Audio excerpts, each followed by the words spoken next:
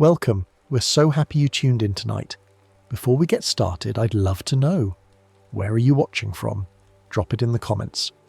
Now, let's get comfortable and drift into deep, peaceful sleep together.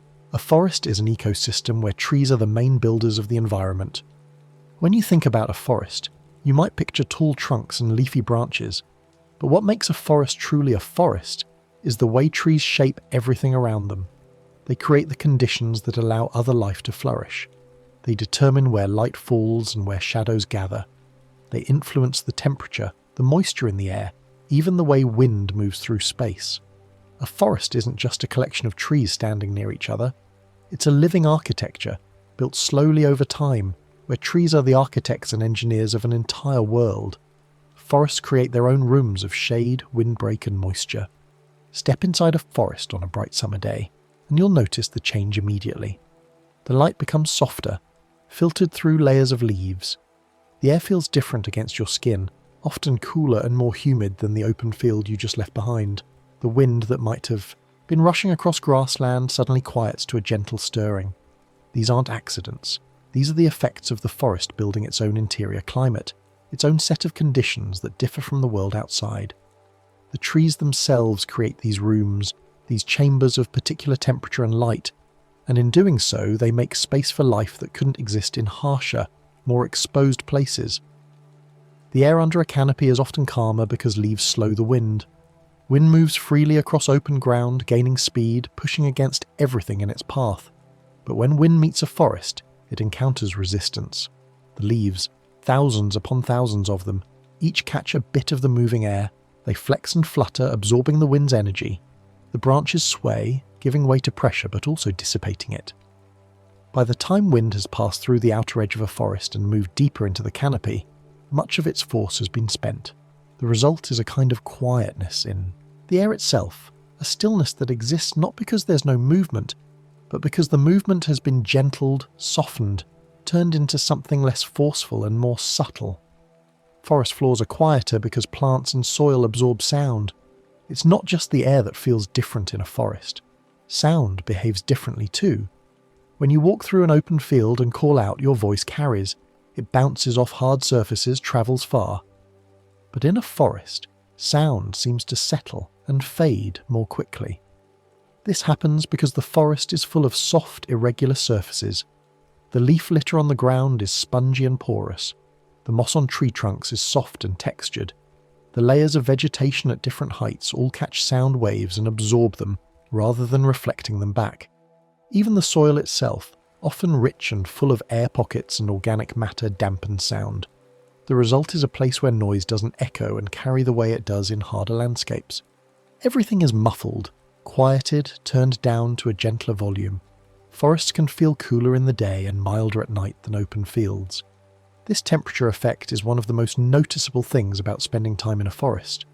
On a hot afternoon, the shade alone provides relief, but there's more happening than just blocked sunlight. The trees are actively cooling the air through their life processes, releasing water vapour that carries heat away. The soil stays cooler because it's protected from direct sun. At night, the situation reverses in an interesting way. While open fields can become quite cold as heat radiates away into a clear sky, the forest canopy acts like a blanket, holding some warmth close to the ground. The temperature swings are smaller, more moderate. Day and night still happen, hot and cold still exist, but the extremes are softened. The forest creates a climate that's more stable, more even, more gentle in its changes. Just one more small fact and then we drift. Trees grow from the tips of shoots and roots, adding length each season. If you've ever watched a tree over many years, you might have noticed something interesting. The lowest branch doesn't rise higher as the tree gets taller. That first branch, the one that formed when the tree was young, stays at the same height above the ground for the tree's entire life. This is because trees don't grow the way animals do, adding size all over. Instead, trees grow from specific points, from the tips of their branches and the ends of their roots. Each spring, new cells form at these growing tips, pushing the branch a bit longer, extending the root a bit further. The trunk gets wider over time, but its length comes from new growth at the top, from the terminal bud that adds another season's worth of height. This pattern of growth focused at the tips is part of why trees can reach such remarkable heights. They're always reaching upward, always extending, but always from the same growth points. Many trees add new wood in a thin layer just under the bark. While the tips of branches are pushing outward and upward, something else is happening along the trunk and larger branches. Just beneath the protective bark, there's a thin layer of living cells called the cambium. This layer is where new wood forms. Throughout the growing season, the cambium produces new cells on its inner surface, and these cells become wood, adding to the tree's diameter. It's a slow process, invisible from day to day, but steady. Each year, this thin layer of growth adds another ring to the tree's structure. The tree becomes slightly wider, slightly more substantial, its trunk growing in girth even while its height comes from those tips reaching skyward. This dual system of growth, length from the tips and width from the cambium, is how trees build their remarkable structures over time. Growth rings form when wood grows fast in spring and slower later in the season. If you've ever looked at a stump or a cut log, you've probably seen the rings. They're one of the most recognizable features of wood, these concentric circles that mark the passage of years. But what creates these rings isn't something the tree does deliberately. It's simply a record of how the tree grew at different times. In spring, when water is often plentiful and days are lengthening, the tree grows quickly. The cells it produces are larger, with thinner walls, optimized for rapid expansion. This wood is lighter in color and less dense. Later in the season, as growth slows, the tree produces cells that are smaller and more tightly packed, with thicker walls. This wood is darker and denser. The contrast between the light spring wood and the dark summer wood creates a visible line, a boundary between one year's growth and the next. These rings aren't decorative, they're functional, a side effect of the tree's response to seasonal changes. Wide rings often mean easier growing conditions that year. When you look at tree rings, you're looking at a history written in wood. The width of each ring tells you something about what that year was like for the tree. A wide ring suggests that the tree had what it needed. Perhaps that year brought good rainfall, distributed throughout the growing season. Perhaps the temperature was favourable, not too hot, not too cold, allowing for steady growth. Perhaps the tree wasn't competing as intensely with neighbours for light and nutrients. Whatever the specific reasons, a wide ring is generally a sign that the tree could invest energy in growth, that conditions allowed it to add substantial girth during that season. These wider years might be scattered through the tree's life, or they might cluster together during a period of particularly good conditions. Each ring is a record, a memory preserved in wood. Narrow rings often mean a tougher year, less water, more stress, or colder weather. Conversely, a narrow ring suggests that the tree faced challenges during that growing season. Perhaps a drought limited the water available for cell production. Perhaps an unseasonably cold summer slowed the tree's metabolism. Perhaps insect damage or disease reduced the tree's ability to photosynthesize effectively. Perhaps competition with neighbouring trees intensified, leaving less light and nutrients to go around. The tree still grew, still added wood, but it did so more conservatively, producing fewer cells, adding less girth. These narrow rings can reveal periods of hardship in the tree's life, years when simply surviving took most of the tree's resources. Over the decades or centuries of a tree's life, the pattern of wide and narrow rings creates a unique record, a personal history encoded in the structure of the wood itself. Bark is a tree's protective outer layer against injury and drying. While the wood inside grows and changes, the outer surface of the tree needs protection. Bark serves this function, acting as armour and shield. It protects the living tissues, beneath from physical damage, whether from animals, falling branches, or other impacts. It helps prevent the tree from losing too much water through evaporation, keeping the vital cambium layer from drying out. It can provide some insulation against temperature extremes, both hot and cold. Bark isn't alive in the same way the wood beneath it is. It's made of dead cells, but those dead cells serve an important purpose. They're expendable, able to take damage while protecting the living layers below. As a tree grows wider, its bark must crack and stretch to accommodate the expanding trunk, creating the textured patterns we see on different species. Some bark is thick for fire protection, some is thin for fast growth. Different trees have evolved different bark strategies depending on where they live and what challenges they face. In regions where fire is common, some trees have developed remarkably thick bark, sometimes several inches deep. This bark can insulate the living tissues beneath from the heat of a fire, allowing the tree to survive burns that would kill a thin-barked tree. Species like ponderosa pine or cork oak have evolved this protective adaptation. Other trees, particularly those in cooler, wetter climates where fire is rare, often have much thinner bark. These trees invest less energy in protective bark and more in rapid growth, getting taller faster, reaching light more quickly. The thickness of bark is a trade-off, a choice made over evolutionary time about how to allocate resources and what dangers to prioritize protecting against. Leaves gather sunlight to make sugars through photosynthesis. The leaves of a tree are perhaps its most remarkable organs, the places where the tree captures energy from sunlight and turns it into something it can use. This process, photosynthesis, is so fundamental to life on Earth that it's easy to take for granted, but it's worth slowing down to consider what's actually happening. A leaf is essentially a solar panel, but instead of generating electricity, it's manufacturing food. The broad, flat surface of the leaf is designed to intercept as much light as possible. Inside the leaf, in structures called chloroplasts, molecules of chlorophyll absorb the light energy. This energy is then used to power a series of chemical reactions that transform simple raw materials into complex sugars. It's a quiet miracle happening in every leaf, every moment the sun is shining. Photosynthesis turns sunlight, water, and carbon dioxide into energy-rich food. The raw materials for photosynthesis are remarkably simple. Water comes up from the soil through the roots and wood of the tree. Carbon dioxide comes from the air, entering the leaf through tiny pores called stomata. Sunlight provides the energy. From these three simple ingredients, the leaf manufactures glucose, a sugar molecule that the tree can use for energy or convert into other compounds it needs. As a byproduct of this process, the leaf releases oxygen back into the air. This exchange, carbon dioxide in and oxygen out, is one of the reasons forests are so important for maintaining the atmosphere's composition. But for the tree itself, photosynthesis is simply how it eats. Unlike animals, which must find and consume food, trees make their own food from sunlight, water, and air. It's a quieter, slower way of feeding, but remarkably effective. Tree roots anchor the trunk and also gather water and minerals. Below ground, invisible to us as we walk through a forest, another system is at work. The roots of a tree spread outward and downward, creating a mirror image of the branches above. These roots serve multiple functions. Obviously, they anchor the tree, keeping it stable against wind and the weight of its own crown. But they're also the tree's water and mineral acquisition system. The soil holds water in the spaces between particles, and it contains dissolved minerals that the tree needs for growth, things like nitrogen, phosphorus, potassium, and many others.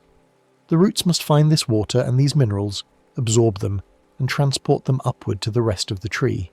It's a challenge, because soil is not uniform. Some areas have more water, some have more minerals. The roots must explore, must grow toward resources, constantly adjusting their growth pattern in response to what they find. Fine roots do most of the absorbing, like soft threads in soil. When you picture tree roots, you might imagine the large woody roots visible at the base of the trunk or sometimes exposed on the surface. These structural roots are important for anchoring and for transporting water and nutrients, but they're not where most of the actual absorption happens. Instead, the tree produces enormous numbers of fine roots, tiny structures sometimes thinner than a thread. These fine roots grow and die and regrow constantly, exploring the soil in detail.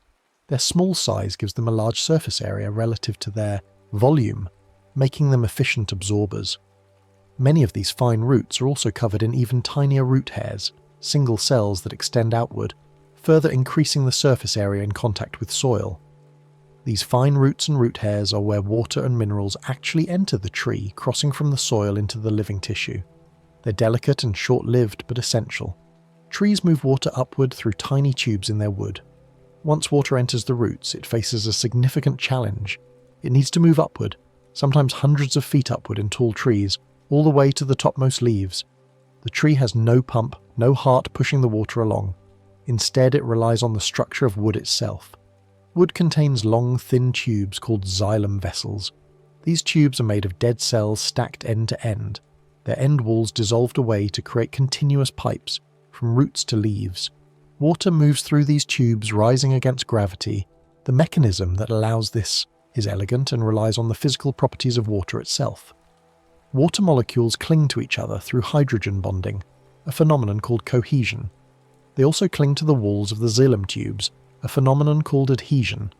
These properties, combined with the pull created by evaporation at the leaves, allow water to rise in an unbroken column from soil to sky. Water can rise because it clings together and pulls upward as it evaporates from leaves. At the top of the tree, in the leaves, water evaporates from the moist surfaces inside the leaf and exits through the stomata into the air. This process, called transpiration, creates a kind of suction. As water molecules evaporate from the leaf, they pull on the water molecules below them, which are held in the xylem tubes. Because water molecules are strongly cohesive, clinging to each other, this pull is transmitted down the entire column of water in the xylem, all the way to the roots. More water is then pulled into the roots from the soil to replace what was lost at the top. It's like a very slow, very long straw, except the suction comes from evaporation rather than breathing, and the liquid pulls itself up rather than being pushed. This transpiration stream is continuous during daylight hours throughout the growing season, moving vast quantities of water from soil to air through the tree. Many trees rest in winter by slowing growth and dropping leaves. The seasons impose a rhythm on tree life, particularly in temperate regions where winter brings cold temperatures and often frozen soil. For deciduous trees, those that lose their leaves in autumn, winter is a time of dormancy. Growth stops or slows to almost nothing. The tree enters a kind of suspension, conserving energy, waiting. Dropping leaves before winter serves several purposes. Leaves are vulnerable to cold and frost. They also continue to lose water through transpiration as long as they're present, but in winter, frozen soil makes it hard for roots to replace that lost water. A tree trying to maintain leaves through winter in a cold climate would risk desiccation, drying out despite being surrounded by ice and snow. By dropping its leaves, the tree reduces its water loss to minimal levels, retreating into itself, enduring the harsh season in a more protected state. Evergreen trees keep leaves longer, replacing them gradually instead of all at once. Not all trees follow the deciduous strategy. Evergreens, including most conifers and some broadleaf trees, take a different approach.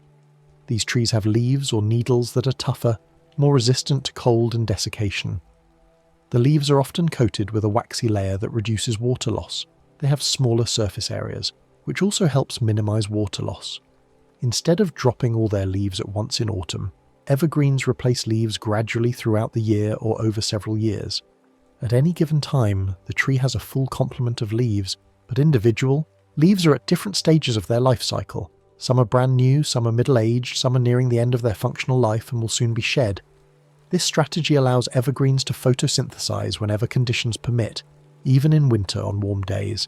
They don't have to regrow their entire leaf canopy each spring. The trade-off is that their leaves are more expensive to make and maintain, but in certain environments, this trade-off is worthwhile. Just one more small fact, and then we drift. Leaves look green because chlorophyll reflects green light.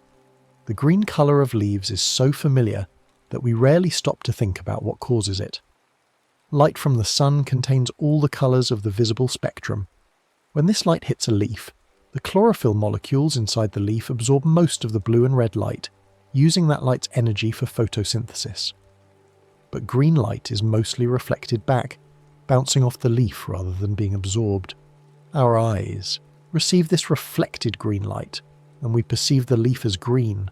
The green colour is, in a sense, the leftover light, the wavelengths that the chlorophyll doesn't use. This is why leaves appear green to us. The colour we see is the colour the leaf isn't using for energy. It's a simple physical phenomenon, but one that has painted much of our planet in shades of green for hundreds of millions of years. In autumn, chlorophyll breaks down, revealing other pigments. As days shorten and temperatures cool in autumn, deciduous trees begin preparing for winter. One of the first steps is to break down the chlorophyll in their leaves. Chlorophyll is complex and contains valuable nitrogen that the tree can reabsorb and store in its branches and trunk for use next spring. As the chlorophyll breaks down and is withdrawn from the leaf, the green colour fades. But leaves contain other pigments too, pigments that were there all along but were masked by the overwhelming presence of chlorophyll. These other pigments now become visible. The leaf, still attached to the tree but no longer functioning in photosynthesis, reveals colours that were hidden all summer long. This is the beginning of autumn colour, not a new development, but an uncovering, a revelation of what was always present but concealed. Yellows and oranges come from pigments that were there all along. The yellow and orange colours of autumn leaves come from pigments called carotenoids. These are the same compounds that make carrots orange and egg yolks yellow. In leaves, carotenoids play a supporting role during the summer, helping with photosynthesis and protecting the leaf from excess light energy. But they're always overshadowed by the abundant chlorophyll, which is much more intense in colour. When the chlorophyll breaks down in autumn, the carotenoids remain for a time, and their yellow and orange hues become apparent. The leaf hasn't created these colours in response to fall, it's simply stopped producing the green that covered them. Different species have different amounts and types of carotenoids, which is why some trees turn brilliant yellow, while others show softer gold or orange tones. The colours were always there, just hidden, waiting for autumn to reveal them. Some reds form when sugars get trapped in leaves under cool, bright conditions. The red and purple colours of autumn are slightly different in origin from the yellows and oranges. These colours come from pigments called anthocyanins, and unlike carotenoids, anthocyanins are often newly created in autumn. They form when sugars become concentrated in leaves during cool nights and bright days. The cool temperatures slow the movement of sugars out of the leaf, while the bright sunshine continues to promote photosynthesis, creating more sugars. These accumulated sugars can lead to the production of anthocyanins. Scientists are still studying exactly why trees do this, but one theory is that anthocyanins may help protect the leaf, while the tree is still withdrawing valuable nutrients from it, acting as a kind of sunscreen against light damage. The intensity of autumn reds can vary greatly from year to year depending on weather conditions. Cool nights and sunny days create the most spectacular red displays, while warm, cloudy autumns produce more muted colours. Dropping leaves can help trees avoid winter water loss. The fall of leaves is a carefully orchestrated process. At the base of each leaf stem, in the spot where the leaf attaches to the branch, the tree forms a special layer of cells called the abscission layer. This layer is designed to separate cleanly, allowing the leaf to detach without leaving a wound that might let in disease or pests. As autumn progresses, the tree seals off the connection between the leaf and the branch, forming a protective layer over the spot where the leaf will fall. Eventually, the leaf is held on only by a few remaining strands of tissue. A gust of wind or the weight of rain is enough to complete the separation, and the leaf falls. What remains on the branch is a leaf scar, a small mark where the leaf once was, protected and sealed against the coming winter. The tree has successfully withdrawn most of the valuable nutrients from the leaf, broken it down, reabsorbed what it could use, and discarded what remained. Leaf litter becomes a blanket that protects soil from drying and erosion. Once on the ground, fallen leaves begin a new phase of their existence. They form a layer over the soil, a loose blanket that provides several benefits to the forest ecosystem. This layer of litter helps protect the soil from direct rainfall, which can compact bare soil and wash away particles. It reduces evaporation from the soil surface, helping to maintain moisture levels. In winter, the leaf litter provides some insulation, moderating temperature swings in the upper soil layers. The litter also becomes habitat. Countless small organisms live in and under leaf litter, from insects to spiders to millipedes. These creatures find shelter, moisture, and food in the decaying leaves. The leaf litter is not waste, it's a resource, a gift from the canopy to the forest floor, and it will continue to contribute to the forest ecosystem as it slowly breaks down. Decaying leaves return nutrients to the ground like slow-release food. Over the months and years following their fall, leaves gradually decompose. Fungi and bacteria colonize the dead tissue, breaking down the complex molecules that make up the leaf structure.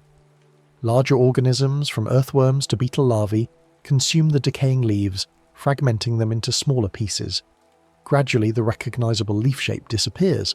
The material becomes part of the soil, mixing with mineral particles contributing organic matter. As this decomposition happens, the nutrients that were once part of the living leaf become available again. Nitrogen, phosphorus, potassium, and many other elements are released back into the soil in forms that plant roots can absorb. The tree that dropped the leaves may well take up some of these recycled nutrients through its own roots. The forest operates as a cycle, with nutrients moving from soil to tree to leaf to litter, and back to soil again. It's a closed loop, efficient and elegant with very little waste. Some trees time their leaf out using temperature and day length cues. When spring arrives, trees face the challenge of knowing when to break dormancy and begin growing again. Start too early, and a late frost can damage tender new leaves. Start too late, and the tree misses valuable growing time. Different species use different strategies to time their spring leaf out. Some trees primarily respond to accumulated warmth, essentially counting warm days until they reach a threshold that triggers bud break. Others are more sensitive to day length, using the increasing hours of daylight as their signal that spring has truly arrived. Many trees use a combination of cues, requiring both sufficient warmth and appropriate day length before they'll commit to leafing out. This is why, in a given forest, different species often leaf out at different times. Each has its own set of requirements, its own calculation of when the risk of frost is low enough, and the benefit of early growth high enough to justify breaking dormancy. Buds are tiny packed futures, leaves and flowers waiting in a protective shell. If you look at a tree branch in winter, you'll see buds, small swellings along the twigs. These buds are remarkable structures. Inside each one is a complete set of miniature leaves or flowers, already formed, just waiting for the right conditions to expand. These structures developed the previous growing season, often in mid to late summer. The tree created them, then wrapped them in protective scales and set them aside, essentially packaging next spring's growth and carrying it through the winter. The scales that cover buds are modified leaves, toughened and overlapping to create a waterproof, somewhat insulated chamber. Inside this chamber, the developing leaves or flowers are in a state of suspended animation, their growth paused but ready to resume when conditions improve. When spring arrives and the bud opens, what emerges was already there, just tightly folded and compressed. The bud doesn't create the leaves in spring. It simply allows them to unfold and expand. Spring can feel sudden because buds open quickly once conditions match. When a tree's requirements for breaking dormancy are finally met, the response can be remarkably rapid. One day, a tree stands bare-branched against the sky, and seemingly days later it's clothed in fresh green. The speed of this transformation is part of why spring can feel so dramatic, so full of sudden change. But from the tree's perspective, this isn't sudden at all. It's been prepared for months, with buds formed and ready. Once the environmental triggers align, the bud, scales separate. The compressed leaves inside begin to expand and cell division and cell expansion accelerate. Water rushes into the developing tissues, causing them to swell and unfold. Photosynthesis begins as soon as the leaves are exposed to light. Within a week or two, what was a bud becomes a fully expanded leaf or a flowering branch. The apparent suddenness is just the final, visible stage of a process that began the previous year and has been waiting patiently through the entire winter. Just one more small fact and then we drift. Forests often have layers: canopy, understory, shrub layer, and forest floor. When you walk into a mature forest and look around, you're seeing a vertical structure that's much more complex than it first appears. Ecologists often describe forests as having distinct layers, each with its own characteristic plants and conditions. At the top is the canopy, formed by the crowns of the tallest trees. These are the trees that have won the competition for light, reaching heights where they can spread their leaves above most of their neighbours. Below the canopy is the understory, a zone populated by smaller trees and young individuals of canopy species that haven't yet reached full height. Below that is the shrub layer, woody plants that remain relatively short at maturity. And at the bottom is the forest floor, where herbs, ferns, mosses and leaf litter dominate. These layers aren't always distinct. They blend into each other, and not every forest has all of them clearly defined. But the concept of layering helps us understand how forests organize themselves vertically as well as horizontally. The canopy catches most light, creating soft shade below. The upper canopy of a forest is where most of the action happens in terms of photosynthesis. These top leaves are exposed to full sunlight for much of the day, and they intercept the majority of the light energy reaching the forest. This creates wonderful conditions for the canopy trees themselves, but it also means that very little direct sunlight makes it through to the lower layers. The light that does penetrate is filtered and scattered by passage through the canopy. It's softer, greener, dappled. On the forest floor on a sunny day, you might see patches of bright light where gaps in the canopy allow sunlight through, but most areas are in shade. This shade is dynamic, shifting as the sun moves and as branches sway in the breeze. But overall, the effect of the canopy is to create a shaded environment below, cooler and dimmer than the sunny world above the trees. The understory is made of smaller trees and young saplings. In the dimmer light beneath the canopy, a different community of trees exists. Some of these are species that naturally stay small, adapted to life in shade. They grow slowly, but they can survive and even thrive with the limited light available. Others are young individuals of canopy species, waiting for their chance. These saplings may stay, small for years or even decades, growing very slowly in the low light. They're essentially biding their time, staying alive, but not investing heavily in growth. They're waiting for an opportunity, for conditions to change in a way that will allow them to grow faster. This patience is a survival strategy.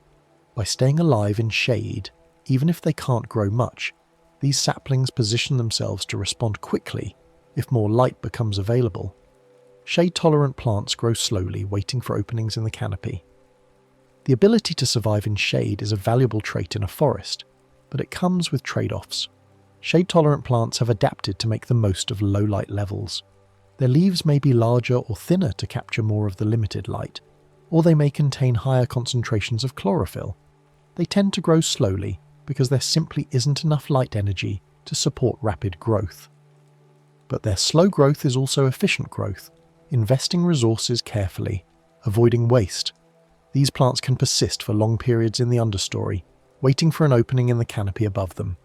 When that opening comes, whether from a branch falling or a tree dying, the shade-tolerant understory plant is positioned to respond, already established, already in place. It can begin growing faster, taking advantage of the increased light without having to establish itself from seed first.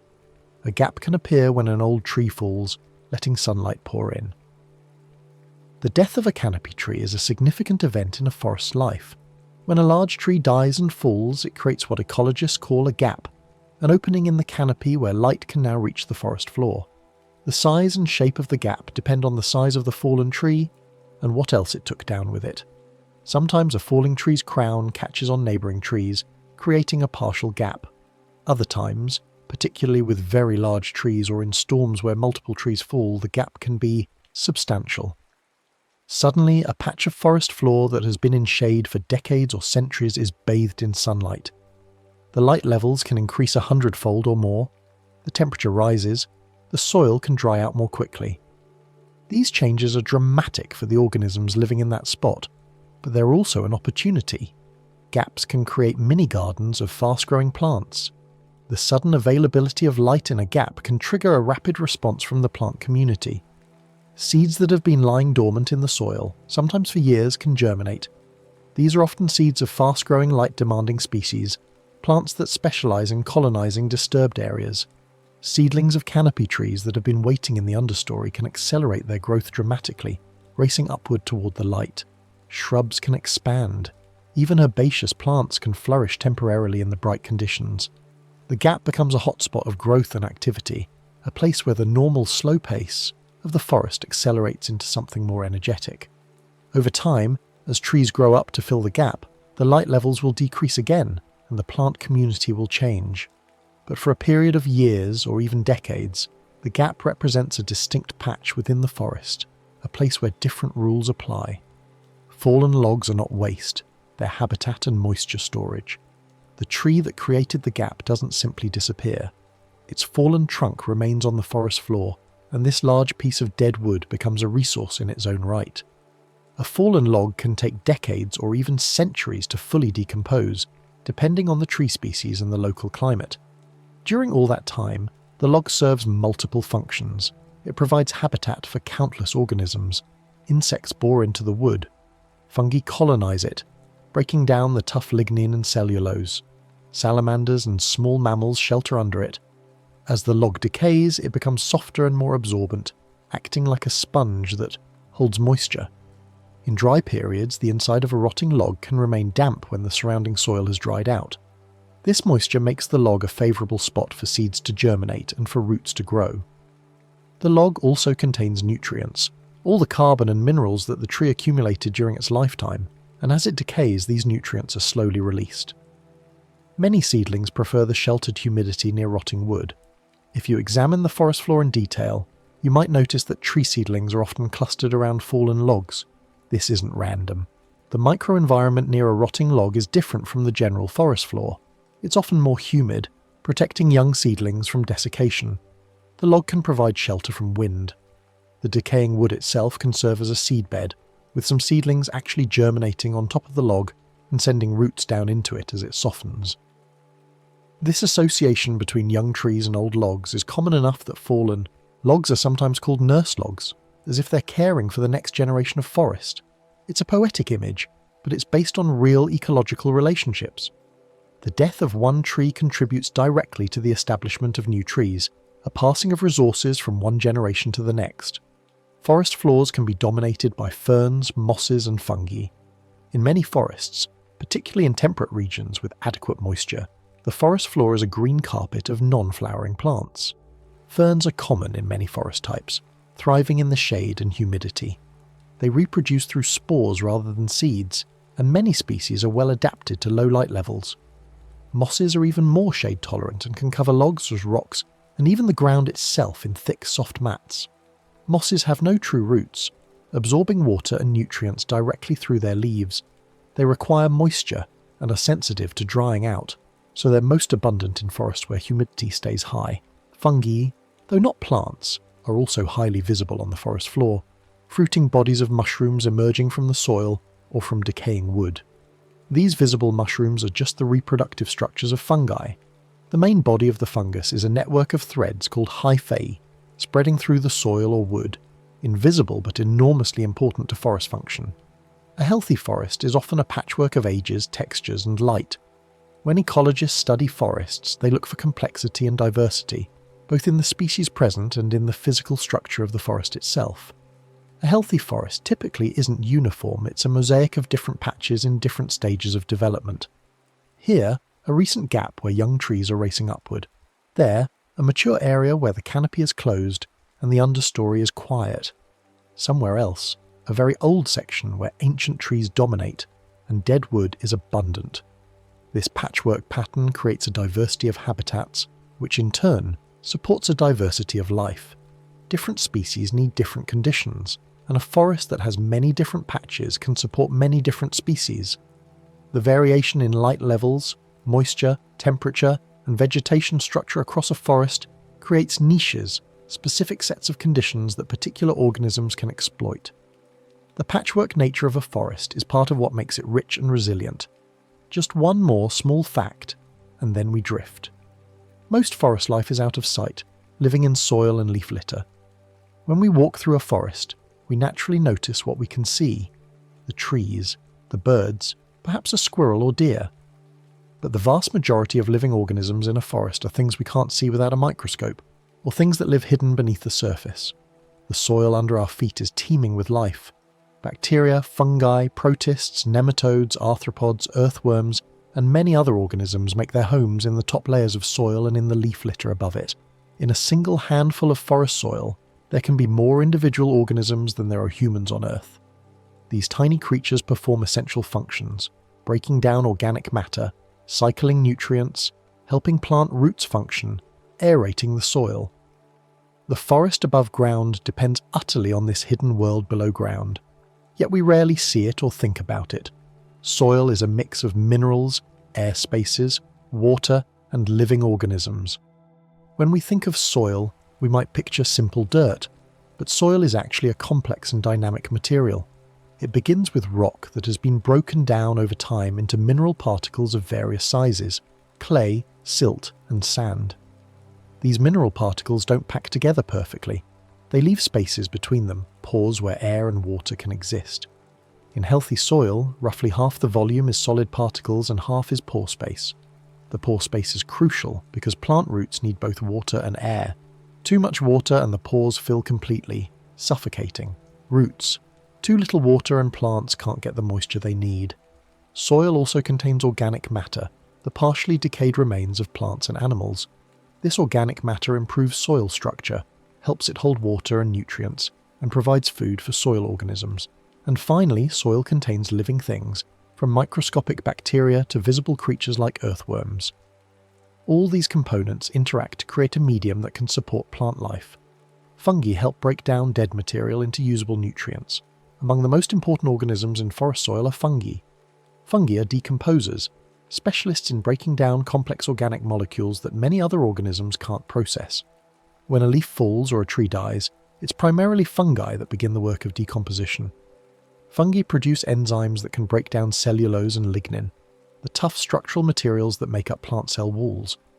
They secrete these enzymes into the substrate, essentially digesting their food, externally, then absorbing the resulting nutrients. As fungi grow through dead wood or leaf litter, they fragment it, opening it up for other decomposers. They also absorb nutrients that were locked in the dead tissue and incorporate them into their own bodies. When the fungi die or are eaten by other organisms, those nutrients become available in different forms. Fungi are the recyclers of the forest, the organisms that ensure dead material doesn't simply accumulate, but instead is broken down and made available for new growth. Decomposition is slow recycling, not decay in a negative sense, just transformation. It can be easy to think of decomposition as destruction, as something negative. But from an ecological perspective, decomposition is creation. It's the transformation of dead material into nutrients and energy that living organisms can use. Without decomposition, all the nutrients taken up by plants would eventually be locked away in dead tissue unavailable for reuse. Growth would slow and eventually stop as available nutrients were exhausted. Decomposition prevents this. It completes the cycle, returning nutrients to the soil where they can be taken up by roots again. It's worth thinking of decomposition not as something rotting and ending, but as something being recycled and beginning again in a new form. The carbon atoms that were part of a leaf this year might be part of a root next year, then part of a mushroom, then part of another leaf. Nothing is truly lost. It's all just moving through the system, changing form but continuing to participate in the life of the forest. Many fungi form partnerships with tree roots called mycorrhizae. Beyond their role as decomposers, many fungi have evolved another strategy: partnership with living plants. These symbiotic relationships are called mycorrhizae, from Greek words meaning fungus root. In a mycorrhizal relationship, fungal hyphae colonize or closely associate with plant roots. The fungus and the plant exchange resources in a way that benefits both. The plant, through photosynthesis, produces sugars that it shares with the fungus. The fungus, spreading through the soil, gathers water and mineral nutrients and shares them with the plant. This partnership is ancient, probably dating back to when plants first colonized land hundreds of millions of years ago, and it's extremely common. Estimates suggest that more than 90% of plant species form mycorrhizal relationships. For trees in particular, mycorrhizae are often essential for healthy growth. In mycorrhizae, fungi trade minerals and water for sugars from the tree. The exchange in a mycorrhizal partnership is fairly straightforward in principle, though complex in detail. The tree, with its leaves in the sun, can manufacture sugars through photosynthesis. It produces more sugar than it needs for its own immediate use, and some of this excess is diverted to the fungus. The fungus, meanwhile, extends its hyphae through the soil far beyond where the tree's roots can reach. These hyphae are very fine, much thinner than root hairs, and they can penetrate tiny pores in the soil. This gives the fungus access to water and nutrients in soil volumes that roots can't access. The fungus absorbs these resources and transports them back to the root, where they're transferred to the tree. Both partners benefit. The tree gets enhanced access to nutrients and water, allowing it to grow better. The fungus gets a reliable source of sugars, allowing it to thrive. It's a mutually beneficial arrangement, a cooperation that has persisted for geological time. Fungal networks can spread widely, connecting many plants underground. One of the most fascinating aspects of mycorrhizal fungi is that a single fungal individual can associate with multiple plants simultaneously. The fungal network growing through the soil doesn't necessarily stop at the roots of one tree. It can extend to the roots of neighbouring trees, even trees of different species. This creates what's sometimes called a mycorrhizal network, or more popularly, a wood wide web, an interconnected system linking many plants through shared fungal partners. The implications of this network are still being researched, but it appears that the network can facilitate transfer of resources between plants. A tree in a sunny spot photosynthesizing actively might share some of its sugars through the network. These could end up supporting a tree in deep shade, or even a seedling trying to establish. In return, nutrients gathered by the fungus from one area of soil might end up in a tree some distance away. These networks can help seedlings by guiding water and nutrients through soil. For young seedlings, establishing in the challenging environment of the forest floor, connection to a mycorrhizal network can be crucial. A seedling with a tiny root system has limited ability to gather water and nutrients on its own, but if its roots are colonized by mycorrhizal fungi that are already part of an established network, the seedling gains immediate access to a much larger resource-gathering system. The fungal hyphae can deliver water and nutrients to the seedling, helping it survive during its vulnerable early life.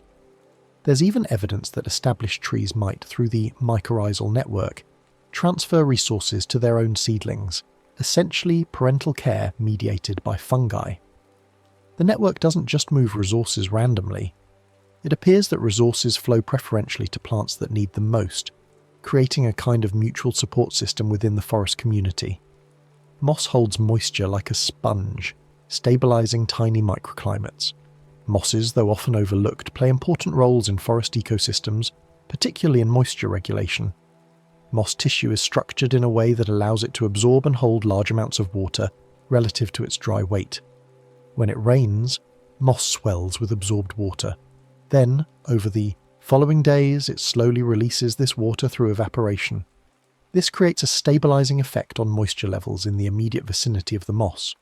While the surrounding air and soil might dry out quickly after rain, the area near a moss patch stays humid longer. For small organisms living in or on the moss, this stable humidity is valuable. For germinating seeds that land on moss, the reliable moisture can mean the difference between successful establishment and death from desiccation. In forests with abundant moss cover, particularly in cool, moist climates, the cumulative effect of all that moss is to make the forest floor more uniformly humid, with fewer dramatic swings between wet and dry. Forest soils can store water after rain, releasing it slowly over time. The soil in a forest does something similar to moss, but on a larger scale. The combination of mineral particles, organic matter, and pore spaces creates a structure that can absorb water when it's abundant and hold it for later use. When rain falls on a forest, some of it evaporates, some runs off, but much of it infiltrates into the soil. Once in the soil, water is held in the pore spaces by capillary forces. It doesn't all drain away immediately. Instead, it's stored, available to plant roots. Over the following days and weeks, roots extract this stored water, and some evaporates from the soil surface, but the process is gradual. The soil acts as a buffer, smoothing out the boom and bust cycle of rainfall. Even after a week or two without rain, a forest soil with good structure might still have water available to plants, while an exposed field with poorer soil structure might be completely dried out. This water storage capacity is one reason forests can maintain themselves through dry periods. Earthworms, insects, and microbes help mix soil and speed nutrient cycles. The activity of soil organisms doesn't just break down organic matter, it also physically rearranges the soil itself. Earthworms are famous for this. As they burrow, they consume soil and organic matter, digest what they can use, and excrete the rest as casts. In the process, they mix mineral soil with organic matter, improving soil structure. Their burrows create channels that allow air and water to penetrate deeper. Countless insects also live in soil, burrowing and tunneling, moving particles around. Roots grow and die, creating channels. Microbes produce sticky substances that help bind soil particles together into small aggregates. All this activity means that forest soil is not a static, stratified material. It's constantly being mixed, rearranged, processed. This mixing is important for maintaining soil quality, preventing compaction, and ensuring that nutrients are distributed and available where they're needed. The smell of a forest after rain comes partly from soil compounds released into the air. There's a particular smell that many people associate with forests, especially after rain. It's earthy, fresh, pleasant. This smell has multiple sources, but a significant component comes from soil. Certain soil bacteria, particularly actinomycetes, produce organic compounds called geosmins. When soil is disturbed or wetted, these compounds are released into the air. Geosmins have a very strong distinctive earthy odour that humans are quite sensitive to. We can detect them at very low concentrations. The scent of geosmin mixing with the scents of rain on leaf litter wet wood and plant oils creates the complex smell we recognize as the scent of a forest after rain. It's a smell that signals moisture, signals growth, signals life. It's the smell of the forest systems activating, of nutrients cycling, of organisms responding to water's arrival. Dark, rich soil often signals high organic matter from long-term plant decay. When you dig into forest soil, particularly in older forests, you might notice that the upper layers are dark brown or almost black. This dark colour comes from organic matter in various stages of decay. Fresh plant material is relatively light in colour, but as it decomposes, the resulting compounds often become darker. The complex molecules created as decomposition proceeds include humic substances, which are dark brown to black. Soil high in these organic compounds looks dark and rich. This darkness is a sign of fertility, an indication that the soil has been accumulating and processing organic matter for a long time. It means there's a good supply of nutrients, good water holding capacity, good structure. Dark forest soil is the product of decades or centuries of leaves falling, decomposing, and being incorporated into the mineral soil, creating a medium that's ideal for plant growth. Old forests can build deep, stable soils over centuries. In forests that have existed for very long periods without major disturbance, soils can develop remarkable depth and structure. Each year's addition of leaf litter and dead roots adds to the organic content.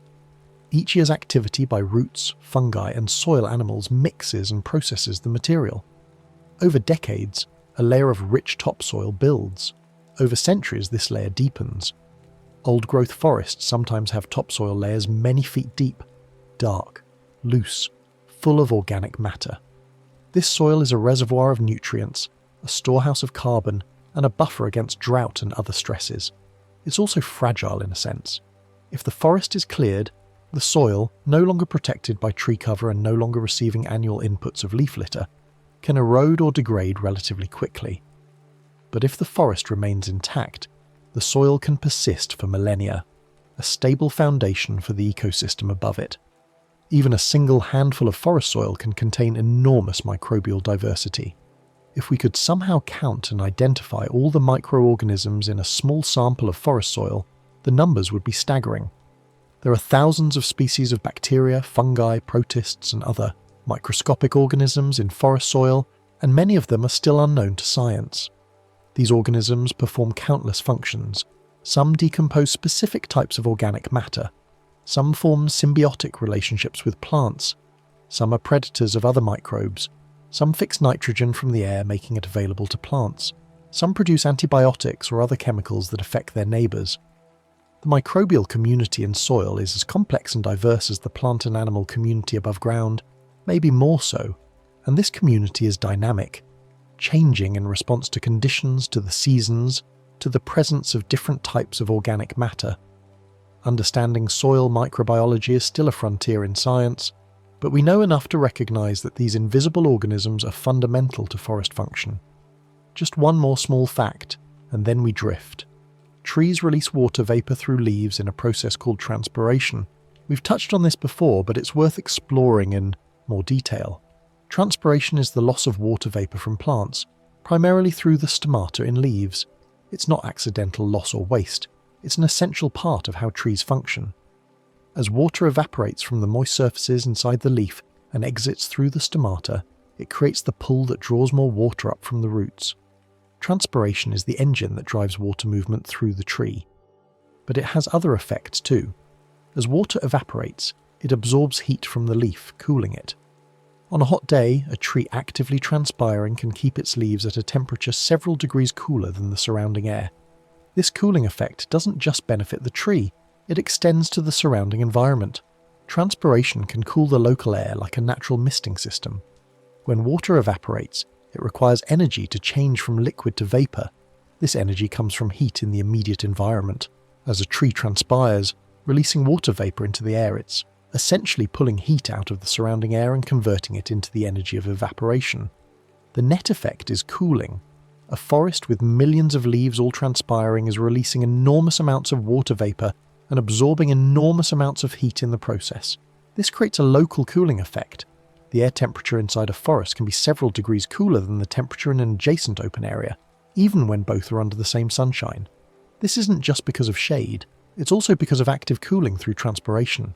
Forests create their own climate, and transpiration is a key part of how they do it. Forests can increase humidity under the canopy, making air feel softer. The water vapor released by transpiration doesn't disappear, it mixes with the air, increasing humidity. In a dense forest on a calm day, the humidity level can be significantly higher than in open areas nearby. This elevated humidity has several effects. It slows evaporation, from soil, from leaf litter, from any moist surface, helping to maintain moisture levels. It can make the air feel softer, gentler, less harsh. High humidity can reduce the stress that plants and animals experience from drying. For humans spending time in a forest, the high humidity is often part of what makes the environment feel refreshing and restorative. It's not just that forests are quiet and shaded, they're also humid, and that humidity is a product of the trees themselves, of their transpiration, their release of water vapor into the air around them. Water vapor released by forests can help form clouds in the right conditions. The effects of forest transpiration can extend beyond the immediate forest environment. The water vapor released by trees rises into the atmosphere. In the right atmospheric conditions, this water vapor can contribute to cloud formation. Over large forested regions, the cumulative effect of transpiration from millions or billions of trees can release enough water vapor to influence regional weather patterns. Some research suggests that forests can help generate their own rainfall through this process. The trees transpire, releasing moisture into the air. This moisture rises, cools, and can eventually condense to form clouds and rain. The rain then falls back on the forest and the cycle continues. It's not a perfect closed loop. Forests aren't entirely self-sufficient in creating their rain, but they can influence the process, essentially recycling some of their water through the atmosphere. Some regions rely on large forests to support regular rainfall patterns. In certain parts of the world, particularly in tropical regions, forests play a crucial role in maintaining rainfall. The Amazon rainforest is a famous example. Trees in the Amazon absorb water through their roots and transpire it through their leaves. This water vapor rises into the atmosphere, forms clouds, and falls as rain, often within the same general region. The forest thus recycles water, pumping it from soil to air and back to soil in a continuous cycle. This process helps maintain the high rainfall that the forest needs to survive. If large areas of forest are removed, the transpiration decreases, humidity drops, cloud formation is reduced, and rainfall can decline. This can create a feedback loop where forest loss leads to reduced rainfall, which makes it harder for remaining forest to survive and easier for further forest to be lost. The connection between forests and rainfall is complex and varies by region, but in some places it's clear that forests don't just respond to climate, they help create it. Forests slow rain as it falls because leaves catch droplets and drip them gently down. When rain falls on a forest, it doesn't simply pour straight through to the ground. The leaves intercept much of the rainfall. Raindrops hit leaves and either evaporate, run along the leaf surface to the edge and drip off, or fall from leaf to leaf, working their way downward. This interception and redirection of rainfall slows its descent. Instead of rain hitting the ground at high speed, it arrives more gently, either as drips from leaves or as water that's run down branches and trunks. This gentler delivery of water to the ground reduces the impact force of rainfall. It's a softer, less erosive process than rain falling directly on bare soil. The canopy acts as a kind of umbrella, not keeping the ground dry, but moderating how water reaches it. This reduces erosion by preventing harsh impacts on bare soil. The impact of a raindrop on bare soil can be surprisingly forceful. The drop hits, splashes, and can dislodge soil particles, sending them flying. If this happens on sloped ground, the dislodged particles can start moving downhill, beginning the process of erosion. Over time, heavy rain on unprotected soil can cause significant soil loss. But in a forest, the canopy intercepts the rain and reduces its impact force. By the time water reaches the forest floor, it's been slowed and gentled. Additionally, the forest floor is usually covered with leaf litter, which provides further protection. Even if a raindrop does reach the ground with some force, it hits soft litter rather than bare soil. The combination of canopy interception and litter cover makes forest soils highly resistant to rain-caused erosion. The soil stays in place, rather than washing away. Roots stabilize slopes and can reduce landslide risk in some landscapes. Below ground, tree roots provide another form of erosion protection, particularly important on slopes. Roots penetrate the soil, creating a network of reinforcement. They act like rebar in concrete, holding the soil together. On steep slopes, the risk of landslides increases, especially during heavy rain when soil becomes saturated and heavy. But if the slope is forested, the root networks of the trees help hold the soil in place. Roots from multiple trees interweave, creating a reinforced mass that's much more resistant to sliding than unrooted soil would be. This effect is strongest in the upper layers of soil where root density is highest, but even deeper roots contribute. The loss of forest on steep slopes can dramatically increase landslide risk, as the stabilising root networks decay and are not replaced. The presence of forest is often crucial for the stability of mountainous and hilly terrain. Forest streams often run clearer because vegetation filters sediment. The combination of reduced erosion and the filtering effect of vegetation means that streams and rivers flowing through forested watersheds often have very clear water. Sediment that might otherwise wash into the stream is held in place by roots and litter. Any sediment that does move tends to be trapped by vegetation before it reaches the stream. The roots and stems of plants along stream banks act as filters, catching particles. The result is water with low sediment load, clear enough to see through. This clarity isn't just aesthetic, it's important for aquatic life. Many stream organisms are sensitive to sediment. Excessive sediment can clog the gills of fish, smother the eggs of insects and amphibians, and reduce light penetration, affecting aquatic plants. Clear streams tend to be healthier streams, and the clarity is often a direct result of healthy forest in the surrounding watershed. Wetlands within forests act like sponges, storing and releasing water gradually. Some forests contain wetlands, areas where the soil is saturated with water for all or part of the year. These forested wetlands serve important hydrological functions. During periods of high rainfall or snowmelt, wetlands can absorb and store excess water. The saturated soil and standing water in a wetland represent storage, keeping that water from immediately flowing downstream. This storage reduces flood peaks downstream. Then, during drier periods, the stored water in wetlands slowly drains out, seeping into groundwater or trickling into streams. This slow release helps maintain stream flow during dry times. Wetlands thus smooth out the variations in water flow, reducing both floods and low flow periods. They're natural regulators of the water cycle, and when they're intact and functioning, they provide benefits far beyond their immediate location. Snow can linger longer in shady forests, melting slowly into spring. In regions with winter snow, forests influence the timing of snowmelt. Under the shade of evergreen canopy, snow is protected from direct sunlight. Temperatures are moderated. The snow that accumulates during winter can persist longer into spring than snow in open areas. This delayed melting has several effects. It extends the period during which water is being released from snowmelt, providing a longer, more gradual contribution to stream flow.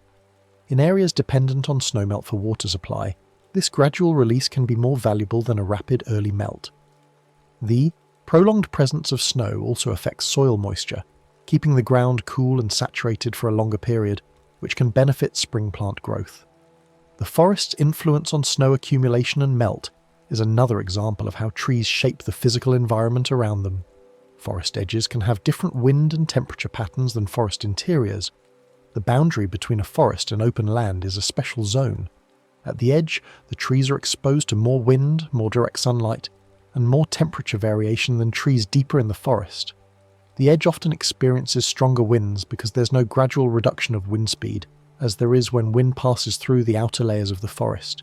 The edge also heats up more during the day and cools more at night because it's partially exposed.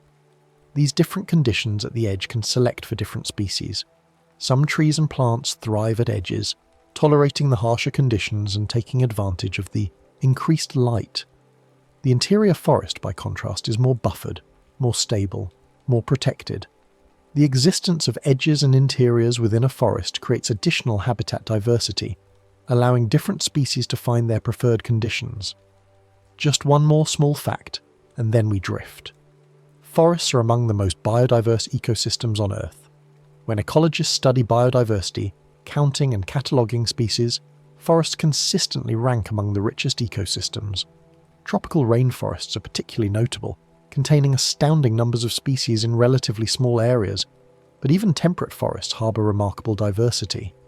The structural complexity of forests, with their vertical layering and horizontal patchwork of conditions, creates many different niches. The long time that many forests have existed without major disturbance allows species to evolve and specialise. The moderate climate created by the forest itself allows species that might not survive in harsher conditions to persist. All these factors combine to make forests hotspots of biological diversity, places where life has proliferated into countless forms. Biodiversity includes not just animals but plants, fungi, microbes, and insects. When we think about biodiversity, we might picture large animals, birds, mammals, perhaps reptiles and amphibians. And forests do support diverse animal communities. But the majority of species in a forest aren't animals at all. They're plants, yes, but even more so, they're fungi, insects, and microorganisms. A single forest might contain hundreds of plant species, thousands of insect species, countless fungal species, and more bacteria and other microbes than we could ever count. This microbial and invertebrate diversity is less visible than the diversity of birds or mammals, but it's equally important, maybe more so. These organisms drive nutrient cycling, decomposition, pollination, and countless other processes that keep the forest functioning. Biodiversity isn't just about what we can see easily. It's about the full spectrum of life, from the microscopic to the massive. Insects pollinate forest flowers and help decompose fallen material. Insects in forests play multiple crucial roles. Many forest plants depend on insects for pollination. Forest flowers might be visited by bees, flies, beetles, butterflies, and many other insect pollinators. Without these pollinators, many plants couldn't set seed and reproduce. At the same time, many insects are involved in decomposition. Beetles, flies, and ants break down fallen leaves, dead wood, and animal carcasses.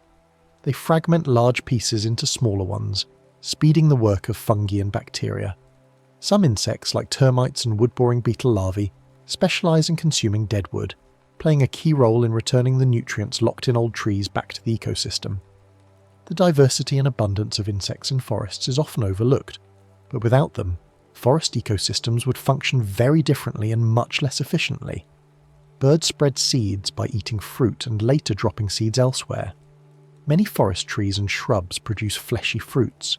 These fruits are designed to be eaten by animals, primarily birds and mammals. The fruit provides nutrition to the animal, and in return the animal disperses the plant's seeds. A bird eats a berry, digests the fruit pulp, and later excretes the seeds, often at a considerable distance from the parent plant. This dispersal service is valuable to the plant. It allows the plant's offspring to colonize new areas, to escape competition with the parent, and to reach favorable germination sites. Different bird species prefer different fruits and travel different distances, so plants that rely on bird dispersal have access to a variety of dispersal distances and directions. The partnership between fruiting plants and fruit-eating birds is one of many mutualistic relationships that structure forest communities. Some seeds are designed for wind travel with wings or fluffy fibres. Not all seeds rely on animals for dispersal. Many trees have evolved seeds or fruits that use wind. The seeds of maples and ashes have wings that allow them to spin as they fall, catching air and travelling some distance from the parent tree. Willows and cottonwoods produce seeds with fluffy fibres that act like parachutes, allowing the tiny seeds to drift on the slightest breeze, sometimes travelling miles. Pines and spruces have winged seeds that flutter away when their cones open. Each of these structures is an adaptation for wind dispersal, a way for the tree to spread its offspring without relying on animals. Wind dispersal is less precise than animal dispersal. The tree can't control where its seeds land, but it can be very effective for colonizing open areas or for simply ensuring that some seeds land in favorable spots by sheer numbers. Other seeds hitchhike on fur or feathers using tiny hooks. Another dispersal strategy is to stick to animals. Some seeds or fruits have small hooks, barbs, or sticky coatings that allow them to attach to the fur of mammals or the feathers of birds. The animal brushes against the plant, picks up the hitchhiking seeds, and carries them until they eventually fall off or are groomed away. This form of dispersal can be very effective because the animal often travels through the forest, potentially delivering seeds to a variety of locations. Plants using this strategy tend to produce seeds that are fairly robust, able to survive the journey stuck to an animal and the eventual fall or removal. The hooks are tiny but effective, and anyone who's walked through a forest and found burrs stuck to their clothing has experienced this dispersal method firsthand.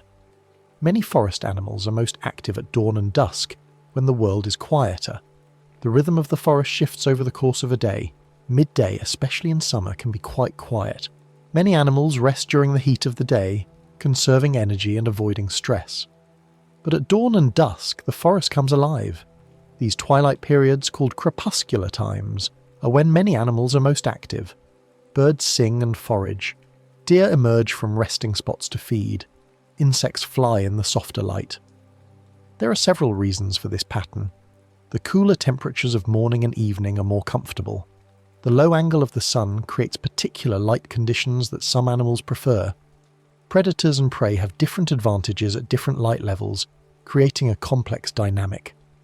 But the result is that dawn and dusk are the times when the forest feels most animated, most busy with life. Owls and bats help control insect populations in many forests. The nighttime forest has its own community of animals, including important predators. Owls are nocturnal hunters, using their exceptional hearing and silent flight to catch rodents, rabbits, and other small mammals. By preying on these animals, owls help regulate their populations, preventing overabundance that could lead to overgrazing of vegetation or bark. Bats, meanwhile, are often specialized insect predators. A single bat can consume thousands of insects in a night, including many species that are agricultural pests or disease vectors. In forests where bats are abundant, insect populations are kept in check, reducing damage to leaves and preventing insect outbreaks. Both owls and bats are adapted to navigate and hunt in darkness, filling ecological roles that diurnal predators can't fill. Woodpeckers create nesting holes that later shelter other animals. Woodpeckers are fascinating birds with a unique ecological role. They excavate holes in dead or living trees, using their strong beaks and specialized skulls to withstand the repeated impacts. They excavate these holes primarily for nesting, and sometimes for roosting. But once a woodpecker abandons a hole, it becomes valuable reel, a state for many other species. Birds that can't excavate their own cavities, such as chickadees, nuthatches, and bluebirds, use old woodpecker holes for nesting. Squirrels, bats, and even some insects use them for shelter. The holes created by woodpeckers thus benefit the wider forest community, providing habitat for cavity nesting species. In forests where woodpeckers are abundant, the availability of nesting cavities is higher, and populations of cavity nesting species tend to be more robust. Dead trees, called snags, are important homes for birds, insects, and fungi. When a tree dies but remains standing, it becomes what's called a snag. Snags might seem like they have no further role to play, but actually they're extremely valuable in forest ecosystems. The dead wood is habitat for wood-boring insects, which in turn attract woodpeckers. The bark peels and provides shelter for insects and spiders. Fungi colonize the wood, fruiting bodies emerging from cracks and holes, cavities, form, either excavated by woodpeckers or developing naturally as the wood decays, providing nesting sites. Snags are also perch sites for birds hunting from a vantage point. As the snag continues to decay, it becomes softer, easier for cavity nesting animals to modify. Eventually, the snag will fall, becoming a log on the forest floor where its role will change, but its value to the ecosystem will continue. The presence of snags is a sign of a healthy forest, with natural processes functioning. Different tree species support different communities of life. Not all trees are equal from a biodiversity perspective. Different tree species have different characteristics that affect what organisms can live on or in them. Some trees have bark that's particularly attractive to certain insects. Some produce flowers at times when few other resources are available, supporting pollinator populations.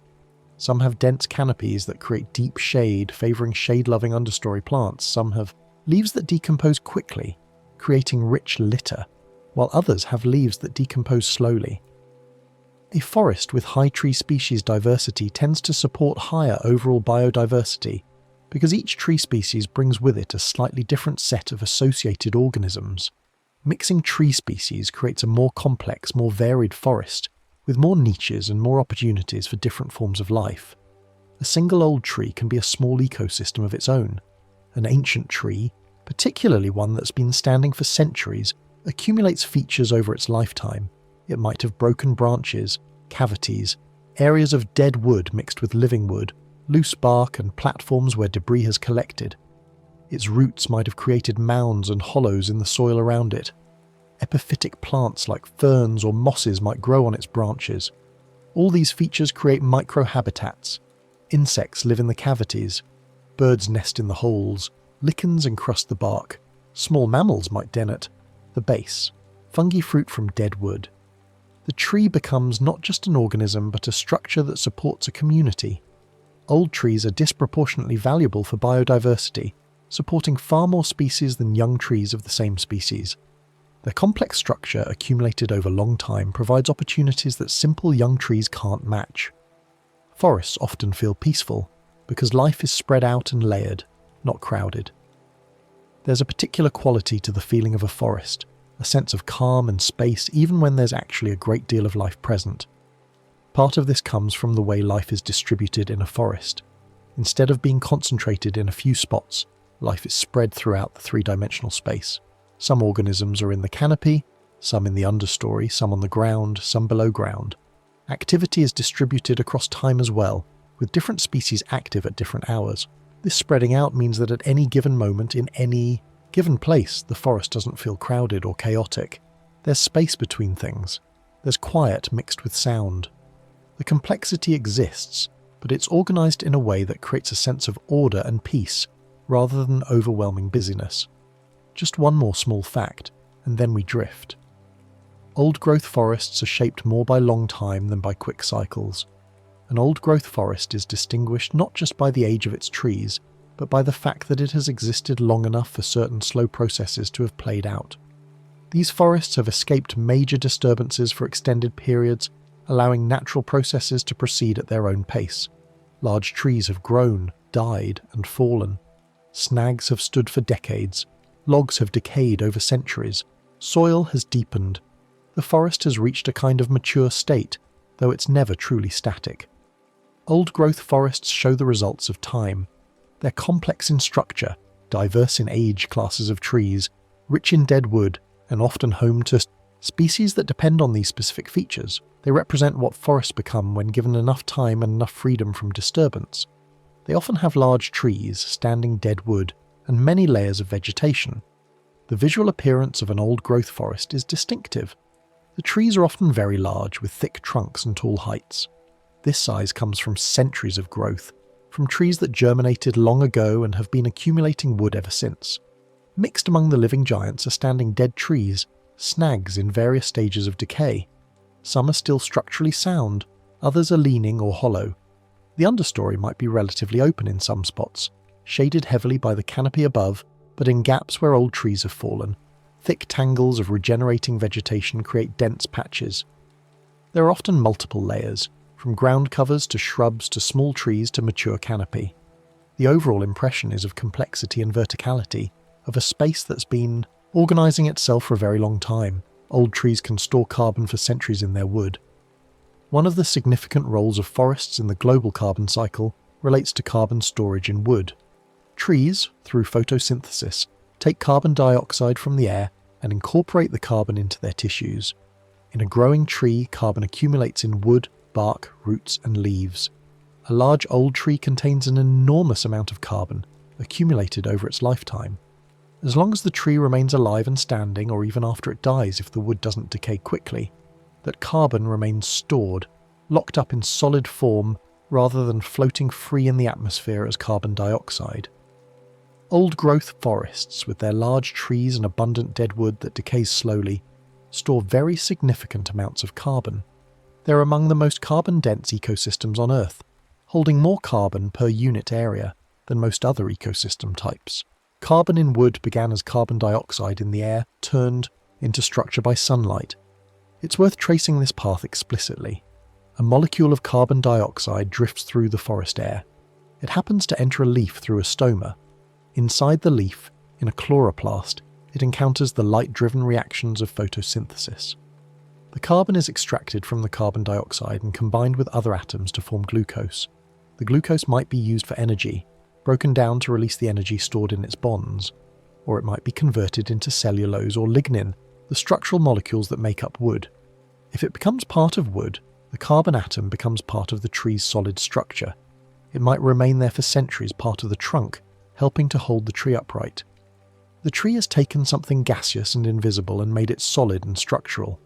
This transformation, from air to wood, is one of the fundamental processes that shapes our world. Forests are one of Earth's major carbon storage systems. At a global scale, forests contain enormous amounts of carbon. Estimates suggest that the world's forests hold hundreds of billions of tons of carbon in their trees, soils, and dead organic matter. This represents a significant portion of the carbon that cycles through the Earth's biosphere. Forests thus serve as a kind of bank, a place where carbon is deposited and held. As long as forests remain intact, this carbon stays stored. But if forests are cleared or burned, much of this carbon is released back into the atmosphere as carbon dioxide, contributing to climate change. Conversely, growing forests can remove carbon from the atmosphere, acting as a carbon sink. The role of forests in the carbon cycle is one of the reasons they're so important from a climate perspective. They're not just collections of trees, they're globally significant reservoirs and processors of carbon. Some trees can live for hundreds or even thousands of years.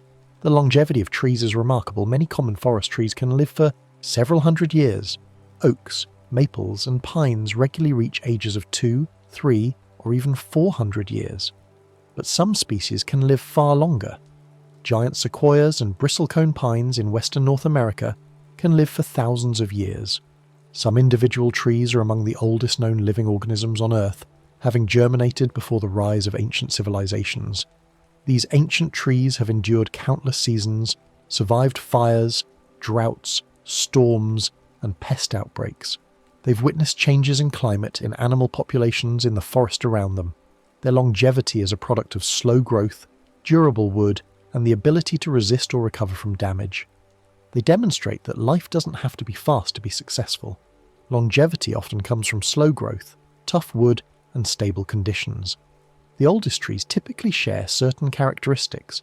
They grow slowly, adding small amounts of wood each year. This slow growth produces wood that's dense and durable, resistant to decay and pests.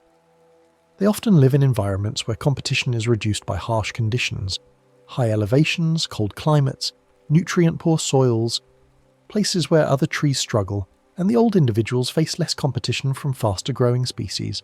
They're also often in locations that have escaped major disturbances like fire or logging. Longevity is not something a tree achieves alone. It's a product of the tree's biology interacting with environmental conditions and a good measure of luck. But when all these factors align, a tree can persist for millennia, a living link to the distant past. Old forests can be more resistant to drought in some cases because of deep soils and shade. There's some evidence that old forests, with their deep soils and closed canopies, can be more resilient to drought than younger forests. The deep soils that develop over centuries can store more water, providing a buffer during dry periods. The closed canopy creates shade and humidity that reduces evaporative stress. The extensive root systems of old trees can access water from deep in the soil profile. The presence of large amounts of organic matter in the soil improves water retention. All these factors can help an old forest weather drought better than a young forest, or a degraded forest with shallow, compacted soil.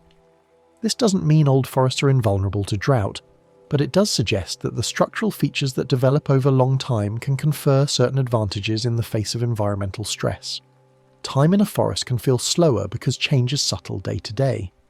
When you spend time in a forest, particularly if you return to the same forest repeatedly, you might notice that it seems timeless, unchanging. Of course, the forest is changing constantly. Leaves are growing and falling, trees are adding growth rings, seedlings are germinating, animals are being born and dying, fungi are spreading. But most of these changes are too slow, or too small to notice on a day-to-day or even year-to-year basis. A tree that was there last week is there this week, looking essentially the same. The forest creates an impression of stability and permanence because its changes happen at a pace that's slower than the pace of our lives. This can be part of why forests feel calming. They offer a different temporal scale, a reminder that not everything moves at the speed of human activity. A forest is never still. It's just changing at a gentle pace. Yet if we could watch a forest over decades or centuries, we'd see constant motion. Trees growing taller and wider, old trees dying and falling, gaps opening and closing, the composition of species shifting in response to climate or disturbance, soil deepening or eroding, animal populations rising and falling. The forest is dynamic, always in process. But the dynamics are slow, gentle, incremental. Change happens not in dramatic leaps but in small, steady accumulations. A millimetre of wood added each year becomes a massive trunk over centuries. A few seeds germinating each year maintains the population. This gentle pace of change is part of the forest character.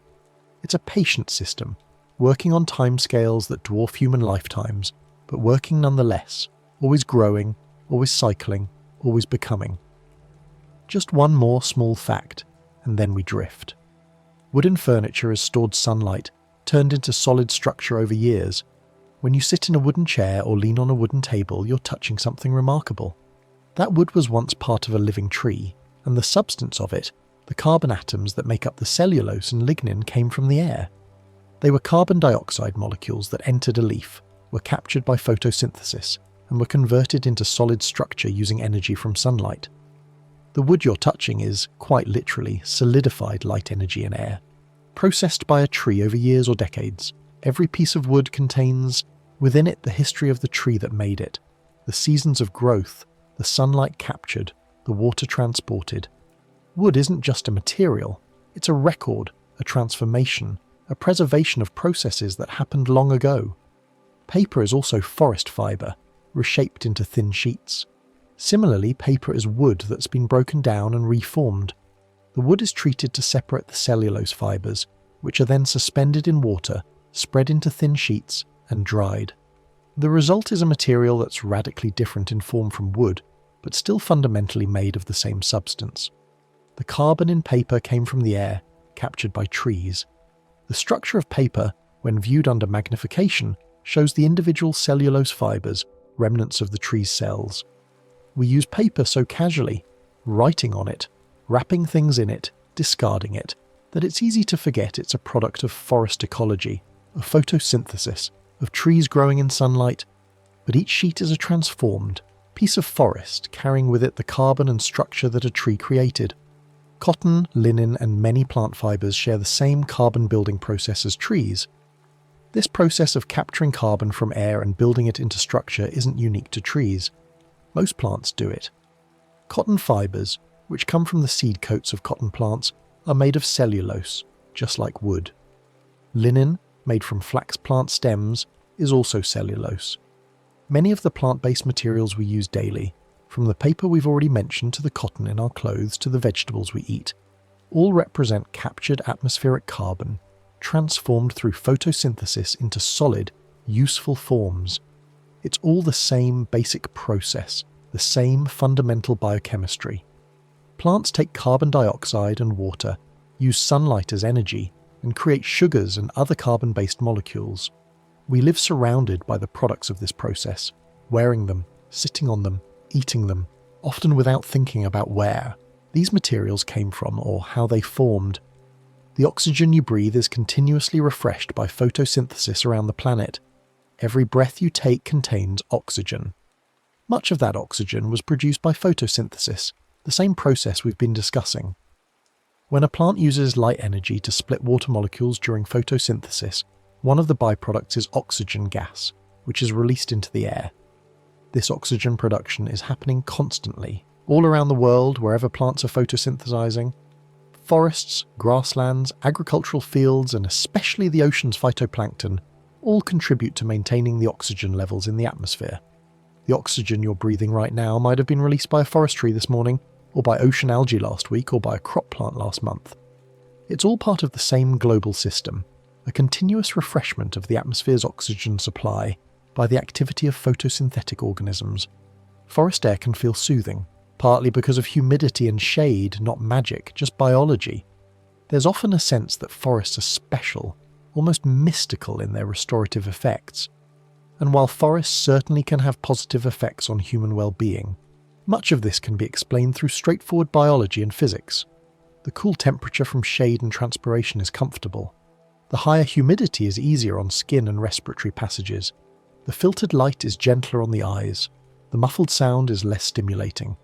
The presence of plants releasing various organic compounds into the air creates distinctive scents, some of which humans find pleasant. These are all measurable physical phenomena. They don't require mysticism to explain, though that doesn't make them any less valuable. Understanding the mechanisms behind the forest's effects doesn't diminish them. If anything, it can deepen appreciation, revealing the complex interactions that create the experience of a forest. The calm you feel in forest can be linked to steady patterns, soft light, muffled sound, and predictable textures. There's a quality of steadiness in a forest environment. The light, though it shifts as the sun moves and as branches sway, has a consistent character. Dappled, green-tinted, softer than open sunlight. The sounds are muffled and often regular, wind in leaves, bird calls, the occasional creak of wood. There are few harsh, sudden stimuli. The visual environment, while complex, is made up of repeating elements, tree trunks, leaves, branches. There's a fractal quality to forest structure, patterns repeating at different scales. These steady, predictable patterns may be part of why many people find forests calming. The environment is complex enough to be interesting, engaging attention without demanding it. It's varied enough to avoid monotony, but patterned enough to be comprehensible. It provides sensory input without overwhelming the senses. Forests teach a quiet lesson. Growth doesn't have to be loud to be real. In a culture that often values rapid, visible progress, forests offer a different model. Trees grow slowly, imperceptibly on any given day, but steadily over time. The changes are real and substantial. A tree adds rings, gains height, develops complexity. But they happen quietly, without fanfare. There's no need for noise or drama. The work is done through consistent, incremental processes. Photosynthesis every sunny day, cell division in growing tips, transport of water and nutrients through xylem and phloem. These small, repeated actions accumulate into significant results. A seedling becomes a sapling, becomes a mature tree, becomes an ancient giant, all through this quiet, steady work. It's a reminder that meaningful growth and development don't require constant visible change or external validation. They simply require continuation, persistence, the patient accumulation of small efforts. Rest is part of the system. Trees have dormant seasons, and so do minds. The seasonal cycle of trees, particularly deciduous trees, includes dormancy. Growth stops, leaves fall. The tree rests through winter, conserving energy, waiting for favourable conditions to return. This rest is not failure or weakness. It's an essential part of the cycle, as important as the active growth of summer. The tree needs this downtime to survive, to prepare for the next growing season. In the same way, rest is essential for all living systems, including human minds. Periods of reduced activity, of quiet, of dormancy are not wasteful or unproductive. They're necessary. They allow for recovery, for consolidation, for preparation. The forest's seasonal rhythm is a model. There is a time for growth and activity, and there is a time for rest and stillness, and both are valuable, both are necessary. Even tonight somewhere, a forest is gently moving water, trading nutrients, and growing new cells. Right now, at this very moment, even as you read this, forests around the world are engaged in their quiet work. In daylight regions, leaves are photosynthesizing, roots are absorbing water and minerals, cells are dividing, wood is forming. In nighttime regions, respiration continues, water still moves through xylem, and roots still explore soil. The processes don't stop. Fungi are decomposing organic matter, releasing nutrients. Seeds are germinating. Animals are moving through the understory. Bacteria are fixing nitrogen. The forest is never truly at rest. It's a constant hum of biological activity, most of it invisible, most of it silent, but all of it part of the great cycles that sustain life. Somewhere, always, a forest is working, growing, changing, continuing. And you can let your thoughts do what forests do best: slow down, soften, and simply continue. There's no pressure for your thoughts to be quick or loud or dramatic. They can drift like seeds on the wind, settling where they will. They can flow like water through xylem, moving, steadily without force. They can rest like trees in winter, quiet and patient. The forest doesn't rush, doesn't stress, doesn't demand. It simply continues, and in continuing, it thrives. Your mind can follow that same pattern. Release the need for speed or intensity. Allow your thoughts to slow to the pace of tree growth, to the gentle rhythm of seasons. Soften like filtered forest light, diffuse like humidity in shaded air. And simply continue, breathing in and breathing out, existing in this moment, part of the same world as those quiet forests, subject to the same gentle laws, held by the same patient systems. Let everything slow, let everything soften, let everything simply be and continue, like a forest in the long, slow work of being alive. Just one more small fact and then we drift, and drift, and drift. The next story is about to begin. Please relax and enjoy. The ocean is Earth's oldest habit. It has been here longer than mountains, longer than forests, longer than almost anything else you can see or touch on the surface of the planet. It covers more than 70% of the globe, and it holds about 97% of all the water on Earth. But the ocean is not just a giant container filled with liquid. It is motion and chemistry and temperature and time, all moving slowly together. It is a body that breathes without lungs, circulates without a heart, and shapes the world without ever hurrying. Tonight, we're not here to learn quickly. We're here to drift, to let facts settle gently, one after another, like sand sinking through clear water. There is no urgency, no test, no need to hold on tightly to every detail. The ocean itself does not rush, and neither will we. If your mind wanders, let it. If your eyes grow heavy, let them. The ocean will still be here, moving in its patient way, long after you have drifted into sleep. Just one more small fact, and then we drift. Picture a calm, dark surface. Soft waves, steady breathing. The ocean at night is not dramatic. It does not crash or roar unless a storm passes through, and storms are rare compared to the endless stretches of stillness. Most of the time, the ocean is simply there, vast, quiet, holding the planet the way a blanket holds warmth. It is always in motion, but the motion is gentle. Water moves in currents that flow like slow rivers. It rises and falls with the tides, pulled by the moon. It evaporates into the air and returns as rain. It is a cycle, a rhythm, a pattern that has been repeating for billions of years. Let us begin with the simplest question. What is the ocean made of? The answer is mostly water, of course, but not pure water. Seawater is a solution, a mixture of water and dissolved substances. The most abundant of these substances is salt. When we talk about salt in the ocean, we usually mean sodium chloride, the same kind of salt you might sprinkle on food, but there are other minerals dissolved in seawater as well. Magnesium, calcium, potassium, sulfate, and dozens of trace elements all float invisibly in every drop. The salt in the ocean comes from rocks and rivers, and it has been accumulating for a very long time. When rain falls on land, it is slightly acidic, and as it flows over rocks and soil, it slowly dissolves minerals. These minerals are carried by rivers into the sea. Once in the ocean, the water evaporates, but the salt does not. It stays behind, and over millions and millions of years the ocean has become saltier. Not dramatically salty. Seawater is about 3.5% salt by weight, but enough to change the way it behaves. Saltwater freezes at a lower temperature than freshwater. Pure water freezes at 0 degrees Celsius, but seawater does not freeze until it reaches about -2 degrees Celsius.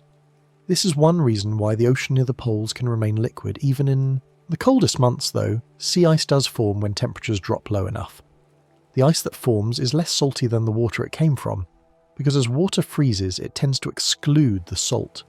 This means that the water left behind becomes slightly saltier, slightly denser, and slightly more likely to sink. The ocean feels alive with chemistry even when it looks perfectly still. Oxygen dissolves in seawater, especially at the surface where waves mix air and water together. This dissolved oxygen is what allows fish and other marine creatures to breathe. Carbon dioxide also dissolves in seawater, and the ocean holds an enormous amount of it, far more than the atmosphere. This makes the ocean an important part of Earth's carbon cycle, absorbing carbon dioxide from the air and storing it in various forms for long periods of time. Temperature shapes the ocean in quiet, powerful ways. Sunlight warms the surface, but it does not penetrate very deep. The top layer of the ocean, warmed by the sun, can be quite comfortable, warm enough to swim in tropical regions. But below that warm surface layer, the temperature drops. There is often a boundary called the thermocline, a zone where temperature decreases rapidly with depth. Below the thermocline, the ocean is cold.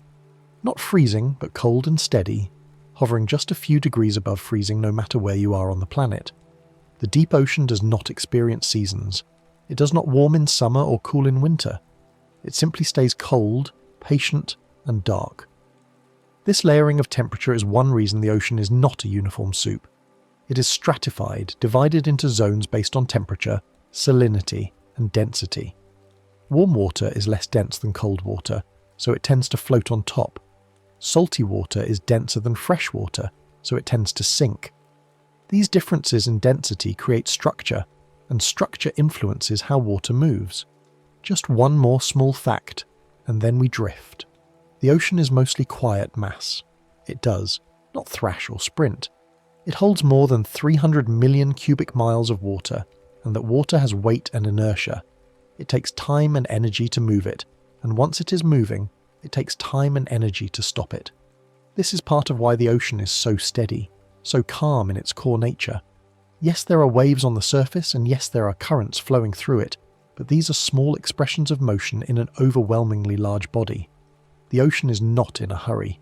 It measures time in centuries, in millennia, in ages. Now let us turn to motion. The ocean moves without hurry, and yet it is always moving. One of the most familiar motions is the tide. Twice a day in most places the ocean rises and falls. This is not because the ocean is breathing or because water is being added and removed. It is because the moon, and to a lesser extent the sun, are pulling on the water. Gravity is the key. The moon's gravity pulls on the Earth, and because water is more fluid than rock, it responds more easily to that pull. The water on the side of the Earth facing the moon is pulled slightly toward the moon, creating a bulge. At the same time, on the opposite side of the Earth there is another bulge. This happens because the Earth itself is also being pulled toward the moon. But the water on the far side is farther away from the moon and feels slightly less pull, so it lags behind, creating a second bulge. As the Earth rotates, different parts of the coastline move through these bulges, and we experience this as high tide and low tide. The sun also affects the tides, though its effect is smaller because it is much farther away. When the sun, moon, and Earth line up, during a new moon or a full moon, the sun's pull and the moon's pull work together, creating higher high tides and lower low tides. These are called spring tides, though they have nothing to do with the season. When the sun and moon are at right angles to each other, their pulls partially cancel out, creating smaller tidal ranges called neap tides. Tides are a slow-breathing pattern. They are predictable, rhythmic, and ancient. Long before humans built clocks, the tides kept time. Sailors learned to read them, to wait for high tide to enter a harbour, or to leave on an outgoing tide. Even today, the tides shape coastal life, when boats can launch, when certain animals feed, when sand is exposed or covered. But tides are not the only way the ocean moves. There are also currents, long invisible rivers inside the sea. Some currents flow near the surface, driven by wind. Others flow deep below, driven by differences in temperature and salinity. Together, these currents form a global circulation system that connects all the ocean basins. Surface currents are shaped by the wind, but also by the rotation of the Earth. When wind blows across the ocean, it drags the surface water along with it. But the water does not move in exactly the same direction as the wind. Because the Earth is rotating, the moving water is deflected to the right in the northern hemisphere and to the left in the southern hemisphere. This effect is called the Coriolis effect, and it helps create the great loops of surface currents that circle the ocean basins. In the North Atlantic, for example, there is a current system called the North Atlantic Gyre. Warm water flows from the equator up along the coast of North America as the Gulf Stream, then continues northeast across the Atlantic toward Europe. As it cools, it turns southward, flowing down along the coast of Africa before curving back west toward the equator. This loop is thousands of miles across and flows continuously, moving warm water poleward and cool water equatorward. The Gulf Stream itself is a remarkable current. It is narrow, only about 60 miles wide in places, but deep and fast, carrying more water than all the rivers on Earth combined. It flows at several miles per hour, which may not sound fast, but for an ocean current it is brisk. The warmth it carries northward moderates the climate of Western Europe, making places like Ireland and the United Kingdom much milder than other regions at the same latitude. Surface currents like the Gulf Stream are important for moving heat around the planet. The sun warms the equator more than the poles, and without some way to redistribute that heat, the tropics would grow hotter and the poles would grow colder. Ocean currents, along with atmospheric winds, help balance the temperature, carrying warmth from the equator toward the poles and returning cooler water back toward the tropics. But not all currents flow at the surface. Some of the most important currents flow deep in the ocean, far below where wind or sunlight can reach. These deep currents are driven by differences in density, which in turn are driven by differences in temperature and salinity. This process is sometimes called thermohaline circulation, from the Greek words for heat and salt. Here is how it works. In the polar regions, especially near Greenland and Antarctica, the surface water becomes very cold. Cold water is denser than warm water. At the same time, when sea ice forms, it leaves behind saltier water, which is also denser. This cold, salty water sinks. It sinks all the way to the ocean floor and then it begins to flow. It flows along the bottom of the ocean, creeping slowly across the seafloor, moving from the poles toward the equator. This deep water can take hundreds or even thousands of years to complete its journey. It flows through the deep basins of the Atlantic, then loops around the southern tip of Africa and enters the Indian and Pacific Oceans. Eventually it rises back to the surface in certain regions, warmed by the sun and mixed back into the surface circulation. The entire loop of sinking, flowing, rising and returning is called the global ocean conveyor belt, and it is one of the slowest, steadiest circulations on Earth. Just one more small fact, and then we drift. Understanding currents helps us see the ocean not as a static pool, but as a body in constant quiet motion. Warm water tends to ride higher, cold, salty water tends to sink, and the planet's rotation helps steer everything into broad looping paths. These currents shape climate, influence weather, and create invisible highways that marine life has learned to navigate. There are also smaller, temporary currents caused by local conditions. Wind can pile water up against a coast, and when the wind stops, the water flows back out in a current. Tidal currents flow in and out of bays and estuaries as the tide rises and falls. Near the equator, there are currents that oscillate back and forth across the Pacific in patterns that influence weather worldwide. One of these patterns is called El Niño, a periodic warming of the central and eastern Pacific that can shift rainfall, droughts, and storms across entire continents.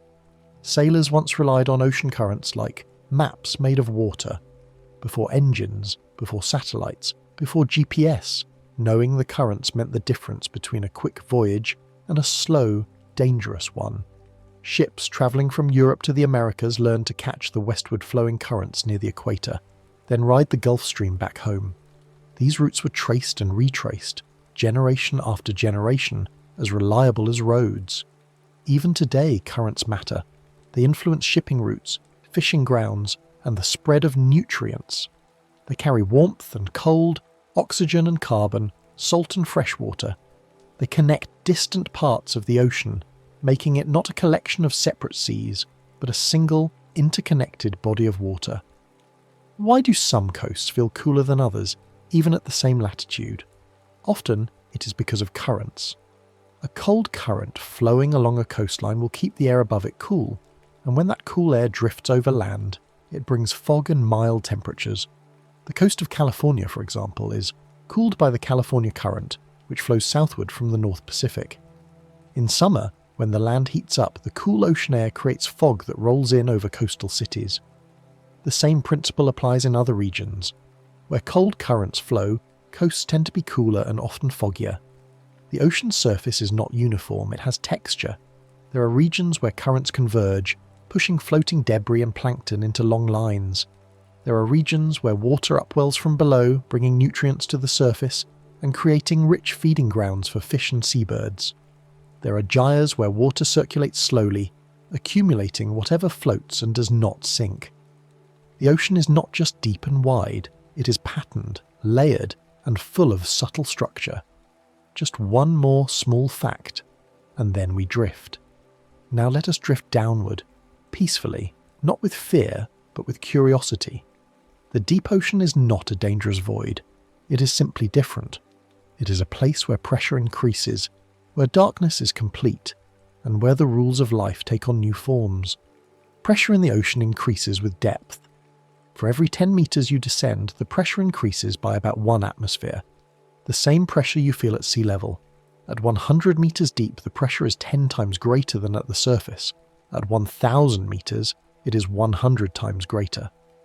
At the deepest point in the ocean, the Mariana Trench, the pressure is more than 1,000 times what we experience on land. But pressure is not crushing in the way we might imagine. It is simply force evenly distributed. Creatures that live in the deep ocean have bodies adapted to that pressure.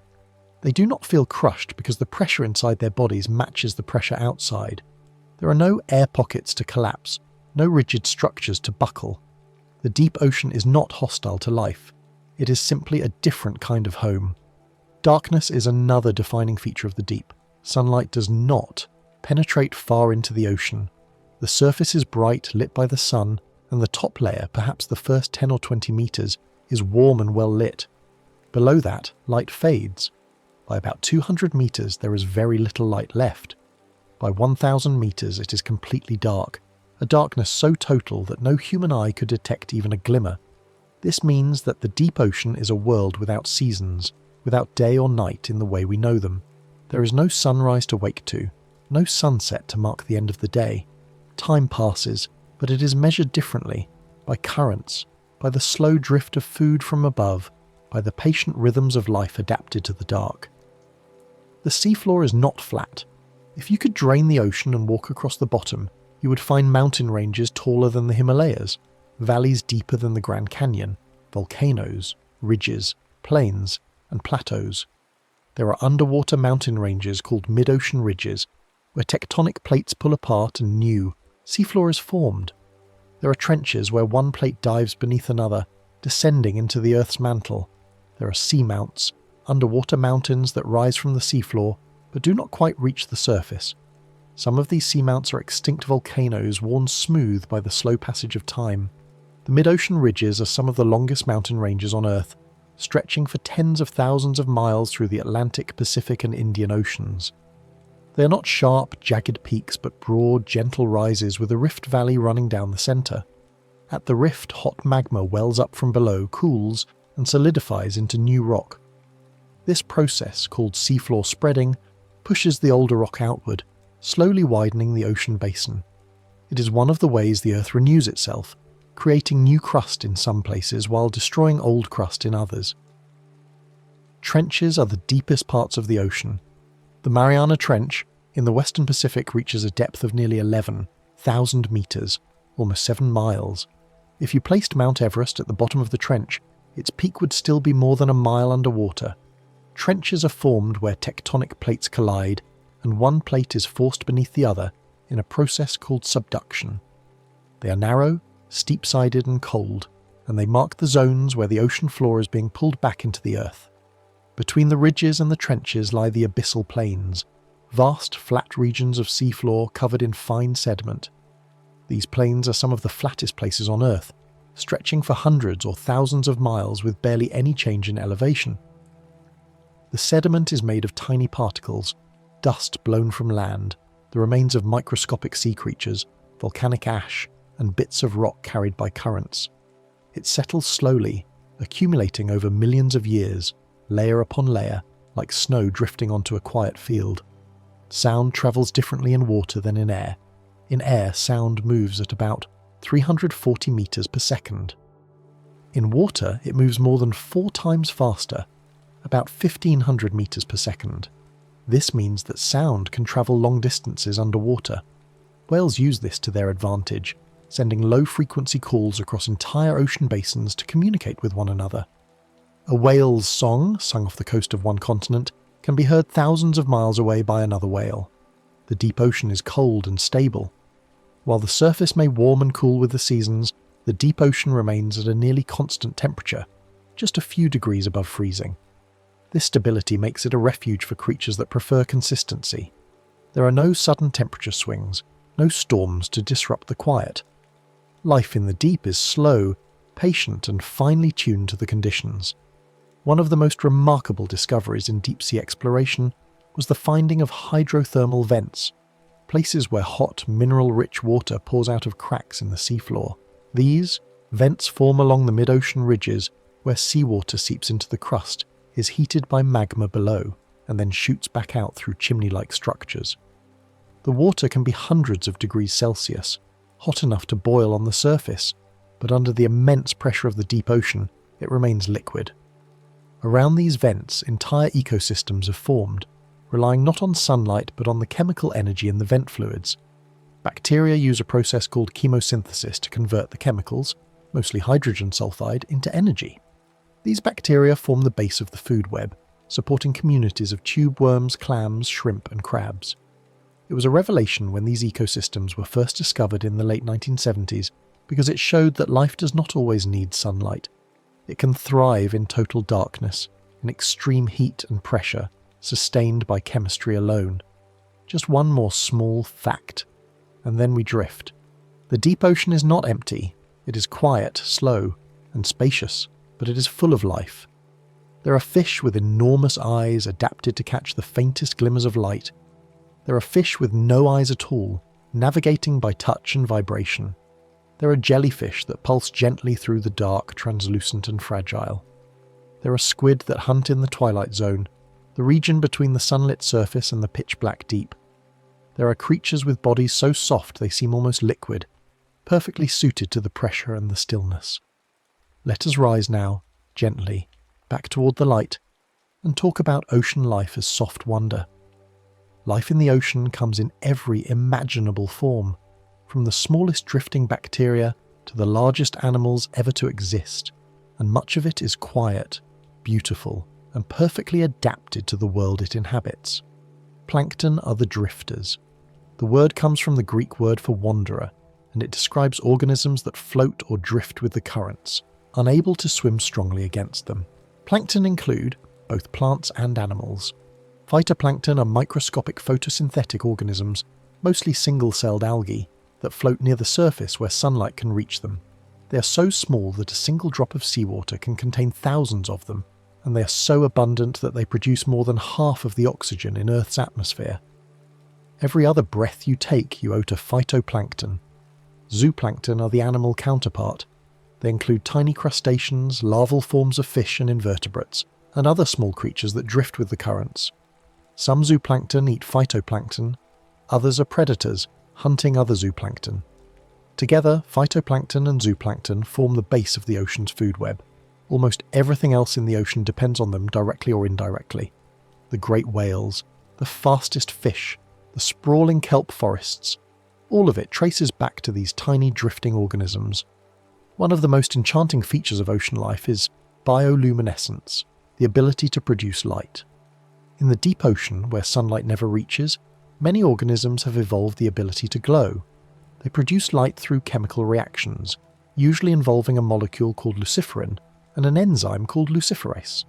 When these substances combine in the presence of oxygen, they emit a soft, cold light, blue or green usually, because those colours travel farthest in water. Bioluminescence is used for many purposes. Some creatures use it to attract prey, dangling a glowing lure in the darkness to tempt smaller animals close. Others use it to communicate, flashing patterns to signal mates or warn rivals. Some use it for camouflage, producing light on their undersides to match the faint glow of sunlight from above, making themselves invisible to predators looking up from below. And some use it defensively, releasing clouds of glowing fluid to startle or confuse attackers. The effect is like underwater starlight. Imagine sinking into the dark ocean, and as your eyes adjust, you begin to see soft pulses of blue-green light, jellyfish drifting by, their bodies glowing faintly, tiny shrimp darting away in bursts of brightness, larger shapes outlined in luminous patterns. It is a quiet, peaceful display, not dramatic but steady, a reminder that even in the darkest places there is light. Coral reefs are slow-built cities. They are made of the skeletons of tiny animals called coral polyps. Each polyp is small, often just a few millimeters across, and it builds a cup-shaped skeleton of calcium carbonate around itself.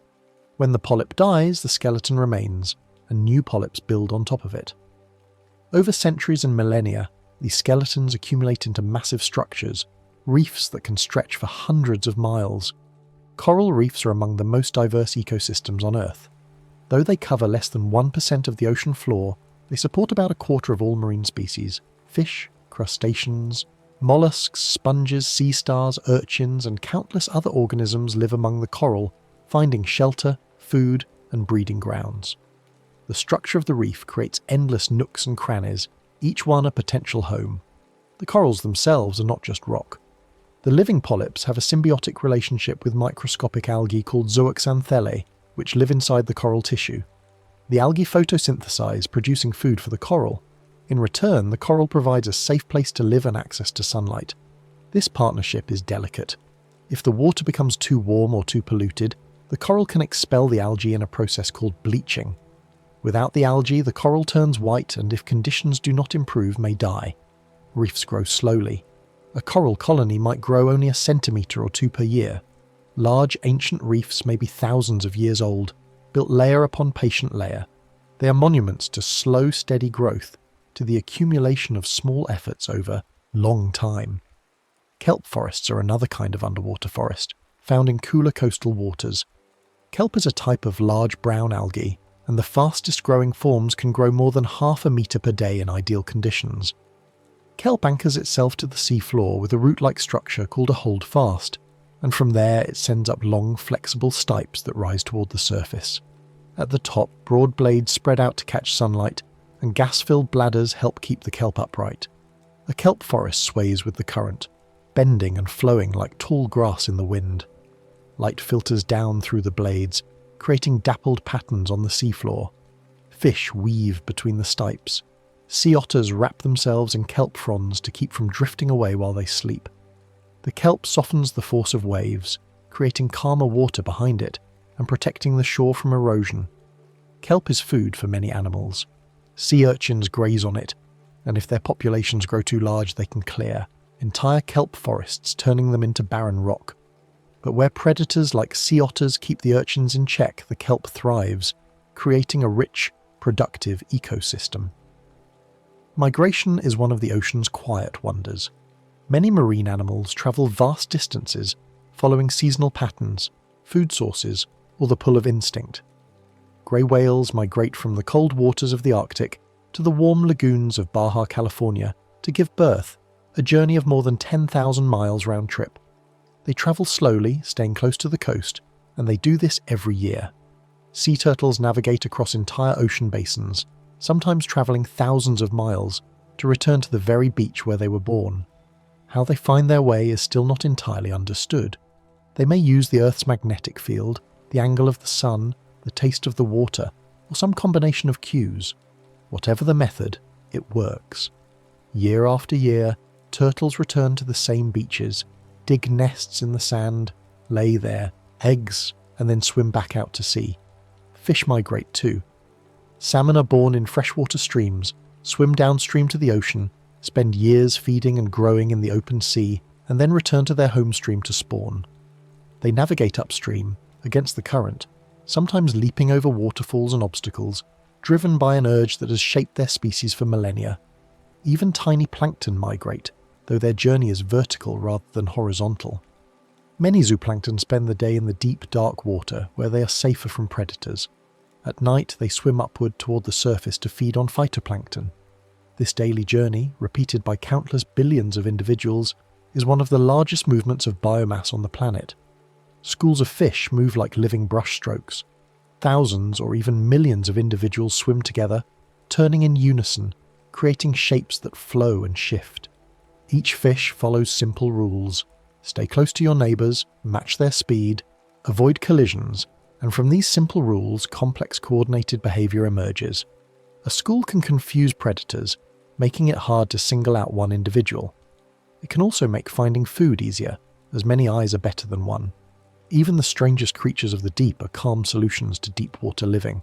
The anglerfish, with its glowing lure and enormous mouth, is not a monster, but a patient hunter, waiting in the dark for prey to come within reach. The giant squid, with the eyes the size of dinner plates, is not a terror, but a deep-sea predator adapted to sea in near-total darkness. The gulper eel, with its huge hinged jaw, is designed to swallow prey larger than itself. a useful trait in a place where meals are rare and unpredictable. Life in the ocean is efficient, quiet, and perfectly adapted. There is no wasted motion, no drama, just the slow unfolding of survival and reproduction over millions of years. Just one more small fact, and then we drift. Now let us zoom out, still soothing, and see the ocean as part of the whole planet. The ocean is not separate from the land, the air, or the sky. It is connected to everything, shaping weather and climate, feeding the water cycle, and influencing the very composition of the atmosphere. The ocean stores and moves heat. It absorbs sunlight, especially in the tropics, and because water has a high heat capacity, it can hold that warmth for a long time. Currents carry the warm water poleward, releasing heat into the atmosphere as they go. This helps moderate the planet's climate, keeping the tropics from overheating and the poles from becoming even colder. The ocean also stores heat in deeper layers. When the surface warms, some of that heat is mixed downward by waves and currents. The ocean holds far more heat than the atmosphere, about 1,000 times more in fact. This makes it a buffer, absorbing excess heat and releasing it slowly over time. Without the ocean, the Earth's climate would be much more volatile, swinging between extremes. Evaporation from the sea is the beginning of the water cycle. The sun warms the ocean surface, and water molecules escape into the air as vapor. This vapor rises, cools, and condenses into clouds. The clouds drift over land, and the water falls as rain or snow. The rain feeds rivers, lakes, and groundwater, which eventually flow back to the sea, completing the cycle. Most of the rain that falls on land comes from water that evaporated from the ocean. In this way, the ocean is the source of almost all fresh water.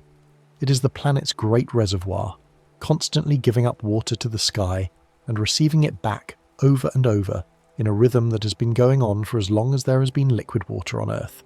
Sea ice and salty water affect circulation in subtle but important ways. When sea ice forms in polar regions, the water left behind becomes saltier and denser. This dense water sinks and drives deep ocean currents, which in turn help distribute heat and nutrients around the globe. If the formation of sea ice slows or stops, the circulation can weaken, which can have far-reaching effects on climate and ocean ecosystems. Coastal air often carries the ocean's fingerprint. If you live near the coast, you may have noticed that the air feels different, often cooler in summer, milder in winter, and more humid year-round. This is because the ocean moderates temperature. Water heats and cools more slowly than land, so the ocean acts as a thermal buffer, keeping coastal regions from experiencing the extremes that inland areas do. The smell of the sea is real, and it comes from chemicals produced by marine organisms. One of these chemicals is dimethyl sulfide, produced by phytoplankton. When it evaporates into the air, it gives the ocean its characteristic scent. This scent is not just pleasant, it also plays a role in cloud formation. Dimethyl sulfide can act as a nucleus for water vapor to condense around, helping to form clouds over the ocean. The ocean is distant but not separate from you. The water in your body, about 60% of your mass, echoes the planet's water cycle. You drink water that once evaporated from the sea, fell as rain, flowed through rivers, and was purified for your use. You breathe out water vapor with every breath. You sweat and the water evaporates, returning to the air. Salt helps your nerves and muscles work. Your cells are bathed in a salty fluid, not unlike seawater in its composition, though much less concentrated. This is a reminder that life began in the ocean, billions of years ago, and that even now, landlocked and far from the coast, we carry the ocean's chemistry inside us. The ocean's chemistry is vast and complex. It absorbs carbon dioxide from the air, which reacts with seawater to form carbonic acid. This makes the ocean slightly acidic, though still on the basic side of the pH scale. The ocean can absorb enormous amounts of carbon dioxide, which has been important in regulating Earth's climate over geological time. However, the rate at which carbon dioxide is currently being added to the atmosphere is faster than the ocean can easily absorb, and this is causing changes in ocean chemistry that scientists are still studying. The ocean influences weather in direct and indirect ways. Hurricanes and typhoons form over warm ocean water, drawing energy from the heat stored in the sea. The evaporation of ocean water adds moisture to the atmosphere, which can fuel storms. Ocean currents can steer weather patterns, guiding storms along certain paths or blocking them from others. El Niño, mentioned earlier, is a pattern of warming in the central and eastern Pacific that occurs every few years. When it happens, it can shift rainfall patterns across the globe. Some regions that are normally dry receive heavy rains. Others that are normally wet experience drought. Fisheries can be affected as the warm water disrupts the usual upwelling of nutrients. The effects of El Niño can last for months, demonstrating how changes in the ocean can ripple through the entire climate system. Even the quiet sea is never truly still. There is always some motion, currents flowing, tides rising and falling, waves travelling across the surface. Energy is always passing through the water, even when it looks calm. This constant, gentle motion is part of what makes the ocean feel alive. Just one more small fact, and then we drift. Now we come to the slowest perspective, the deepest time. The ocean has not always looked the way it does today. Over hundreds of millions of years, continents have drifted, collided, and split apart. Shorelines have wandered, ocean basins have opened and closed, and through it all, the ocean has kept moving. Patient, steady, unbothered. 300 million years ago, the continents were joined together in a supercontinent called Pangaea. The ocean that surrounded it was called Panthalassa, and it was vast, far larger than any ocean today. Over time, Pangaea broke apart and the pieces drifted slowly across the globe. As the continents moved, new ocean basins opened between them. The Atlantic Ocean, for example, is relatively young. It began to form about 200 million years ago, as North and South America separated from Europe and Africa. The ocean floor is constantly being renewed. New crust forms at the mid-ocean ridges, and old crust is pulled back into the earth at the trenches.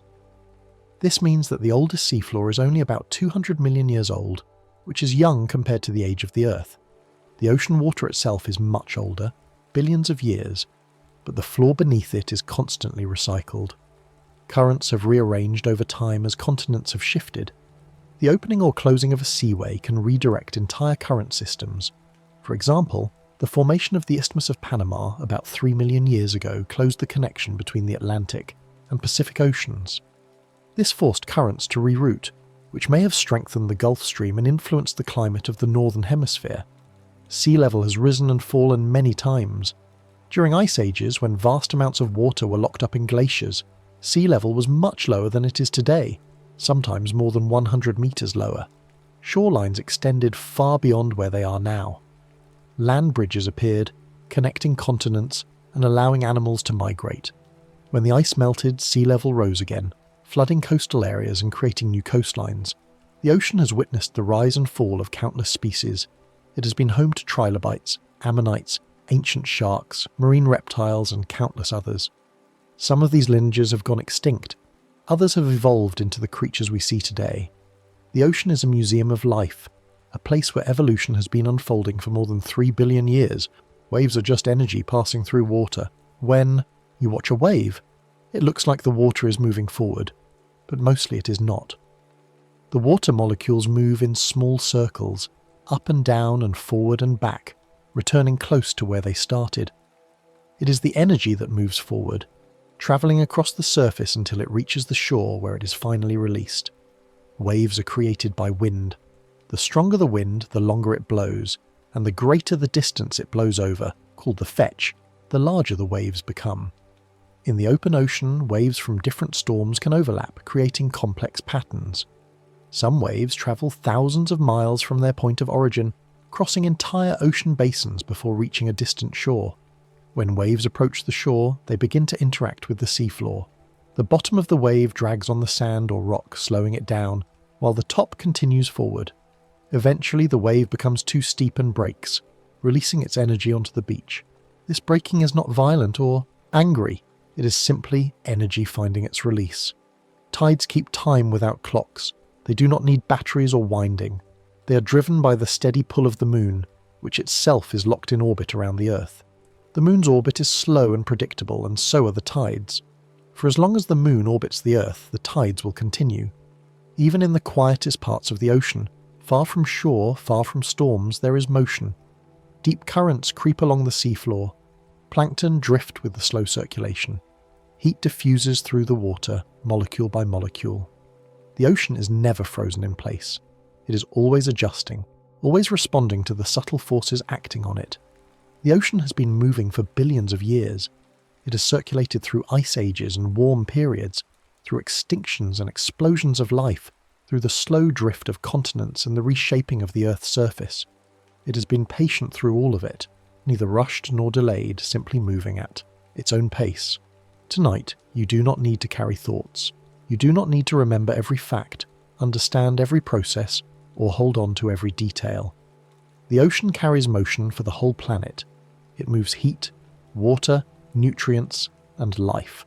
And it does so without effort, without strain, without needing to think about it. It simply is. Your body too knows how to move without thinking. Your heart beats, your lungs breathe, your blood circulates. These are rhythms you do not control, and you do not need to. They happen on their own, just as the ocean's currents flow on their own, just as the tides rise and fall on their own. Sleep is your body's way of doing the same thing the ocean does, restoring, resetting, and letting the next gentle moment arrive. You do not have to force it. You do not have to worry about it. You simply let go and let the natural rhythms take over. Just one more small fact, and then we drift. The ocean is still out there, moving in the dark. Tides are shifting.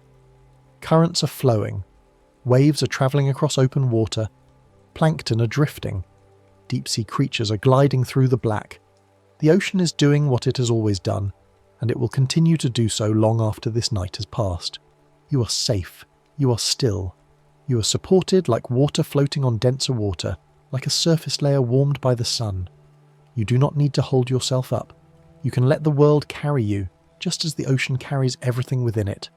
Breathe slowly like the tide coming in. Hold for a moment, like the high water resting at the shore. Breathe out, like the tide retreating. Hold for a moment, like the stillness between breaths. And again, in, hold, out, hold. Slow and steady, no effort, just the natural rhythm of air moving in and out of your body. The ocean does not hurry.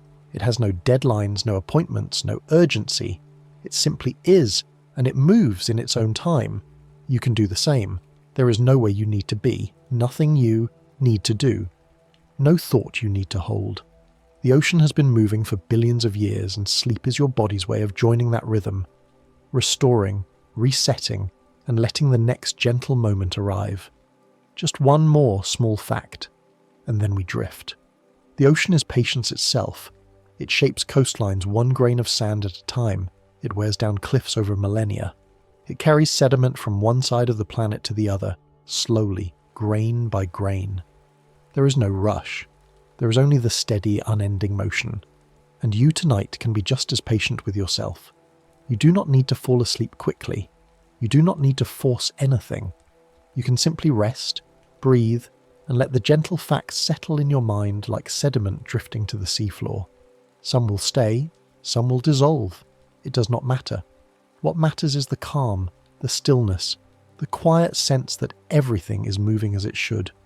The ocean holds the planet, and tonight you can let go knowing that the world will keep turning, the tides will keep shifting, and the gentle rhythms of water and air and life will continue steady and sure while you rest. Just one more small fact, and then we drift. The next story is about to begin. Please relax and enjoy. A dream is a conscious experience that happens while the body is asleep. It sounds simple when you say it that way, but even that basic definition opens a quiet door into something strange and beautiful. Right now, as you settle into this moment, your brain is preparing for the same nightly journey it has taken thousands of times before. Dreams are part of that journey. They arrive without asking permission, unfold according to their own logic, and then fade away like breath on a cold window. You don't have to do anything to make them happen. You don't have to understand them. You can simply let them be what they are, images and sensations that pass through the night while your body rests. When we talk about dreams, we're talking about more than just pictures in your mind. Dreams can include images, yes, but they can also include sounds, emotions, and even physical sensations. You might hear music in a dream, or the sound of rain, or a voice you recognize. You might feel the texture of sand under your feet, or the weight of a blanket, or the sensation of moving through water. You might feel joy or confusion, or a kind of peaceful curiosity. Dreams are rich experiences, built from the same sensory and emotional materials that make up your waking life. The brain doesn't stop creating experience just because your eyes are closed and your muscles are still. It keeps painting the world, just in a different key. Here's something that might surprise you. You can dream without remembering it afterward. Most people do this almost every night. The dreaming happens fully and completely, but when morning comes, there's no trace of it left in conscious memory. It's like watching a movie and then walking out of the theatre without being able to recall a single scene. The experience was real while it lasted, but it didn't get stored in the part of your memory that you can access later. This isn't a failure or a problem, it's just how the system works most of the time. Your brain is busy with other tasks during sleep, and holding on to every detail of every dream isn't always the priority. Dream recall is more likely if you wake up during or right after a dream. This is because the process of remembering a dream requires a brief moment of waking awareness to transfer those fragile images from short-term memory into something more stable. If you wake up in the middle of the night and find yourself thinking about a vivid scene or strange conversation, that's often because you woke right out of a dream. The images are still fresh, still glowing softly in your mind, and your waking brain has just enough time to catch them before they dissolve. But if you sleep straight through to morning without those little interruptions, the dreams you had earlier in the night might be completely gone, as if they never happened at all. Many dreams are short, even if they feel long. Time is strange in dreams. A dream that seems to last for hours might actually unfold in just a few minutes. The brain compresses experience, skips over the boring parts, and jumps from moment to moment without the slow, steady passage of time that defines waking life. You might dream about a long journey, but the dream itself doesn't include every step of that journey. It includes the important parts, the emotionally significant parts, and lets the rest fade into vague implication. This is part of why dreams feel so fluid and fast-moving. They're not bound by the same rules that govern your daytime experience of time. Dreams often borrow familiar places and rearrange them quietly. You might dream about your childhood home, but the rooms are in the wrong order, or there's a door that leads somewhere impossible. You might dream about your workplace, but it's somehow combined with a place you visited on vacation years ago. The brain is very good at taking pieces of real memory and blending them into new configurations. It's not trying to recreate reality exactly, it's trying to create something that feels real enough to hold your attention, to carry emotion, to serve whatever function the dream is quietly serving in the background. The settings in dreams are often like stage sets, convincing from the front, but not meant to be examined too closely. The brain can create faces by blending features it has seen before. This is one of the quiet marvels of dreaming. You might dream about someone you've never met, and they feel completely real, completely specific. But that face isn't invented from nothing. It's built from a library of faces your brain has encountered over the course of your life. A stranger in a dream might have your cousin's eyes, your dentist's nose, and the smile of someone you passed on the street years ago. The brain is an excellent collage artist, pulling from its vast collection of visual memories and assembling new combinations on the fly. You don't notice the seams. The person feels whole and real in the dream, even though they're a composite, a blend, a new arrangement of familiar parts. Dreams can feel meaningful, even when they're built from random fragments. This is one of the more interesting tensions in dream science. On one hand, many dreams seem to be constructed from arbitrary details, leftover images from the day, random firing of neurons, bits of memory that happen to be active at the same time. On the other hand, dreams often feel significant. They carry emotion. They seem to be about something, and even if the content is strange or illogical, the feeling of meaning can be very strong. Some scientists think this sense of meaning is something the brain imposes after the fact, a way of making sense of random activity. Others think dreams really are doing something important, even if we don't fully understand what that is yet. Both things can be true.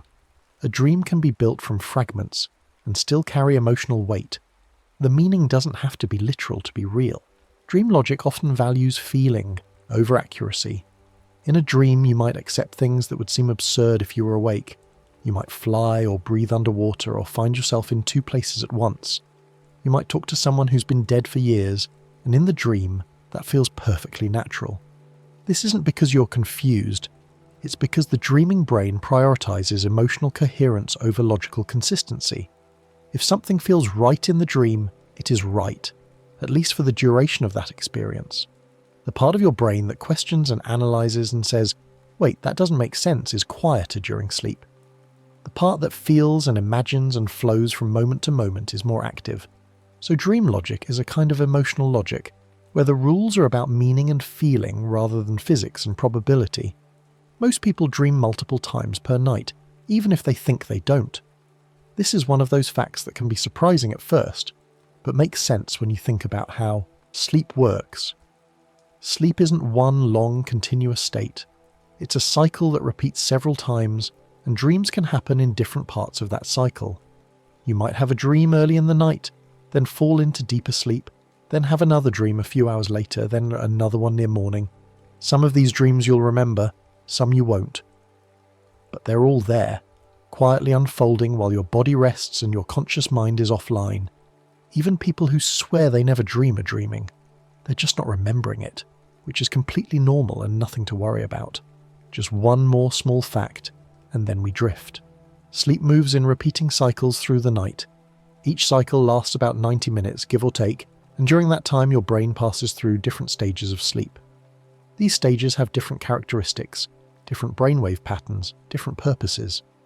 The cycle starts with lighter sleep, descends into deeper sleep, and then rises back up, toward a lighter, more active stage before starting the whole process over again. You go through this cycle 4 or 5 times in a typical night, and each cycle is a little different from the one before. The first cycle of the night tends to have more deep sleep. The later cycles tend to have more of the lighter, dream-rich sleep. It's a rhythm, a gentle oscillation that carries you through the night. Dreams can happen in more than one sleep stage. For a long time, people thought dreams only happened during one specific stage of sleep, but we now know that's not quite right. Dreams can occur in several different stages, though the character of those dreams can vary depending on when they happen. The brain is always active during sleep, always processing, always generating some kind of internal experience. Sometimes that experience is vivid and story-like. Sometimes it's vague and thought-like. But it's all dreaming, in a broad sense. The brain doesn't fully shut down at night. It shifts into different modes, and dreams are part of those modes. REM sleep is famous for vivid dreaming. REM stands for rapid eye movement, and it's a stage of sleep that has some very distinctive features. During REM, your eyes move quickly back and forth under your closed eyelids. Your heart rate increases slightly, your breathing becomes more irregular, and your brain activity looks surprisingly similar to the brain activity of someone who's awake. This is the stage where the most intense, story-like, emotionally vivid dreams tend to happen. If you wake someone up during REM sleep and ask them what they were just experiencing, they'll usually be able to describe a detailed dream with characters, settings, and events. REM sleep is where the brain seems to be at its most creative, spinning out elaborate scenarios and complex narratives. Non-REM dreams can be calmer, simpler, and more thought-like. These are the dreams that happen in the other stages of sleep, the stages that aren't REM.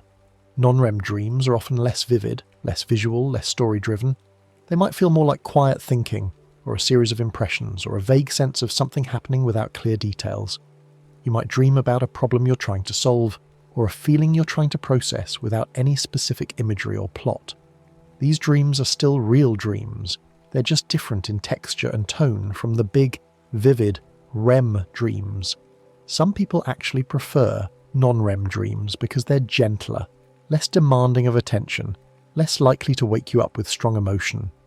Early night dreams often feel more grounded and practical. This has to do with the structure of sleep cycles. Early in the night, your brain is still processing the events of the day, sorting through recent memories, filing away information.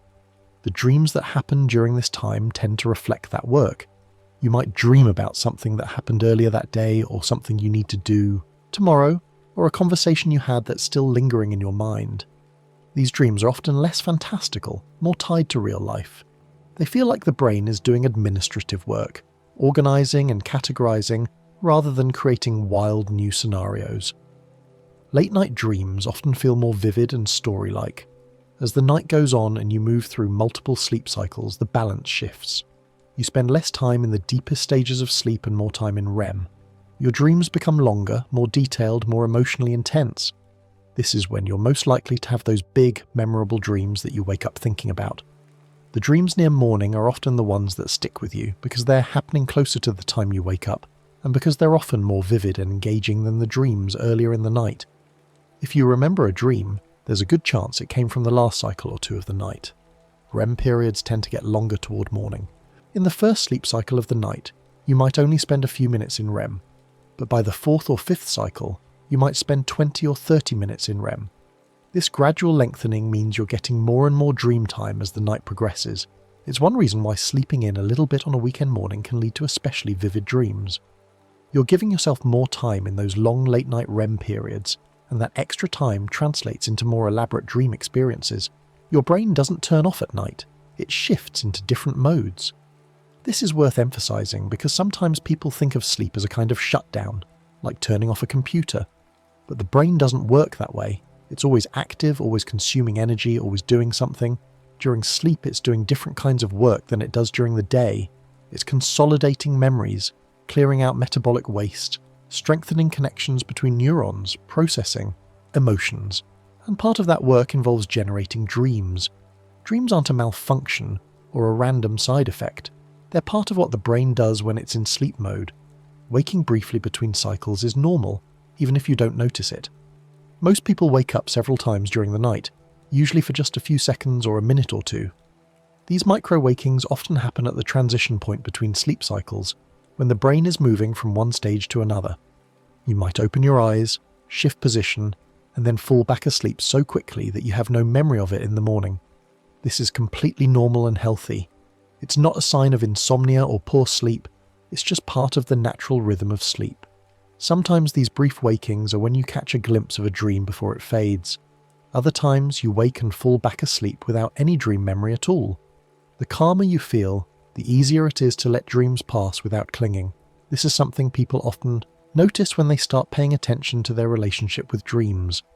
If you wake up from a dream and immediately try to hold on to every detail, to analyze it, to figure out what it means, you can actually make yourself more wakeful. The effort of remembering and analysing pulls you further out of sleep. But if you wake from a dream and simply let it be there without grasping at it, it often just dissolves on its own, and you drift back into sleep easily. There's a kind of gentle acceptance that makes sleep smoother. You can acknowledge that you had a dream, maybe notice the general feeling of it, and then let it go. The dream has already done whatever work it was going to do. You don't need to chase it. Just one more small fact and then we drift. Forgetting dreams is common and normal. It's actually the default state for most people.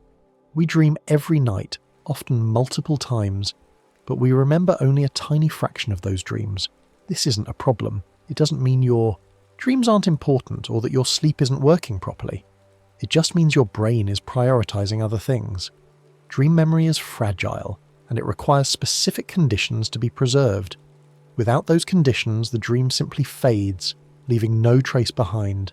You can go through your whole life dreaming every night and remembering only a handful of dreams. That's a perfectly normal, healthy way to experience sleep. Dream memories can fade quickly, like mist after sunrise. The comparison to mist is actually very apt. Dreams often feel vivid and real while they're happening, but the moment you wake up they start to dissolve. Details blur, characters become vague. The plot that seemed so clear a moment ago becomes confusing and hard to follow. Within minutes, the dream might be completely gone. This rapid fading is characteristic of dream memory. It's different from other kinds of memory, which tend to be more stable.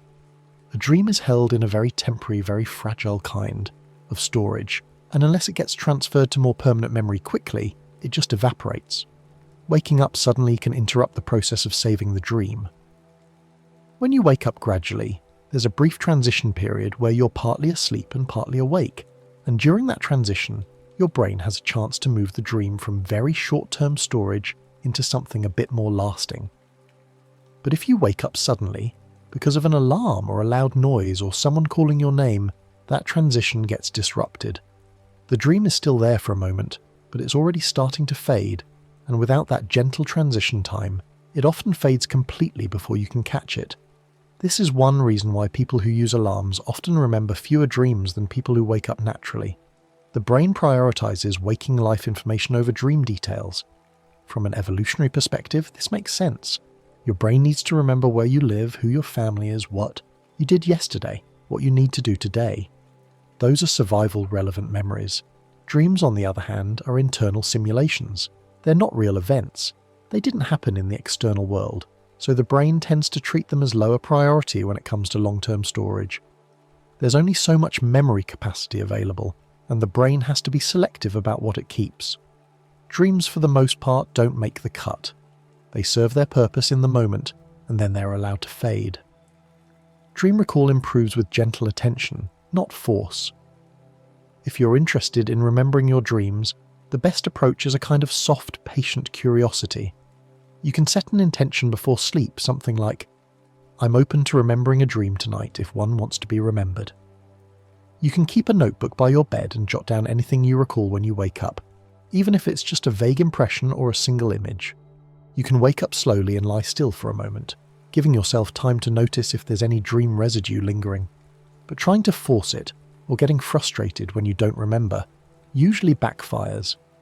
Dream recall is a gentle skill, and it responds better to patience than to pressure. Writing a dream down quickly increases recall. This is one of the most reliable techniques for improving dream memory.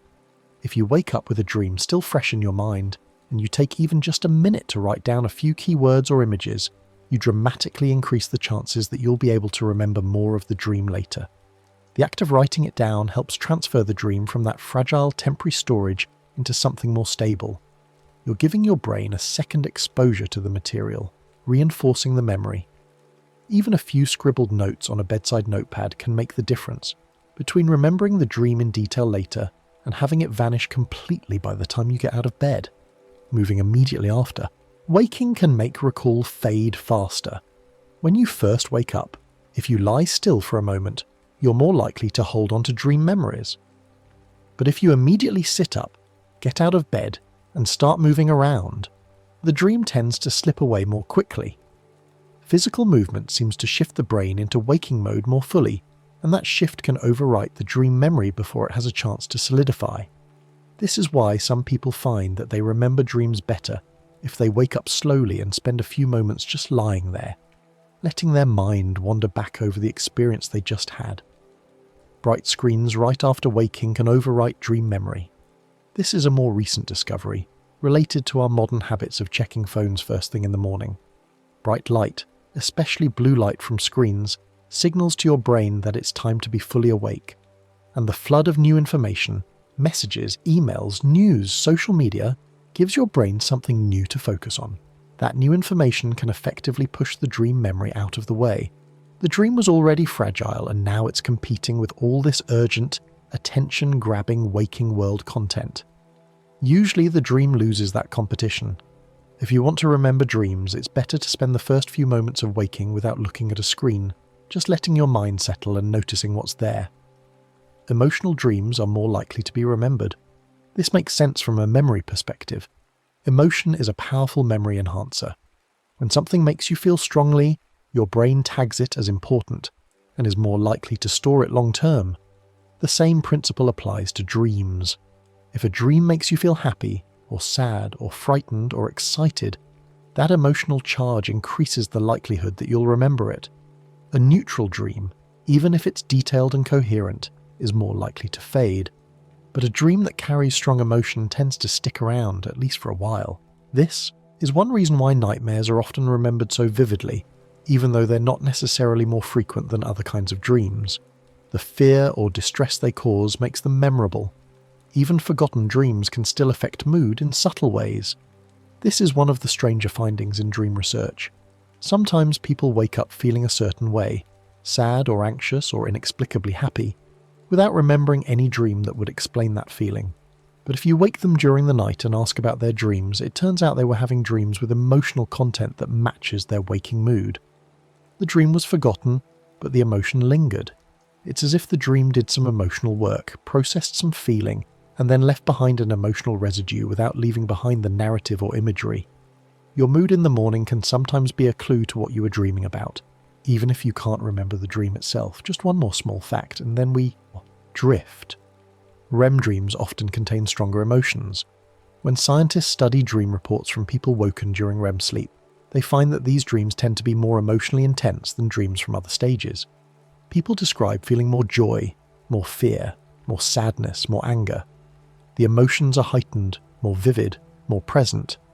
This might be because REM sleep is a time when the brain is particularly active in areas related to emotion, like the amygdala. It's as if the emotional centers of the brain are turned up during REM, and that amplification gets reflected in the dreams you have. The stories might be strange, but the feelings are very real. REM dreams can have quick scene changes like gentle jump cuts. If you've ever noticed that your dreams seem to skip around, jumping from one location to another without any transition, that's a common feature of REM dreams. You might be in your house one moment and at the beach the next without any sense of having travelled there. Or you might be talking to one person and then suddenly you're talking to someone else, without any explanation of how that happened. These jump cuts don't feel jarring in the dream. They feel natural, because the dreaming brain doesn't require the same kind of logical continuity that waking experience does. The emotional thread holds the dream together, not the logical sequence of events. Non-REM dreams can feel like quiet thinking or simple imagery. When you dream during non-REM sleep, the experience is often less cinematic. It might feel more like you're lying in bed thinking about something, rather than participating in a story.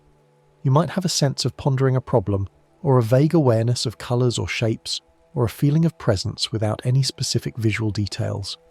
These dreams are harder to describe because they're less structured, less narrative, but they're still a form of dreaming, and they can still carry emotion and meaning. They're just quieter, simpler, more abstract. Both kinds of dreams are real dreams, just different textures. There's sometimes a tendency to think of REM dreams as the real dreams, and non-REM dreams as something lesser, but that's not quite right. They're both genuine dream experiences. They're both your brain doing its nighttime work. They just have different qualities, different feels. REM dreams are like vivid movies. Non-REM dreams are like soft impressions or quiet thoughts or gentle drifting. Both are valid. Both are part of the full spectrum of what dreaming can be. REM sleep includes bursts of eye movement under the lids. This is where the name comes from. If you were to watch someone in REM sleep, you'd see their eyes moving rapidly back and forth beneath their closed eyelids. Scientists aren't entirely sure why this happens. One theory is that the eye movements correspond to visual imagery in the dream, as if the person is watching the dream unfold and their eyes are tracking the action. Another theory is that the eye movements are just a byproduct of the brain activity that characterizes REM sleep, not directly related to the dream content. Either way, those rapid eye movements are one of the most distinctive features of this sleep stage.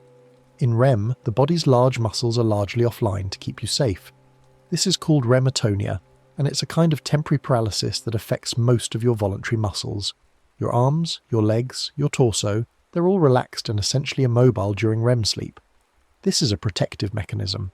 Because REM dreams can be so vivid and story-like, and because they often involve movement, your brain temporarily disconnects your muscles from motor commands. Otherwise, you might actually act out your dreams, which could be dangerous. You might thrash around or fall out of bed, or hurt yourself or someone sleeping next to you. The paralysis keeps you safe, keeping your body still while your mind runs wild. That temporary stillness is normal and protective. Sometimes people become aware of this paralysis as they're falling asleep or waking up, and it can be alarming if you don't know what it is. You might feel like you can't move, or like there's a weight on your chest, and for a moment it can feel frightening. But it's completely normal. It's just your brain's safety system doing its job.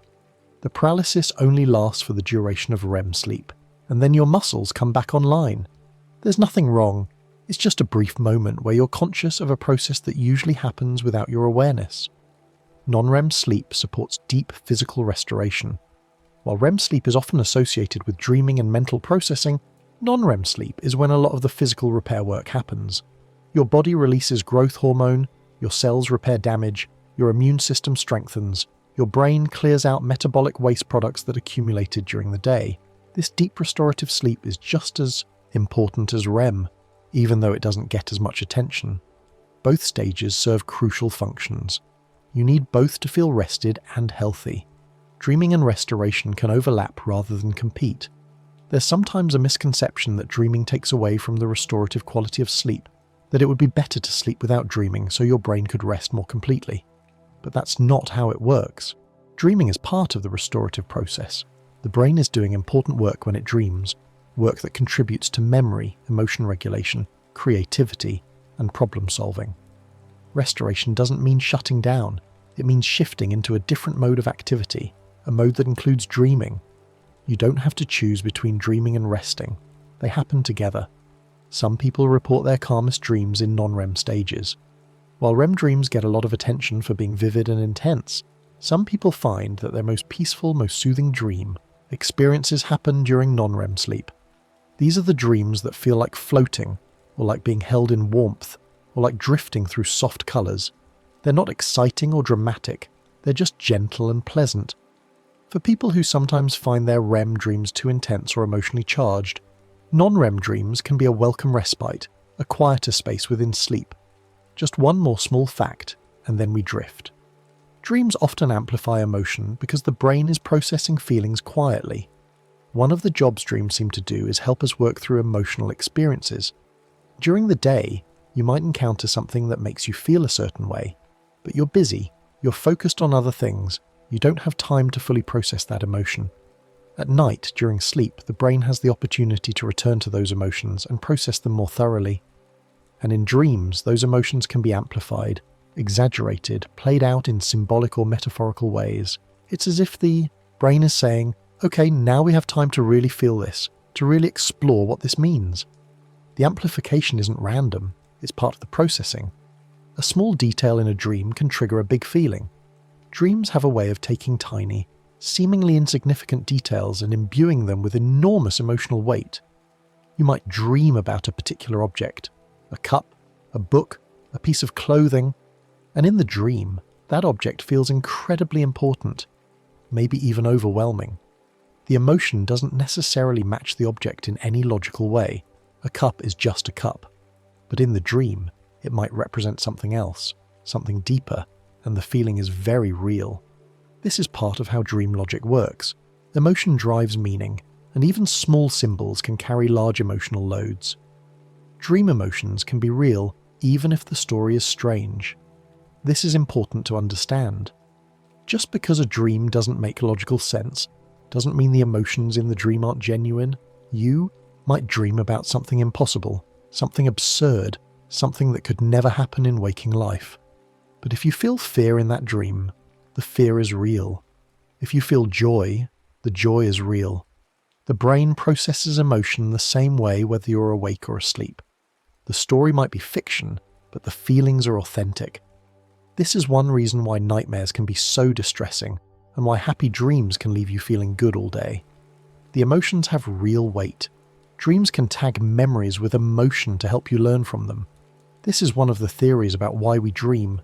The idea is that dreams help consolidate memories by attaching emotional significance to them. When something important happens during the day, the brain might replay that event in a dream, but with heightened emotion, to make sure the memory sticks. The emotion acts like a highlighter, marking the memory as significant. Later, when you encounter a similar situation, the emotional tag helps you respond appropriately. You remember not just what happened, but how it made you feel, and that combination of memory and emotion guides your future behaviour. Stress can increase emotional intensity in dreams. When you're going through a stressful period in your life, your dreams often reflect that stress. They might be more intense, more anxiety-provoking, more filled with difficult emotions. This isn't the brain being cruel, it's the brain trying to process the stress, to work through it, to find some resolution or at least some way of holding it. Stress dreams can be unpleasant, but they're often part of the coping process. The brain is using the dream space to grapple with challenges that feel overwhelming during waking hours. It's doing emotional labour while you sleep. Calm days can lead to softer, more neutral dream tones. On the flip side, when your waking life is peaceful and relatively stress-free, your dreams often become gentler too. The emotional temperature drops. Dreams might be more pleasant, more neutral, less intense. You might have dreams that feel aimless and wandering, without much emotional charge at all. This is a sign that your brain doesn't have a lot of urgent emotional processing to do. It's just drifting, playing with images and ideas without any particular agenda. These can be some of the most restful dreams, the ones that let you sleep deeply without any disturbance. The same dream image can feel different in different moods. If you dream about the ocean, that dream might feel peaceful and calming one night, and frightening and overwhelming another night. The image is the same, but the emotional context changes everything. Your mood, your recent experiences, your current concerns, all of these influence how your brain interprets and responds to dream imagery. This is one reason why dream dictionaries, which try to assign fixed meanings to symbols, are so limited. The meaning of a dream symbol isn't fixed. It's personal, contextual, and fluid. The ocean doesn't mean one thing. It means whatever it feels like in that particular dream, in that particular moment of your life. Dreams often focus on social situations and belonging. When researchers analyze large collections of dream reports, they find that a huge percentage of dreams involve other people. Dreams about social interactions, relationships, conflicts, connections. This makes sense when you think about how important social life is to human beings. We're deeply social creatures, and a lot of our emotional energy goes into navigating relationships and maintaining our sense of belonging. Dreams reflect that preoccupation. They're often rehearsals or explorations of social dynamics, working through questions like, am I accepted? Am I safe? Do these people like me? How should I respond to this conflict? The brain is using dream time to process social information. Many dreams revolve around goals, challenges, or transitions.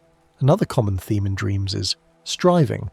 You're trying to get somewhere, or accomplish something, or overcome an obstacle. You're late for something important, or you're searching for something you've lost, or you're facing a challenge that feels just beyond your ability. These dreams often reflect the goals and challenges in your waking life. If you're working towards something, if you're in a period of transition, if you're facing uncertainty, those themes show up in your dreams. The brain is exploring different possibilities, different outcomes, different ways of handling the situation. It's problem-solving in its own strange, symbolic way. Sometimes a dream is just the brain sorting feelings, nothing to interpret. Not every dream has to mean something. Not every dream is a message from your unconscious or a puzzle to be solved. Sometimes a dream is just your brain doing routine maintenance, sorting through emotions and memories, filing things away, clearing out clutter. It's like defragmenting a hard drive. The process is important, but the specific content that comes up during the process doesn't necessarily have deep significance. You can have a dream, wake up, and simply let it go without analyzing it. That's perfectly fine. The dream has already served its purpose just by happening. Just one more small fact, and then we drift. Dreams often pull from recent memories, called day residue. This is one of the most consistent findings in dream research.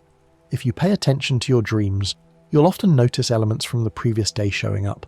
A conversation you had, a place you visited, something you watched on TV, a problem you were thinking about. These fragments of recent experience get woven into the dream narrative. It's as if the brain is reviewing the day's events, deciding what to keep and what to discard, and in the process, those memories bubble up in dream form. Day residue doesn't usually show up exactly as it happened. It gets transformed, blended with other elements, but it's recognizable if you look for it. Dreams can also pull from older memories, called dream lag. Interestingly, dreams don't just draw on yesterday. There's a phenomenon where memories from about a week ago show up in dreams more often than you might expect. This dream lag effect suggests that the brain is doing multiple passes over recent memories, reviewing and consolidating them over several days. A memory might not appear in your dreams the night after it was formed, but it might show up a week later when the brain is doing a deeper level of processing. This is part of the complex multi-stage process of turning experience into long-term memory. The brain blends memories the way a painter blends colours. When you remember something while you're awake, you usually try to remember it accurately, exactly as it happened. But in dreams, the brain is much more free with memory. It takes pieces from different memories and blends them together, creating something new. You might dream about a conversation that combines elements from 3 different real conversations, or a place that's part your grandmother's house and part your elementary school. The brain isn't trying to be historically accurate, it's trying to create a meaningful experience, and sometimes meaning comes from combining things in unexpected ways. Your dream setting can be a mix of multiple places at once. This is one of those things that feels perfectly normal in a dream, but would be impossible in waking life. You might be in your kitchen, but it's also somehow your office, and also the house you grew up in. All three places exist simultaneously in the dream space. You don't question it, it just is. This blending of locations often reflects an emotional or thematic connection between those places. They're combined because they share some quality, some feeling, some significance in your life. The dream is using physical space to represent psychological space. A dream character can combine traits from different people you know. Just like places can blend, so can people.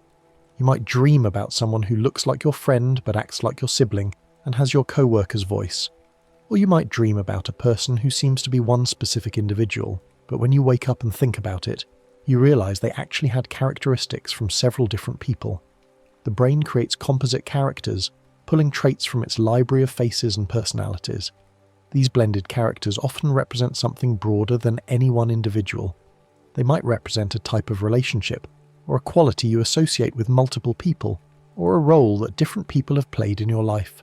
The brain is especially good at stitching moments into a scene. One of the remarkable things about dreaming is how coherent dream scenes can feel, even though they're constructed from disparate elements. You might have fragments from different times, different places, different contexts, but in the dream, they all fit together into what feels like a unified experience. The brain is incredibly skilled at creating narrative coherence out of random pieces. It finds connections, builds bridges, makes it all feel like it belongs together. This is part of what makes dreams feel meaningful, even when they're logically nonsensical. The emotional and thematic coherence is strong enough that the logical gaps don't matter. Dreams can rehearse social scenarios in a low-stakes way. Some researchers think one function of dreaming is social simulation. In dreams, you can practice difficult conversations, explore different responses to social challenges, work through conflicts, all without any real-world consequences. If the interaction goes badly in the dream, nothing is actually lost. You can try again, or just let the dream move on to something else. This might be one way the brain prepares you for waking social interactions, giving you a kind of practice space where you can explore different possibilities. Dreams can remix skills you practice during the day. There's evidence that when you learn a new skill, your brain continues to work on it during sleep. You might dream about the skill directly, or you might dream about something that uses similar cognitive or physical patterns. Athletes sometimes dream about their sport. Musicians dream about playing instruments. Students dream about studying. These dreams seem to be part of the consolidation process, helping to strengthen the neural pathways associated with the skill. You're literally practicing in your sleep, even though you're not consciously trying to.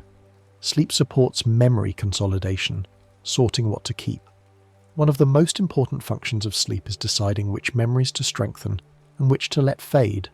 Not everything that happens during the day needs to be remembered forever. Some things are important, some things are trivial. During sleep, the brain reviews recent experiences and decides what's worth keeping. Dreams might be a side effect of this process, or they might play an active role in it. Either way, when you wake up after a good night's sleep, your memories are organized differently than they were when you went to bed. They're sorted, strengthened, integrated into your existing knowledge. Some dreams feel like the brain filing papers in a quiet office. This is a nice metaphor for what non-REM dreams sometimes feel like.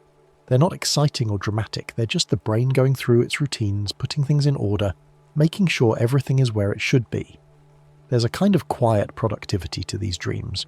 You might not remember them, and they might not feel significant, but they're part of the essential work of sleep. The brain is maintaining itself, organizing itself, preparing for the next day. It's the background hum of cognitive maintenance. Just one more small fact, and then we drift. Learning something new can influence dream content. When you're in the process of learning something, especially something complex or challenging, it often shows up in your dreams. You might dream about the subject matter directly, or you might dream about situations that involve similar patterns of thinking. The brain is integrating the new information, connecting it to what you already know, and dreams are part of that integration process. If you're learning a language, you might dream in that language. If you're learning to play chess, you might dream about moving pieces on a board. The content of your learning becomes part of the content of your dreams. New places can show up in dreams for days afterward. When you visit somewhere new, your brain is taking in a huge amount of information. New sights, new sounds, new spatial layouts. It takes time to process all of that. For several nights after visiting a new place, you might dream about it. or dream about places that incorporate elements of it.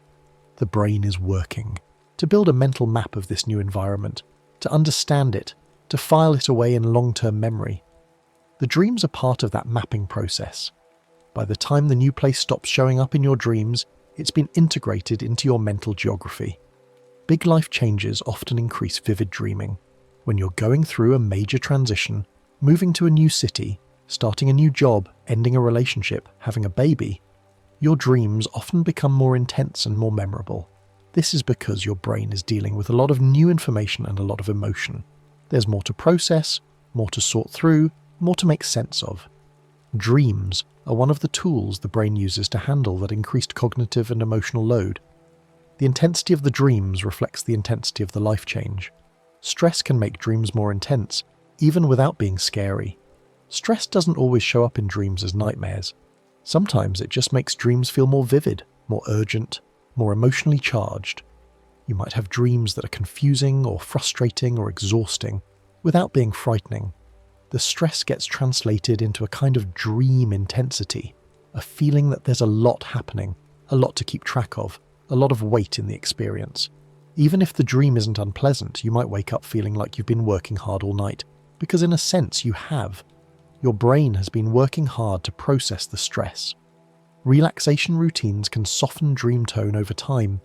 If you develop a habit of winding down before bed, reading, meditating, doing gentle stretches, listening to calm music, that can influence your dreams over time.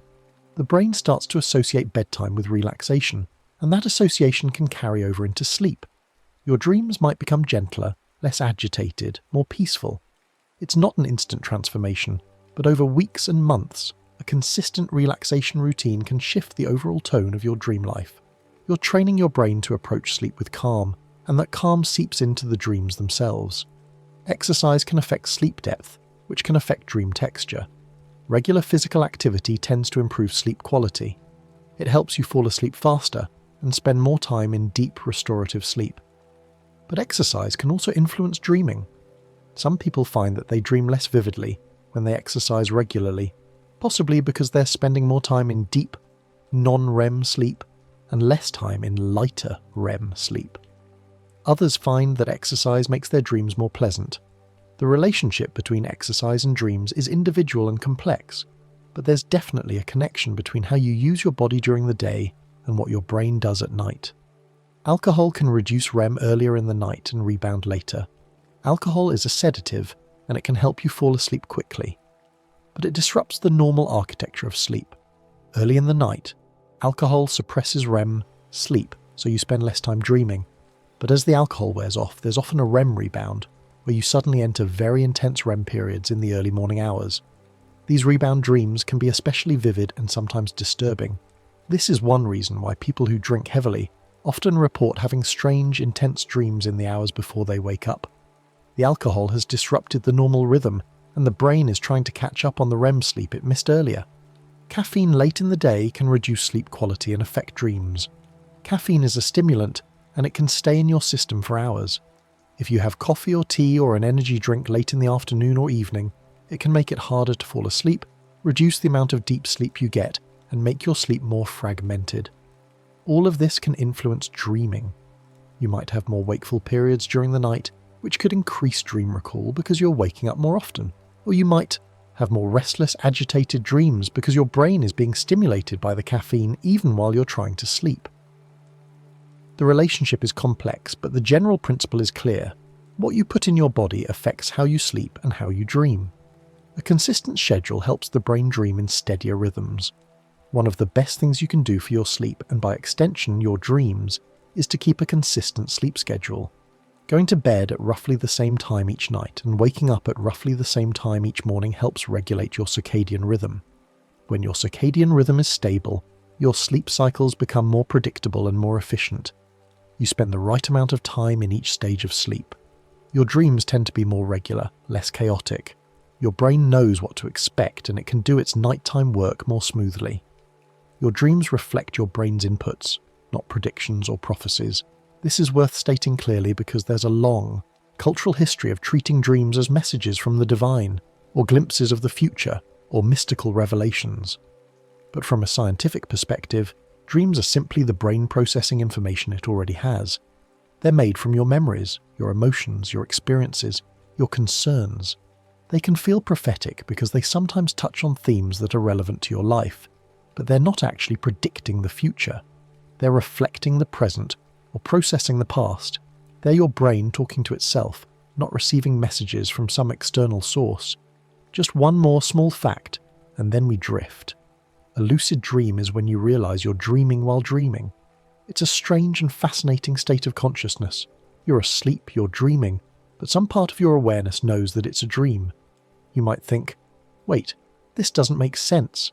I must be dreaming. And then you are, in a sense, awake within the dream. You're still asleep. The dream is still happening. But you have a kind of meta-awareness, a recognition of the dream as a dream. This can happen spontaneously, or some people train themselves to do it more regularly. Either way, it's a unique experience that blurs the line between sleeping and waking consciousness. Lucid dreams are reported by many people, sometimes rarely, sometimes often. Most people have had at least one lucid dream at some point in their life, even if it was brief or fleeting. For some people, lucid dreams are very rare, happening maybe once or twice in a lifetime. For others, they happen more regularly, maybe once a month or even once a week. And a small number of people are naturally frequent lucid dreamers, experiencing lucidity in dreams most nights. The frequency varies widely from person to person, and it can change over the course of a lifetime. Someone who had lots of lucid dreams as a child might have them less often as an adult, or vice versa. Lucidity can be gentle, simply noticing, not controlling.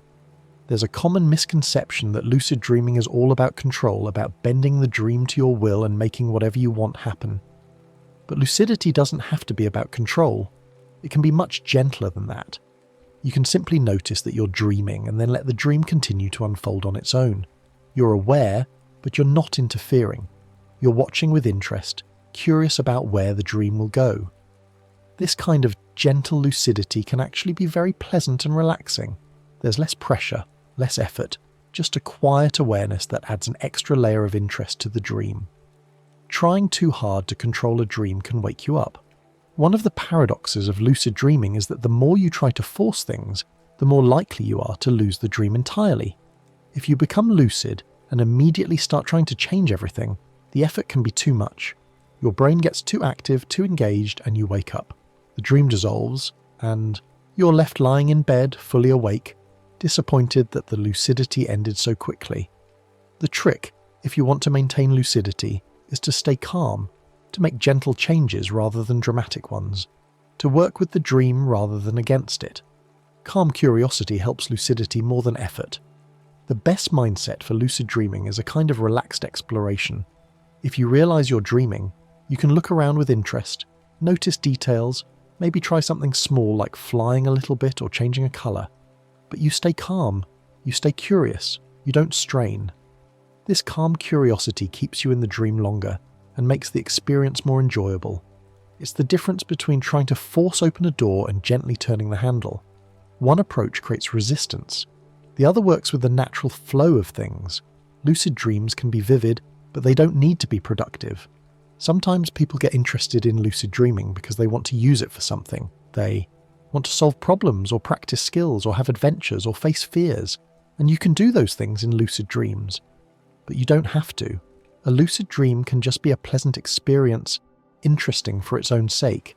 You can enjoy the strangeness of being aware in a dream without needing it to serve a purpose. Not everything has to be productive. Sometimes it's enough just to notice, to be present, to appreciate the odd beauty of the dreaming mind. Some people use lucidity to soothe themselves inside a dream. This is one of the more therapeutic applications of lucid dreaming. If you're having an unpleasant dream and you realize you're dreaming, you can sometimes shift the tone of the dream. You can remind yourself that it's not real, that you're safe. You can talk to dream characters who are frightening and ask them what they want. You can change the scenery or bring in a comforting presence. Some people find this incredibly helpful for dealing with recurring nightmares. The lucidity gives them a sense of agency within the dream, a way to reduce distress and feel more in control. Lucidity can fade in and out within the same dream. Lucid dreaming isn't usually a stable state. You might become lucid, stay aware for a few moments, and then lose that awareness and slip back into normal dreaming. Or you might drift in and out of lucidity multiple times within the same dream, gaining and losing awareness like a flickering light. This instability is normal. The brain is balancing between different states of consciousness, and sometimes you hover right at the edge between sleeping and waking awareness. It can feel frustrating if you're trying to maintain lucidity, but it's also part of the natural rhythm of how consciousness works during sleep. Not everyone wants lucid dreams, and that's perfectly fine. There's sometimes an assumption in discussions of lucid dreaming that it's something everyone should aspire to, that it's better than regular dreaming, but that's not true. Some people find lucid dreams interesting and enjoyable. Others find them exhausting or unsettling. Some people prefer to let dreams happen naturally, without any conscious interference. There's no right or wrong way to dream. If you're curious about lucidity, you can explore it. If you're not, you can simply let your dreams be what they are. Both approaches are valid. The most sleep-friendly approach is letting dreams do their own thing. From a purely restful sleep perspective, the best thing you can do is not worry too much about your dreams. Don't try to control them. Don't try to remember them if they don't want to be remembered. Don't analyze them to death. Just let them happen in the background while your body and brain restore themselves. Dreams will take care of themselves. They'll do whatever work they need to do. Your job is to sleep, to rest, to let the process unfold naturally. The more you can relax your grip on the whole experience, the more restful your sleep is likely to be. Just one more small fact, and then we drift. Recurring dreams are common, especially during stressful seasons. Most people have experienced at least one recurring dream, a dream that comes back again and again with the same basic theme or setting or situation. These dreams are especially common during times of stress or transition, when your brain is dealing with ongoing challenges or unresolved emotions. The dream repeats because the issue it's processing is still present, still active, still unresolved. Once the underlying stress is addressed, or the transition is complete, the recurring dream often stops on its own. Recurring dreams often revolve around unfinished feelings or patterns. The repetition is usually a sign that your brain is still working on something. There's an emotional pattern that hasn't been fully processed, or a problem that hasn't been solved, or a feeling that hasn't been fully felt. The dream keeps coming back because the work isn't done. This doesn't mean you need to consciously figure out what the dream means or solve the problem it represents. Often, just going through the process of living, of moving forward through your life, is enough. The brain will eventually finish its processing, and the dream will stop recurring naturally. Many people share common themes, like being unprepared or late. When researchers collect dream reports from large groups of people, they find certain themes that show up again and again across different individuals and cultures. Dreams about being late for something important. Dreams about being unprepared for a test or presentation. Dreams about being naked in public. Dreams about falling, or being chased, or losing teeth. These common themes seem to tap into universal human anxieties about competence, social acceptance, control, and vulnerability. The specific details vary from person to person, but the underlying emotional themes are remarkably consistent. These themes reflect emotion more than literal meaning. If you dream about being late for a test, that doesn't mean you're literally worried about an upcoming test. It means you're feeling some kind of performance anxiety, or fear of being judged, or concern about being unprepared for something. The test is a symbol, a way for your brain to represent a more general emotional state. The same goes for other common dream themes. Being chased doesn't mean you're literally running from someone. It means you're feeling pursued by something, maybe a fear or a responsibility or a feeling you're trying to avoid. The emotion is the core truth. The scenario is just the packaging. Dream symbols are personal. One person's ocean can mean calm, another's change. This is why dream dictionaries, which try to give universal meanings to symbols, are so limited. A symbol doesn't have one fixed meaning that applies to everyone. The meaning of a symbol depends on your personal history, your associations, your emotions. If you grew up near the ocean and have happy memories of beach vacations, the ocean in your dreams might represent peace and freedom. But if you had a frightening experience in the water, the ocean might represent danger or loss of control. The same symbol can mean completely different things to different people, or even to the same person at different times. The brain likes metaphors because they compress complicated feelings. Metaphors are efficient. They allow the brain to express something complex in a simple, condensed form. Instead of having a dream that explicitly works through all the nuances of a complicated relationship, you might dream about trying to pack a suitcase that won't close. The suitcase is a metaphor for the relationship, and the struggle to pack it represents the difficulty of managing all the complex feelings involved. Your brain doesn't have to spell it all out. The metaphor does the work, carrying all that emotional complexity in a single image. A dream can be about something without being a direct replay. Dreams rarely show you exactly what happened.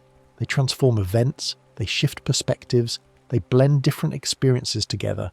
So a dream about a specific challenge you're facing might not actually feature that challenge directly.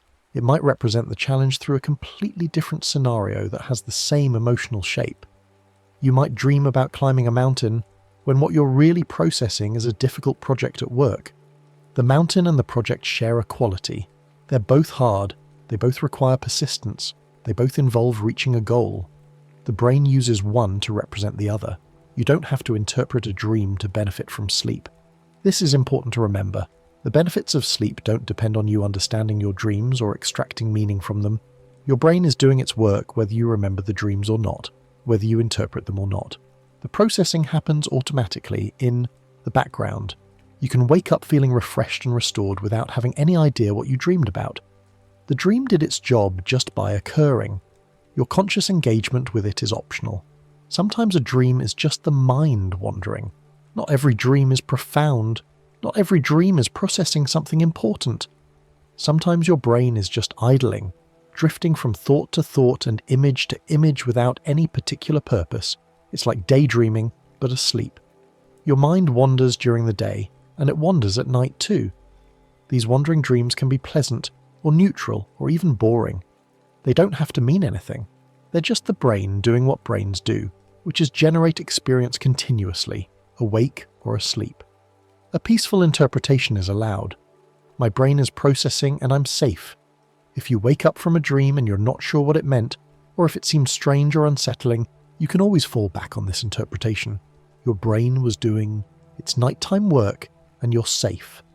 You don't have to dig deeper if you don't want to. You don't have to find a hidden message. You can simply acknowledge that dreaming happened, that it's a normal part of sleep, and that you're okay. This kind of gentle, accepting attitude toward dreams often makes them less disruptive and helps you get back to sleep more easily if you wake during the night. Just one more small fact, and then we drift. Dreams are one way the brain explores possibilities without consequences. In waking life, every choice you make has real consequences. You have to commit to one path and let the others go. But in dreams, your brain can explore multiple possibilities simultaneously. It can play out different scenarios, try different approaches, see what happens without any real-world risk. This is part of how the brain prepares you for future challenges. It's running simulations, testing responses, building a repertoire of possibilities. When you wake up, you don't consciously remember most of this, but the learning is still there, encoded in your neural patterns. They can be creative because the brain loosens the usual rules. During waking hours, your brain operates under certain constraints: logic, physics, social conventions, the rules of language and narrative. These constraints help you function in the real world, but they also limit creativity. In dreams, many of these constraints are relaxed. Things can be impossible. Logic can be suspended. Conventions can be ignored. This loosening allows the brain to make connections it wouldn't make when fully awake, to combine ideas in novel ways, to see relationships that aren't obvious under normal constraints. Dreams can link distant ideas into surprising combinations. This is where some of the creative power of dreams comes from. Your brain can take two ideas that seem completely unrelated and put them together in a dream, and sometimes that combination reveals something interesting. Maybe it's a solution to a problem you've been working on. Maybe it's a new way of thinking about something. Maybe it's just a strange, beautiful image that sticks with you. The brain is exploring its own internal landscape, finding connections across distant territories of memory and thought. Some artists and scientists have reported inspiration from dreams. There are famous examples throughout history. Scientists who solved problems in dreams, writers who got story ideas from dreams, musicians who heard melodies in dreams and wrote them down when they woke up. visual artists who saw images in dreams and later created them. Dreams can be a source of creative insight, though it's important not to romanticize this too much. Most dreams don't lead to breakthroughs. Most creative work happens through conscious effort, but occasionally, the free associative quality of dreaming can produce something genuinely useful or beautiful. But most dreams don't need a purpose, they can simply pass through. And this is the final important point about dreams. They don't all have to be meaningful. They don't all have to teach you something or show you something or give you something. Most dreams are just dreams. They happen, they fade, and that's okay. You can let them pass through without grasping at them, without needing them to be more than they are. They're part of the texture of sleep, part of the fabric of consciousness, and they don't require anything from you except the willingness to let them be. You're not required to remember your dreams to sleep well. Sleep quality and dream recall are separate things. You can have excellent restorative sleep and remember no dreams at all. You can have poor sleep and remember lots of dreams. The two aren't directly connected. What matters for your health and well-being is that you're getting enough sleep, that the sleep is relatively undisturbed, that you're cycling through the different stages properly. Whether you remember your dreams is interesting, but it's not essential. If you naturally remember dreams, that's fine. If you don't, that's also fine. Rest is still rest, even if the mind is making gentle images. Sometimes people worry that dreaming means they're not really resting, that their brain is too active, that they're working all night and not getting the restoration they need. But that's not how it works. The brain is supposed to be active during sleep. It's supposed to be dreaming, processing, organizing. That activity is part of rest, not opposed to it. Your brain rests in a different way than your body rests. It doesn't shut down, it shifts modes. And those shifts, including the shifts that produce dreams, are essential for health. If you wake from a dream, you can let it dissolve like fog. When you wake up in the middle of the night from a dream, you have a choice. You can try to hold on to it, analyze it, figure out what it means. Or you can just notice it briefly and then let it go, let it dissolve like fog in the morning sun, drifting away, becoming less and less distinct until it's gone completely. Often, that second approach is more restful. You acknowledge the dream, maybe notice the general feeling it left behind, and then you relax back into sleep. The dream has already done whatever it needed to do. You don't need to work with it consciously. The next dream will come on its own, without effort. You don't have to make dreams happen. You don't have to try to dream. Dreams are spontaneous. They arise naturally from the sleeping brain. If one dream ends, another will come along eventually, without any effort on your part. You don't have to worry about whether you're dreaming enough, or dreaming the right kinds of dreams, or getting the most out of your dreams. They take care of themselves. Your role is passive. You simply sleep, and dreams appear and disappear like waves on a shore, each one arriving and receding according to its own rhythm. Tonight you can let dreams be quiet, poetry, arriving, fading, and leaving you deeper in sleep. This is perhaps the most restful way to think about dreams, not as problems to solve, or messages to decode, or experiences to control, but as quiet poetry, as images and feelings that drift through the night, beautiful or strange or mundane, but always temporary, always fading. They arrive without announcement, they leave without permission, and while they're there, they do their quiet work, whatever that work may be, and then they're gone, and you're deeper in sleep, deeper in rest, deeper in the gentle restoration that sleep provides. Just one more small fact, and then we drift. The images float farther away now, like lanterns on a dark lake, each one glowing softly for a moment before the distance makes it dim. You can watch them go without needing to follow. They were never meant to be held, only witnessed. The lake is wide and calm, and the lanterns drift according to currents you can't see and don't need to understand. This is the natural way of dreams. They come into view, they glow, they fade into the dark water of sleep, and you remain here, breathing slowly, jaw relaxed, nothing to do. There is nothing to chase anymore, no facts to remember, no concepts to grasp. The information has passed through, left its gentle mark and moved on. Your brain has heard what it needed to hear. It's sorting quietly now, filing, organizing, letting some things go and keeping others according to its own wisdom. You don't have to help. You don't have to solve anything. The work is happening below the surface, in the deep currents of sleep, and all you need to do is rest. Your breathing has its own rhythm now, steady and slow. in and out, without thought, without effort. Your body knows how to do this. It has been breathing all your life, and it will keep breathing through the night while you sleep. Each breath is an anchor, a gentle reminder that you are here, you are safe, you are exactly where you need to be. Nothing more is required of you. The night is long enough for all the dreams you need. You don't have to rush toward them or away from them. They will come in their own time, unfold in their own way, and leave when they're ready to leave. Some you'll remember, most you won't, and either way they will have served their purpose. Your brain will have done its nighttime work, and when morning comes, you'll wake restored, whether you remember the journey through the night or not. Let the last words fade now. Let them become as quiet as breath, as gentle as the space between thoughts. There is nothing left to say, nothing left to do, only sleep, deep and soft and welcoming. Only the night, holding you safely, only rest. The next story is about to begin. Please relax and enjoy. Sleep is an active biological process, not simply turning off. When you close your eyes at night and begin to drift away from waking consciousness, it might feel like you're powering down, like a machine being switched off at the end of a long day. But that's not quite what's happening. Your brain stays busy during sleep, just in different patterns. The networks that kept you alert and focused on the outside world begin to quiet, yes, but other networks wake up. Different systems take their turn at the front of the stage. Your sleeping brain is working, processing, organizing, maintaining. It's more like a theatre changing sets between acts than a theatre going dark. Sleep helps the body regulate many systems at once, like a nightly tune-up. While you're unaware of the world around you, your body's attending to 100 small tasks. Hormones are released on schedule. Tissues are inspected and repaired. Waste products are cleared away. Your immune system coordinates its efforts. Your metabolism recalibrates itself. All of this happens without your conscious involvement, like a city's maintenance crew working through the quiet hours when traffic has ceased. The work is essential, but it can only happen properly when the demands of daytime activity have paused. Humans are one of many species that sleep.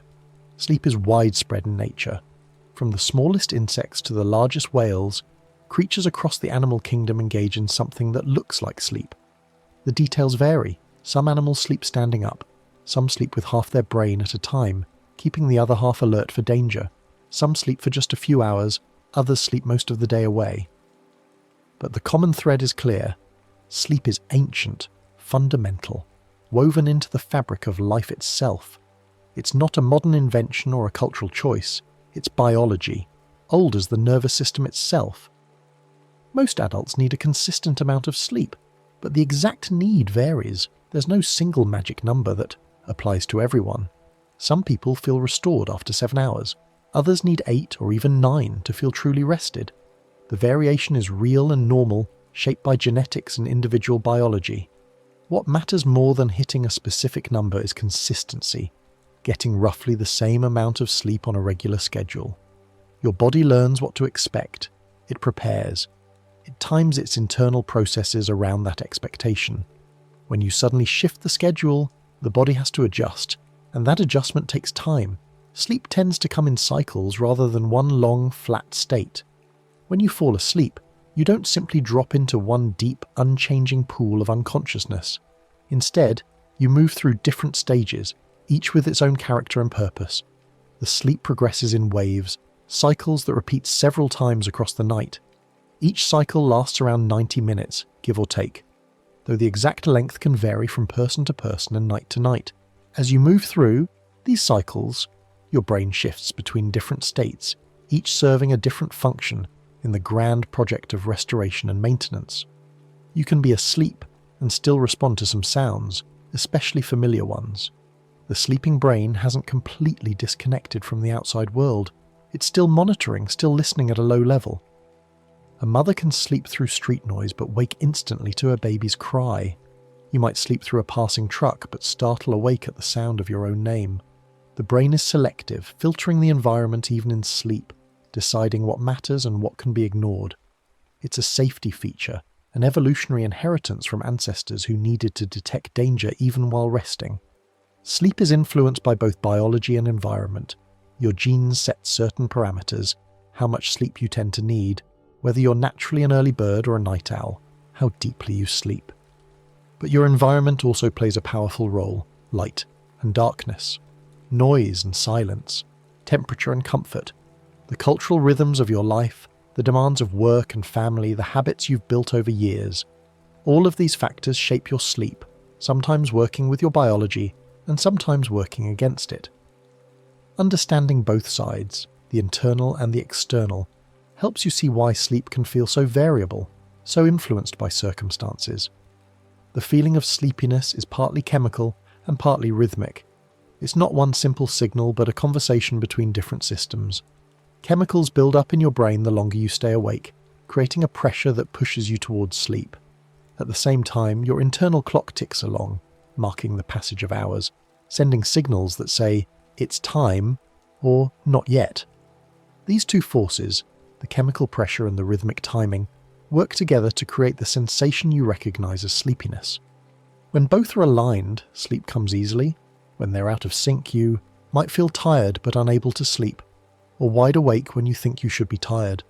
Resting quietly helps, but sleep has unique brain state features rest can't fully replace. Lying down with your eyes closed is better than nothing. It lowers your heart rate, eases your muscles, gives your mind a break from constant input. But it's not the same as sleep. Sleep brings specific brainwave patterns that don't appear during quiet rest. It triggers the release of specific hormones. It activates cleanup and repair processes that only fully engage when you cross the threshold into actual sleep.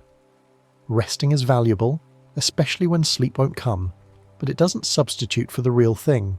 The brain knows the difference. Just one more small fact, and then we drift. Sleep is guided by sleep pressure, which builds the longer you stay awake. Imagine a weight that grows heavier with each passing hour of consciousness. When you first wake up in the morning, that weight is light, barely noticeable. You feel alert and clear. But as the day progresses, as you work and think and move through the world, the weight increases.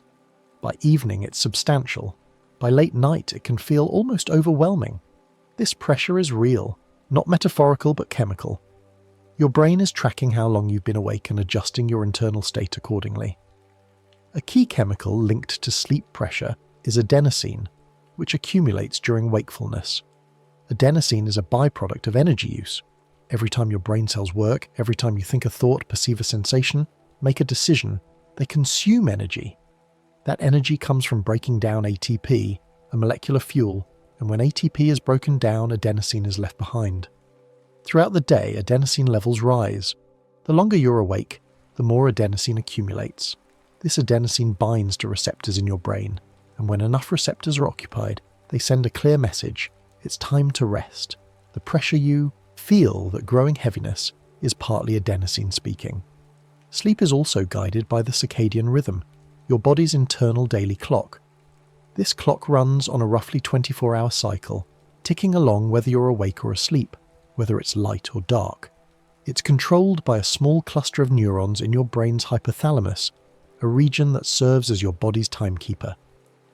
This clock doesn't just tell you when to sleep, it coordinates countless processes across your body: when to release certain hormones, when to adjust your body temperature, when to prime your digestive system for food.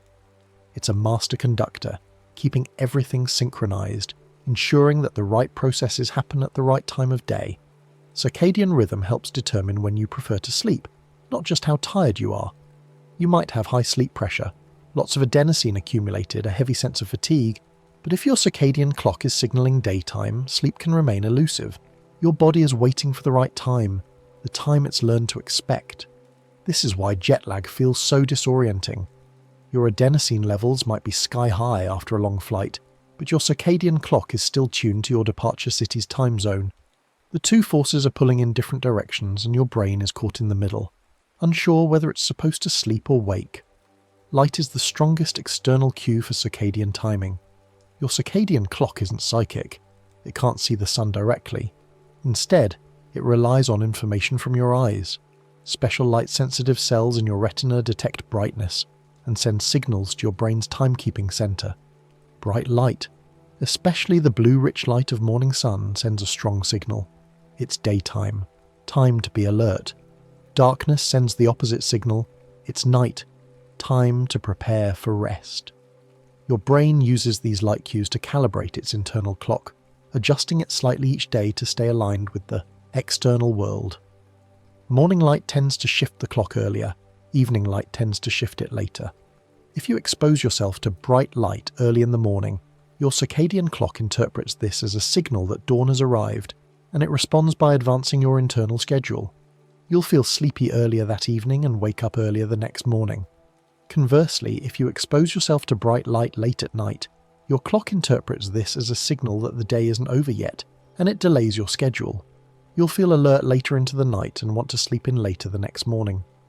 These shifts are gradual and subtle, but over time they can significantly change your sleep timing. Consistent timing helps the brain predict when to release sleep signals. Your brain loves predictability. When you go to bed at roughly the same time each night and wake at roughly the same time each morning, your brain learns the pattern. It begins to anticipate. It starts releasing sleep-promoting hormones like melatonin in advance of your usual bedtime. It prepares your body, lowering your core temperature, slowing your heart rate, shifting you into a state conducive to sleep. This preparation makes falling asleep easier. When your schedule is erratic, your brain can't predict, can't prepare, and sleep becomes more effortful. Sleep pressure and circadian rhythm work together, like two hands guiding the same door. Think of sleep as a door you pass through each night. One hand pushing that door is adrenaline, the chemical pressure that builds with wakefulness. The other hand is your circadian rhythm, the internal clock that says, now is the time. When both hands push together, when adenosine is high and your circadian clock is signaling night, the door swings open easily. Sleep comes naturally. But if only one hand is pushing, the door resists. High adenosine with the wrong circadian timing, or the right circadian timing without sufficient adenosine can leave you stuck in an uncomfortable middle ground. You can feel awake at night if circadian rhythm says day, even with high sleep pressure. This is the essence of insomnia for some people. They're exhausted. They've been awake for 16 or 18 hours. Adenosine has accumulated. But their circadian clock, for whatever reason, may be delayed by late-night light exposure, may be naturally inclined toward a later schedule, is still signaling alertness. Their brain is receiving mixed messages and alertness wins out. They lie in bed, tired but wired, unable to cross the threshold into sleep. It's frustrating because it feels like something should be simple but isn't. You can feel sleepy in the afternoon even if you slept well, because circadian rhythm dips. Most people experience a natural dip in alertness in the early to mid-afternoon, typically between 1 and 3 o'clock. This dip isn't caused by lunch, though eating can make it more noticeable. It's built into the circadian rhythm itself. Your internal clock has a small trough during this period, a brief downturn in alertness before it rises again into the evening. This is why siestas are culturally common in many parts of the world. The body is naturally inclined toward rest at this time. Even if your adenosine levels are low because you slept well the night before, the circadian dip can still make you feel drowsy. Just one more small fact, and then we drift. Sleep is commonly described in NREM and REM stages. These acronyms refer to two fundamentally different types of sleep. NREM stands for non-rapid eye movement sleep, and it's the more quiet, still form of sleep. REM stands for rapid eye movement sleep, named for the quick, darting motions your eyes make beneath your closed eyelids during this stage. These two types of sleep look different on a brain monitor, feel different if you happen to wake from them, and serve different functions for your body and mind. Together they make up the architecture of a night's sleep, alternating in a regular pattern. NREM sleep includes lighter and deeper phases. NREM isn't one uniform state. It's usually divided into 3 stages, though scientists sometimes use different classification systems. Stage 1 is the lightest, a transitional zone between wakefulness and true sleep. You can be easily woken from stage 1, and you might not even realize you were asleep. Stage 2 is deeper. Your brain waves slow down, and distinctive patterns called sleep, spindles, and K-complexes appear. These patterns are thought to help protect your sleep from being disturbed by outside noise. Stage 3 is the deepest phase of NREM, sometimes called slow-wave sleep because your brain produces long, slow, rolling waves of electrical activity. This is the sleep people usually mean when they talk about deep sleep. Deep NREM sleep is often linked with physical restoration and slow brain waves. During this stage, your body is at its most relaxed. You're Muscles are loose, your heart rate and breathing slow to their lowest points of the night. Growth hormone is released, supporting tissue repair and growth. This is the sleep that feels most restorative. If you wake from deep NREM, you'll likely feel groggy and disoriented, as though you've been dragged up from a great depth. The slow brain waves that characterize this stage, delta waves, reflect a high degree of synchronization across the brain. Large groups of neurons are firing in unison, creating a powerful rhythmic signal that seems to support the brain's maintenance work. REM sleep is often linked with vivid dreaming and active brain patterns. If you were to look at a brain scan during REM sleep, it might remind you of a waking brain. There's a lot of activity, a lot of fast, irregular waves. Your brain is burning nearly as much energy as it does when you're awake. Your eyes move rapidly beneath your eyelids, scanning a dream landscape that only you can see. Your heart rate and breathing become more variable, less regular than in NREM. And yet, despite all this activity, your large muscles are essentially paralyzed. Your brain sends a signal down your spinal cord that temporarily disconnects most motor commands, preventing you from acting out your dreams. It's a strange state, an active mind in a still body. A full sleep cycle repeats multiple times across the night. Each cycle moves through the stages in sequence: light NREM, deeper NREM, back to lighter NREM, and then into REM. The cycle then starts again.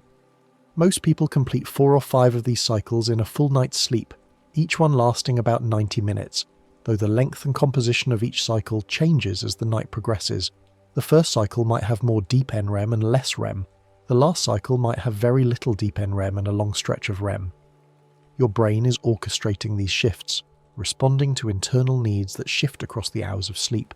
Early night sleep tends to contain more deep NREM. In the first part of the night, your brain seems to prioritize the deepest, slowest stages of sleep.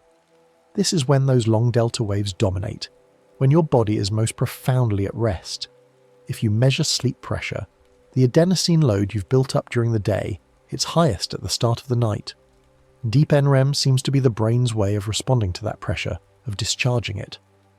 As the night progresses and sleep pressure decreases, the need for deep NREM diminishes. Later cycles contain less of it, or none at all. Later night sleep tends to contain more REM. As the night wears on, REM periods grow longer. In the first cycle, you might get only a few minutes of REM. By the final cycle, before you wake in the morning, you might spend 30 or even 40 minutes in REM. This shift might be related to circadian timing. Your body temperature is rising as morning approaches. Your brain is preparing to wake up. REM sleep, with its active brain patterns, might serve as a bridge between deep sleep and wakefulness, a gentler way to transition back to consciousness. The dreams you have in these long morning REM periods are often the ones you remember, simply because you're more likely to wake directly from them. These shifts are normal and part of a healthy architecture. The changing composition of sleep cycles across the night isn't a flaw or a problem. It's design. Your brain knows what it's doing. Early in the night, when sleep pressure is high and you're far from needing to wake, deep NREM dominates. Later, when morning approaches and your circadian clock is nudging you toward wakefulness, REM takes over. This pattern has been shaped by evolution, refined over millions of years to serve the needs of a sleeping brain and body. Trusting this pattern, rather than worrying about it, can make sleep feel less mysterious and more manageable. Brief awakenings between cycles are common and often not remembered. As your brain transitions from one cycle to the next, it sometimes surfaces briefly into something close to wakefulness. You might shift position, adjust your blanket, open your eyes for a moment. These awakenings are normal and healthy. They're not a sign of insomnia or broken sleep. In fact, they're so common that most people experience several of them each night without even knowing it. The key is that they're brief. If you don't engage with them, if you don't start thinking about your day or checking the time, you'll usually slip back into sleep within seconds. The awakening never registers in memory, and by morning you have no idea it happened. Waking up isn't always a sign of bad sleep. It can be part of cycling.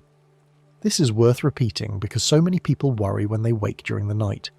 They interpret it as evidence that something's wrong, that their sleep is broken. But waking between cycles is expected. It's part of how sleep works. The problem arises when the waking leads to worry, and the worry leads to prolonged wakefulness. The awakening itself isn't the issue, it's what you do with it. If you can accept it as normal, stay calm and wait for the next cycle to pull you back under, then those brief moments of wakefulness become invisible, forgotten by morning. Just one more small fact, and then we drift. During sleep, the brain changes how it communicates across networks. When you're awake, your brain operates like a busy highway system with constant traffic between different regions. Information flows quickly and widely. Sensory regions talk to decision-making regions. Memory centers coordinate with attention networks. The whole system is integrated, connected, working together to process the constant stream of input from the world around you.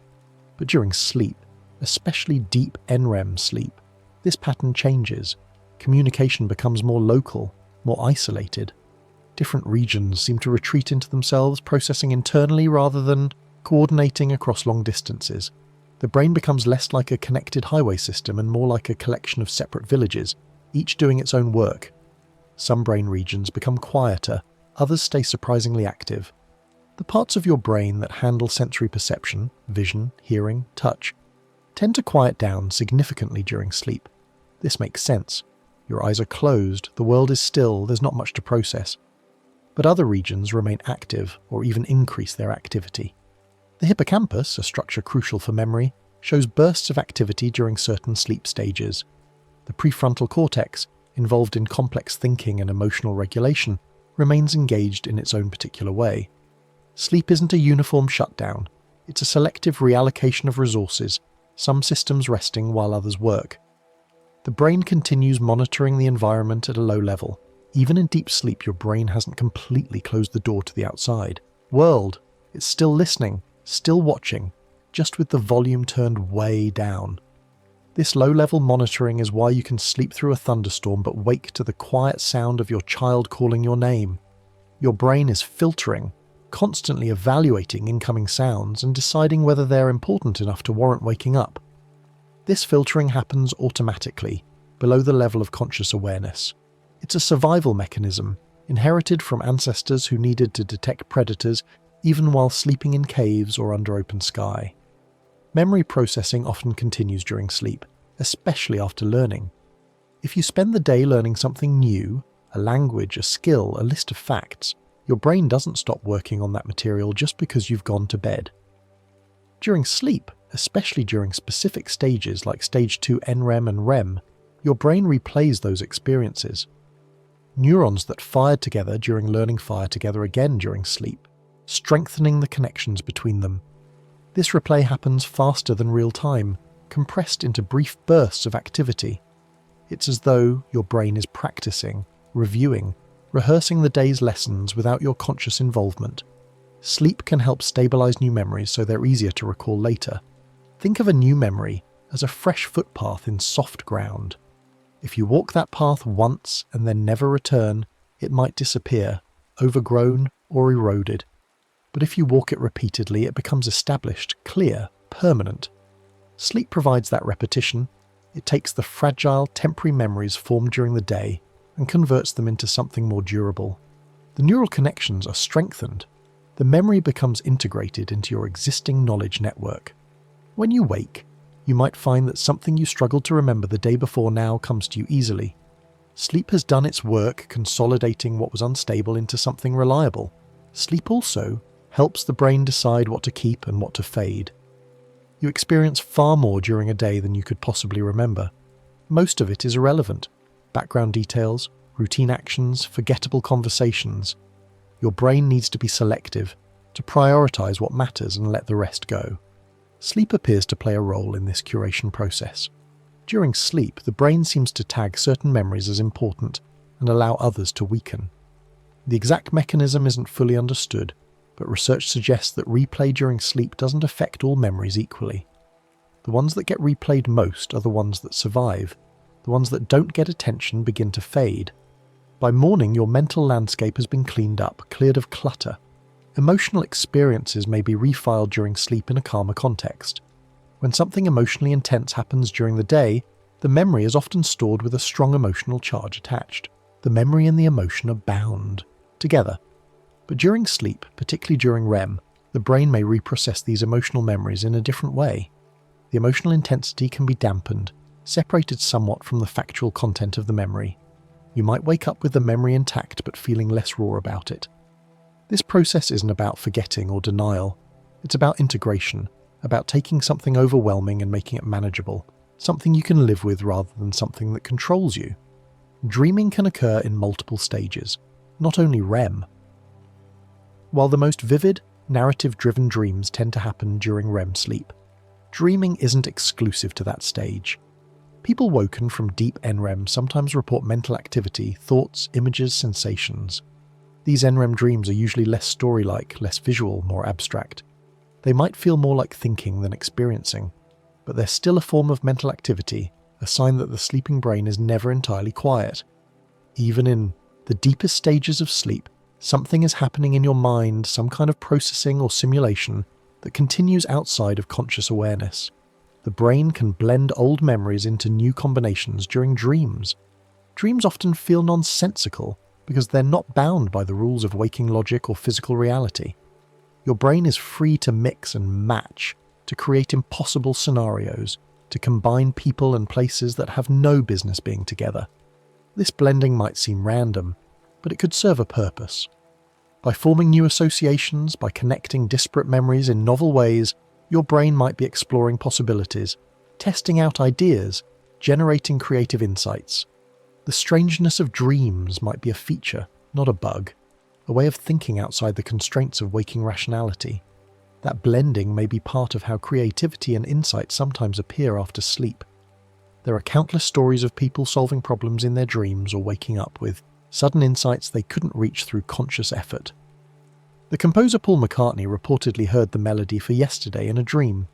The chemist August Kekulé is said to have discovered the ring structure of benzene after dreaming of a snake biting its own tail.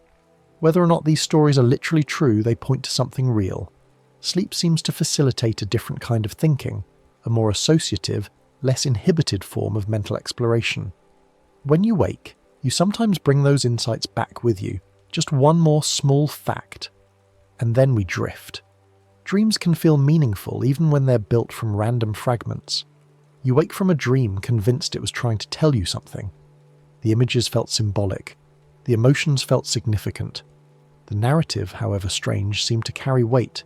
This feeling of meaning is powerful and it's real, not in the sense that the dream is a message from your subconscious or a prophecy of the future, but in the sense that your brain is designed to find patterns and create meaning.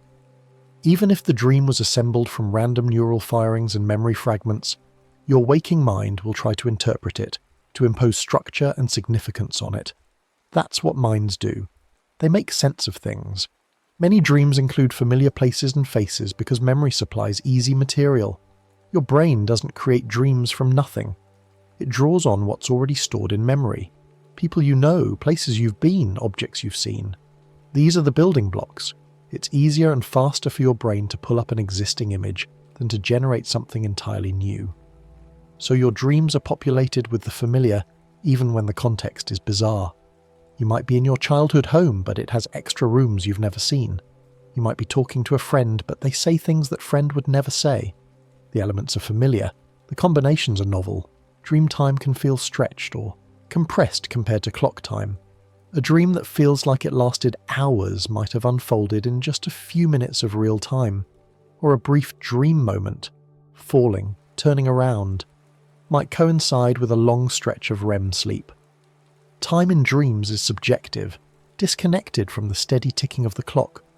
Your brain isn't tracking real time while you're dreaming. It's constructing a narrative, and that narrative has its own internal pacing. When you wake and try to remember the dream, you might have trouble estimating how long it lasted. The dream's duration is difficult to map onto real time because the two operate on different scales. Not remembering dreams is common and normal. Some people wake every morning with vivid dream memories. Others rarely remember anything. This variation is normal and doesn't indicate anything wrong with your sleep or your brain. Dream recall depends on several factors, whether you wake during or immediately after REM sleep, whether you lie still and try to remember, whether you're in the habit of paying attention to dreams. If you don't remember your dreams, it doesn't mean you're not dreaming. You are. Everyone dreams multiple times each night. It's just that the memories aren't making it from the sleeping brain into the waking mind. They're dissolving in the transition. Dream recall can depend on when you wake within a sleep cycle. If you wake naturally at the end of a REM period, you're much more likely to remember the dream you were just having. The memory is fresh, recent, still active in your mind. But if you wake from deep NREM, or if you sleep through the end of a REM period and only wake later, the dream memory has already started to fade. It's like trying to remember something from hours ago versus trying to remember something from seconds ago. The timing makes a huge difference. This is why you might remember dreams on mornings when you wake naturally, but not on mornings when an alarm yanks you out of sleep at an arbitrary point in your cycle. Stress can change dream tone, but it doesn't mean anything is wrong with you. When you're stressed or anxious, your dreams often reflect that. They might be more intense, more negative, more focused on threats or problems. This is your brain processing the emotional content of your waking life. It's not pathological. It's not a sign that you're failing to cope. It's just your mind doing what it's designed to do, working through experiences, including difficult ones. When the stress passes, the dreams usually shift back to their typical tone. The content of your dreams can be a mirror of your emotional state, but it's not a fixed or permanent reflection. It changes as you change. The brain often uses metaphors because it thinks in patterns, not sentences. Dreams are rarely literal. They deal in symbols, associations, feelings. Your brain doesn't have access to language in the same way while you're dreaming, so it communicates through images and scenarios. Being chased might represent a feeling of pressure or avoidance in your waking life. Flying might represent freedom or escape. But these interpretations are personal and contextual, not universal. The same dream image might mean different things to different people, or even different things to the same person at different times. The brain is pattern matching, linking current concerns to past experiences, creating a visual emotional shorthand that feels meaningful even when it's not immediately clear. Some dreams are more narrative, others are more like sensations or moods. Not all dreams unfold as stories. Some are just impressions, a colour, a feeling, a sense of presence. You might wake with a strong emotion but no clear memory of what happened in the dream to create that emotion. Or you might remember a single image, vivid and isolated without any context or storyline around it. These fragmentary dreams are just as real as the more elaborate ones, they're just different. Forms of the same underlying process, your brain active during sleep, generating experience even in the absence of external input. Night thoughts can feel louder because daytime noise and tasks are gone. When you lie down at night and close your eyes, the world becomes quiet. All the distractions that kept your mind occupied during the day are suddenly absent. In that quiet, your thoughts can seem amplified. Worries you barely noticed during the day can suddenly feel urgent. Small problems can feel large. This isn't because the thoughts or problems have changed. It's because your attention is no longer divided. You're focused inward, and everything internal feels more prominent. This can make falling asleep difficult, especially if the thoughts are anxious or uncomfortable. A quiet mind sometimes surfaces open loops simply because it finally has space. During the day, you're juggling tasks, responding to demands, moving from one thing to the next. Your mind doesn't have time to stop and review. But at night, in the stillness before sleep, those unresolved tasks and unfinished thoughts come forward. Your brain is essentially saying, "Hey, remember this? We didn't finish this." It's not trying to torment you. It's just doing its job, keeping track of what needs attention. The problem is that bedtime isn't the right time to address those things. Acknowledging them without engaging can help. You can tell yourself, "Yes, I see you. I'll handle you tomorrow," and then gently redirect your attention back toward rest. Just one more small fact, and then we drift. While you sleep, your breathing patterns often change and slow. When you're awake, your breathing is somewhat irregular, influenced by activity, emotion, and conscious thought. You might take a deep breath before speaking, or breathe faster when you're anxious. But as you fall asleep, that conscious control fades. Your breathing becomes automatic, governed by brainstem regions that operate below conscious awareness. The rhythm often slows and becomes more regular. Each breath deepens slightly. The pauses between breaths may lengthen. This slower, steadier breathing is part of the body's shift into rest mode, a signal that the nervous system is standing down from its daytime vigilance. Heart rate often drops during deeper stages, though patterns vary. Just as your breathing slows, your heart rate typically decreases during sleep. When you're awake and active, your heart might beat 70 or 80 or 90 times per minute depending on what you're doing. As you move into deeper sleep, that rate can drop significantly, perhaps down to 50 or 60 beats per minute, sometimes even lower. This reduction makes sense. Your body isn't moving. It doesn't need as much oxygen delivered to muscles. The cardiovascular system can ease off, conserving energy while still maintaining essential functions. During REM sleep, the pattern becomes more variable again, with heart rate fluctuating in response to dream content and the increased brain activity of that stage.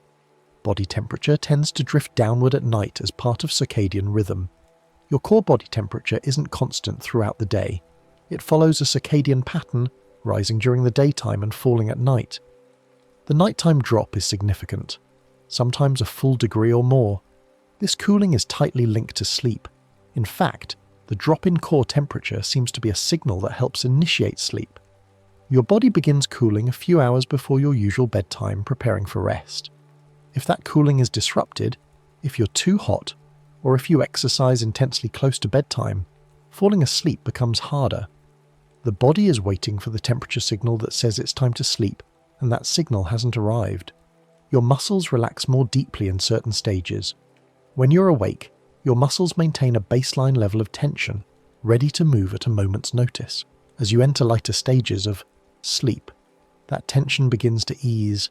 You might shift position, settle into a more comfortable posture. But during deep NREM sleep, your muscles relax even further. They become loose, heavy, nearly limp. This deep relaxation allows the body to rest completely, to release the accumulated tension of the day. The relaxation isn't complete paralysis. You can still move if needed, but it's a profound letting go, a surrender of the body's readiness to act. During REM, the body reduces most large muscle movement, a normal protective feature. While your brain is active during REM, creating vivid dreams full of action and emotion, your body is still. This stillness is deliberate, controlled by a mechanism in the brainstem that temporarily blocks motor commands from reaching your muscles.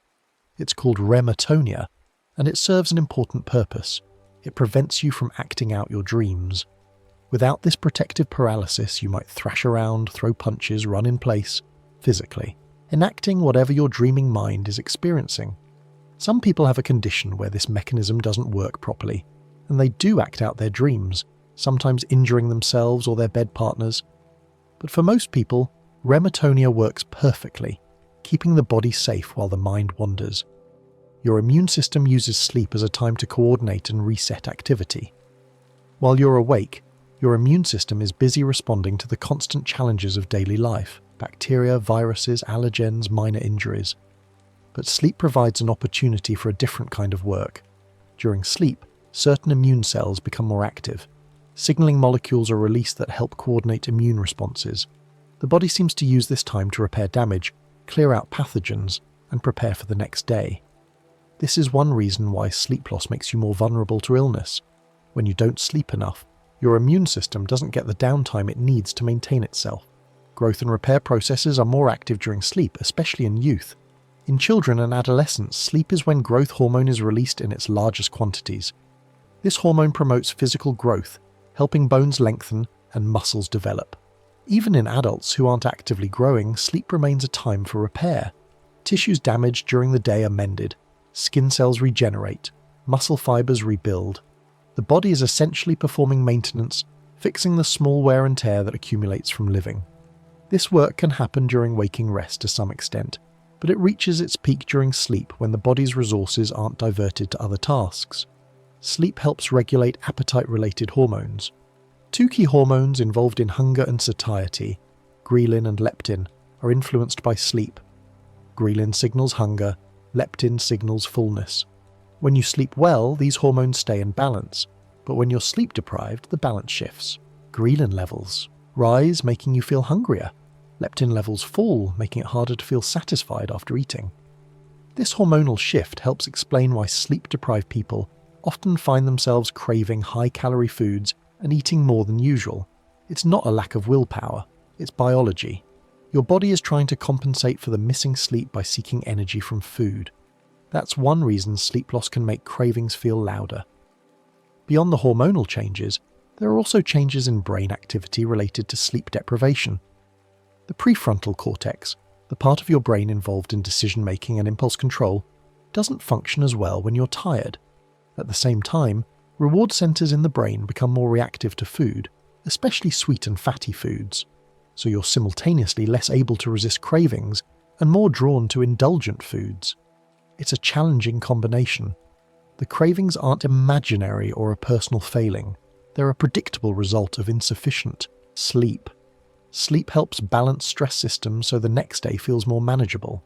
Your body's stress response, the system that releases cortisol and adrenaline when you're under pressure, needs regular resetting.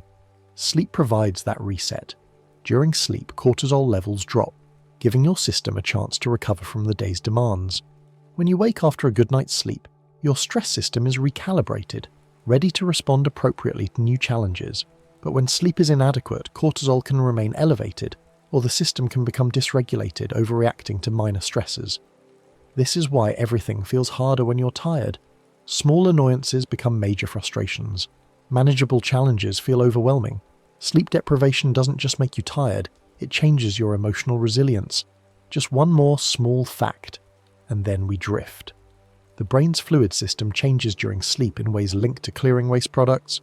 Your brain is metabolically active, constantly burning energy and producing waste. During the day, these waste products accumulate. They need to be cleared away, but the brain doesn't have a traditional lymphatic system like the rest of your body. Instead, it has something called the glymphatic system, a network of channels that allows cerebrospinal fluid to flow through brain tissue, washing away metabolic waste. This system is most active during sleep, particularly during deep NREM sleep. The cells in your brain actually shrink slightly, widening the spaces between them and allowing fluid to flow more freely. It's a nightly cleaning cycle, essential for maintaining brain health.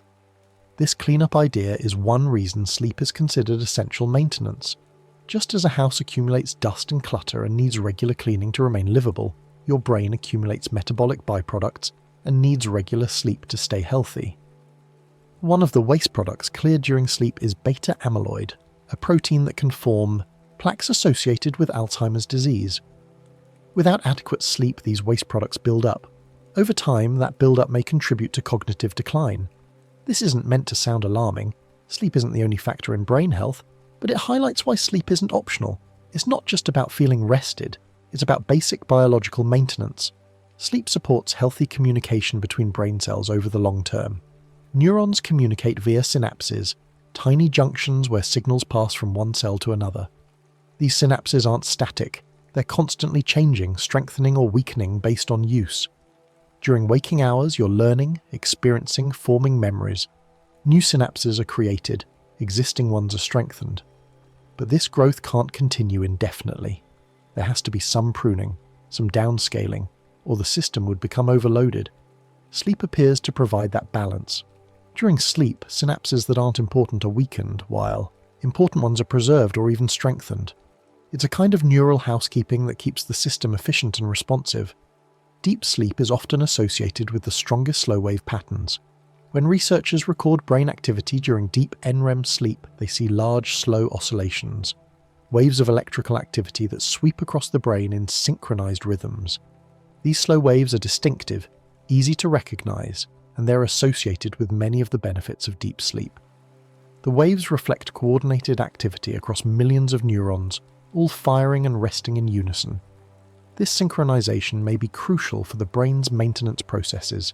It's as though the brain needs to quiet its normal, busy activity, all the independent chatter of different regions, in order to perform large-scale, system-wide tasks.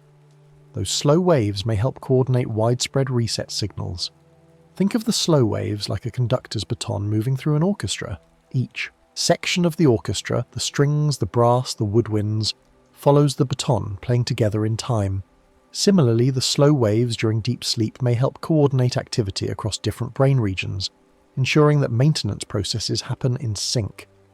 Memory consolidation, synaptic pruning, waste clearance. All of these may be orchestrated by the slow wave activity, guided by those large, rolling oscillations that define deep NREM sleep. Sleep is also linked to stabilizing learning, especially skills and patterns. If you practice a new skill, playing a musical instrument, shooting a basketball, typing without looking, you'll improve during practice, but you'll improve even more after a night of sleep. This consolidation of motor skills is well documented. The neural circuits involved in the skill are replayed and refined during sleep, particularly during stage 2 NREM, where sleep spindles, brief bursts of rapid brain activity, seem to play a key role. When you wake, the skill feels smoother, more automatic. Your brain has been practicing while you slept.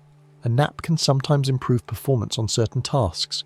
Even a short nap, 20 or 30 minutes, can provide benefits, especially for tasks that require sustained attention or memory recall. A nap allows your brain to clear some accumulated adenosine, reducing sleep pressure temporarily. It can also provide a brief period of memory consolidation, helping to stabilize information you learned earlier in the day.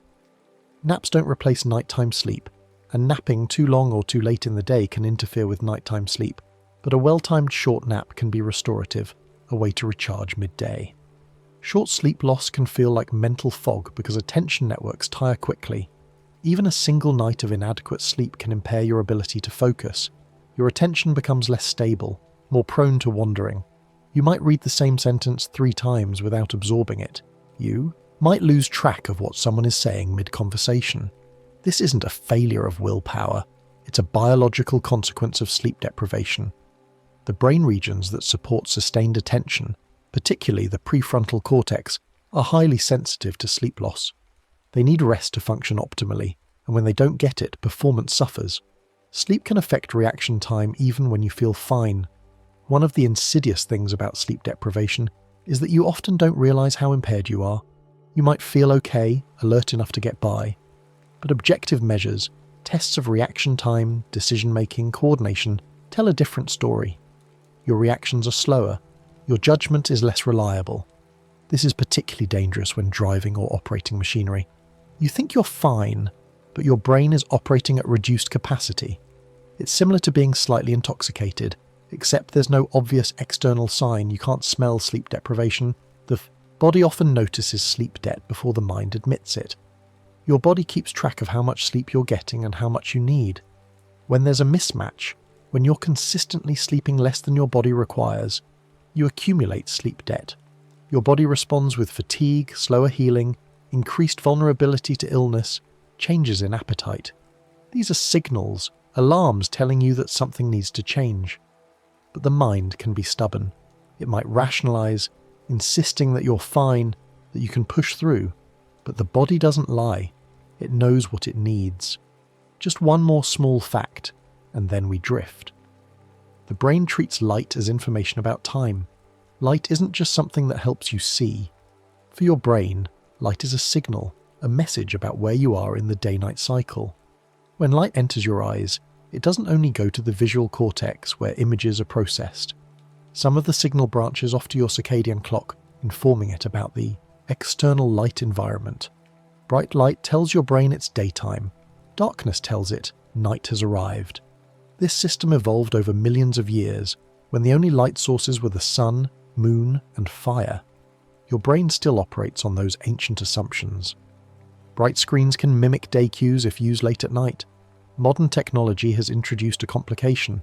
Screens, phones, computers, tablets, televisions emit bright light, often rich in blue wavelengths that are particularly effective at signaling daytime to your brain. When you use these devices late at night, you're essentially telling your circadian clock that the day isn't over yet.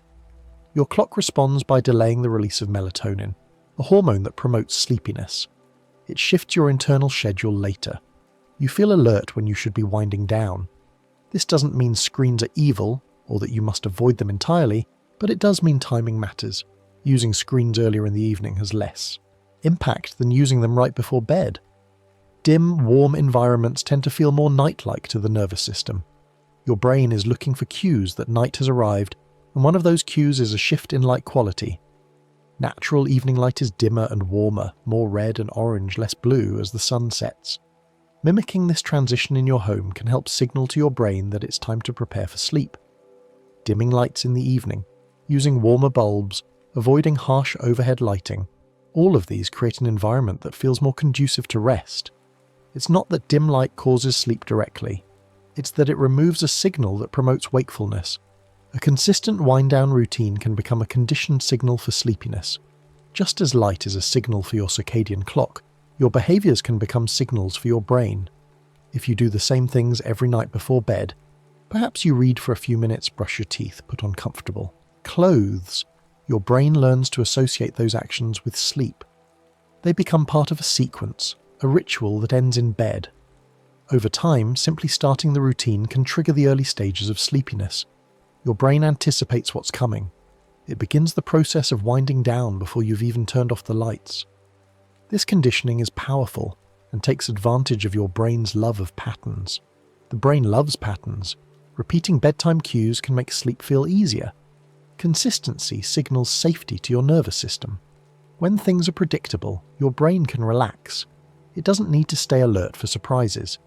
This is part of why a regular sleep schedule helps. Your brain knows what to expect. It prepares in advance. The same principle applies to your bedtime routine. The more consistent you are, going to bed at roughly the same time, following the same sequence of actions, the more your brain can automate the transition into sleep. It becomes less effortful, more natural. Sleep stops being something you have to force and becomes something that arrives on its own. Caffeine works mainly by blocking adenosine receptors, masking sleep pressure. Remember adenosine, the molecule that accumulates during wakefulness and creates sleep pressure. Caffeine is shaped similarly enough to adenosine that it can fit into the same receptors. When caffeine occupies those receptors, adenosine can't bind to them. The signal that says you're tired is blocked. But the adenosine is still there, still accumulating.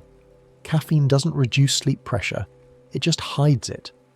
When the caffeine eventually wears off, all that accumulated adenosine floods the available receptors at once.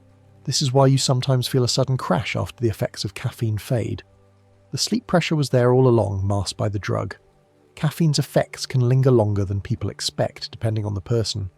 Caffeine has a half-life of about 5 or 6 hours in most people, though this varies based on genetics, age, and other factors.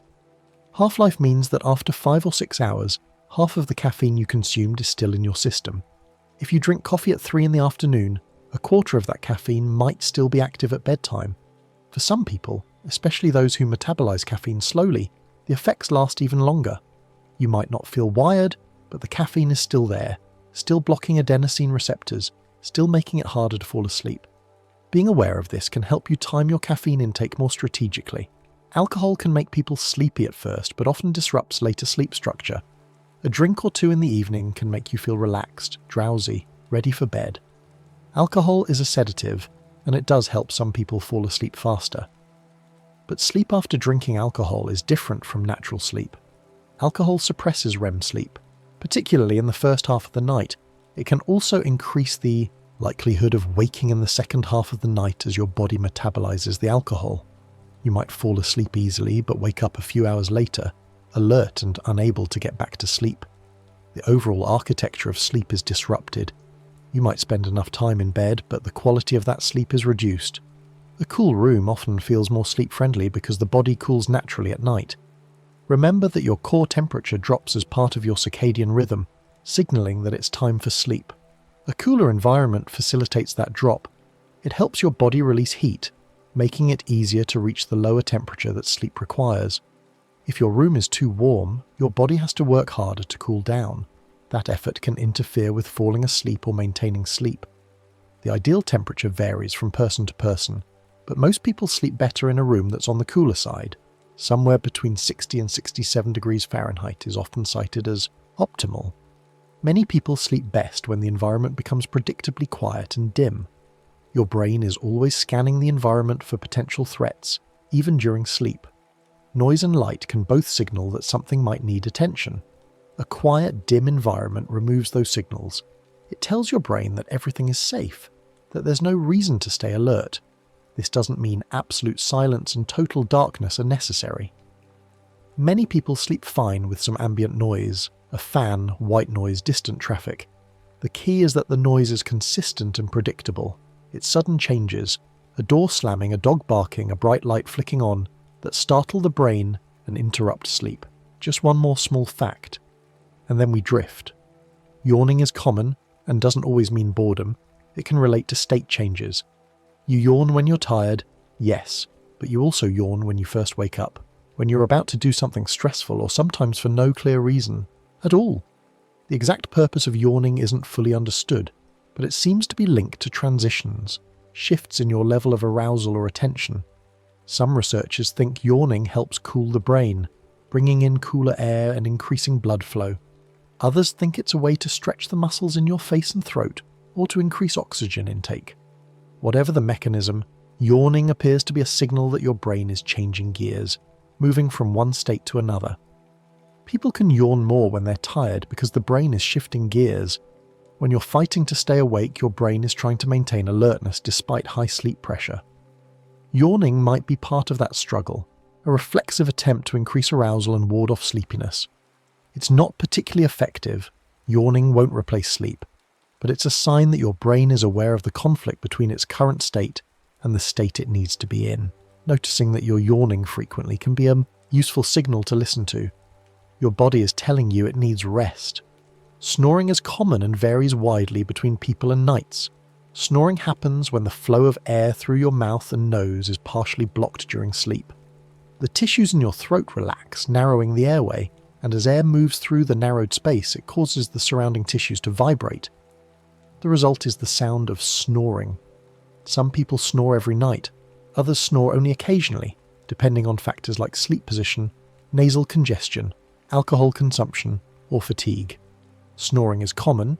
Nearly half of all adults snore at least occasionally, and while it can be disruptive to bed partners, mild snoring is usually harmless. Loud, frequent snoring accompanied by pauses in breathing can be a sign of sleep apnea, a condition worth discussing with a doctor, but occasional snoring is generally just a normal variation in how sleep happens. Sleep talking can happen without the person remembering it. Also called somniloquy, sleep talking can occur during any stage of sleep, though it's most common during lighter stages and during transitions between stages. The person might mumble, speak clearly, or even seem to be having a conversation. Usually, what they say is nonsensical or fragmented, though occasionally it's more coherent. Sleep talking is generally harmless. It's not a sign of a sleep disorder or a psychological problem, and most people who talk in their sleep have no memory of it in the morning. It's your brain briefly activating speech centers while you're still asleep, a minor glitch in the system's usual boundaries between waking and sleeping. Sleepwalking is more common in children and often decreases with age. Sleepwalking or somnambulism tends to occur during deep NREM sleep, usually in the first third of the night. The person's brain is partially awake, enough to control movement and navigate the environment, but not fully conscious. They might walk around, open doors, or even perform routine tasks, all with their eyes open but a blank expression on their face. Sleepwalking is most common in childhood, and many children who sleepwalk will outgrow it by adolescence. In adults, sleepwalking can be triggered by stress, sleep deprivation, or certain medications. It's usually harmless, though safety is a concern because the person isn't fully aware of their surroundings. Hypnic jerks, little falling sensations, can happen as the body relaxes into sleep. Just as you're drifting off, you suddenly jolt awake, feeling as though you've tripped or fallen. This is called a hypnic jerk, or a sleep start, and it's completely normal. It happens during the transition from wakefulness to sleep, when your muscles are relaxing. One theory is that the brain misinterprets this relaxation as falling and sends a signal to the muscles to catch yourself. Another theory is that it's a leftover reflex from our evolutionary past, a way for tree-dwelling ancestors to wake themselves if they started to fall out of a tree while sleeping. Whatever the cause, hypnic jerks are common, harmless, and nothing to worry about. That sensation is a normal transition phenomenon for many people. The hypnic jerk can feel startling, even embarrassing if you're falling asleep in a public place. But it's not a sign of a sleep disorder or a neurological problem. It's just your nervous system navigating the border between waking and sleeping, and sometimes that navigation is a little clumsy. If hypnic jerks are frequent or severe enough to disrupt your sleep regularly, it might be worth evaluating factors like stress, caffeine intake, or sleep deprivation, all of which can make them more common. But for most people, they're just an occasional harmless quirk of falling asleep. Sleep paralysis can occur during transitions in or out of REM and can feel strange but is a known phenomenon. Sleep paralysis happens when you become conscious while your body is still in. The paralyzed state of REM sleep. You're awake, aware of your surroundings, but you can't move or speak. It can last from a few seconds to a few minutes, and it can be accompanied by a feeling of pressure on your chest, difficulty breathing, or even vivid hallucinations, a sense of a presence in the room, shadowy figures, strange sounds. It feels frightening, but it's not dangerous. It's a mismatch in timing. Your mind has woken up before the signal to restore muscle control has been sent. Once your brain fully transitions to waking, the paralysis lifts and you can move again. Nighttime awakenings are common and often brief. Most people wake up several times each night, though they often don't remember it. These awakenings are part of the normal cycle of sleep, happening as you transition between sleep stages or between sleep cycles. They're usually very short, a few seconds, maybe a minute, and if you don't engage with them, if you don't start thinking or worrying or checking the clock, you'll fall back asleep quickly. The awakening doesn't register in memory, and by morning you have the impression that you slept straight through.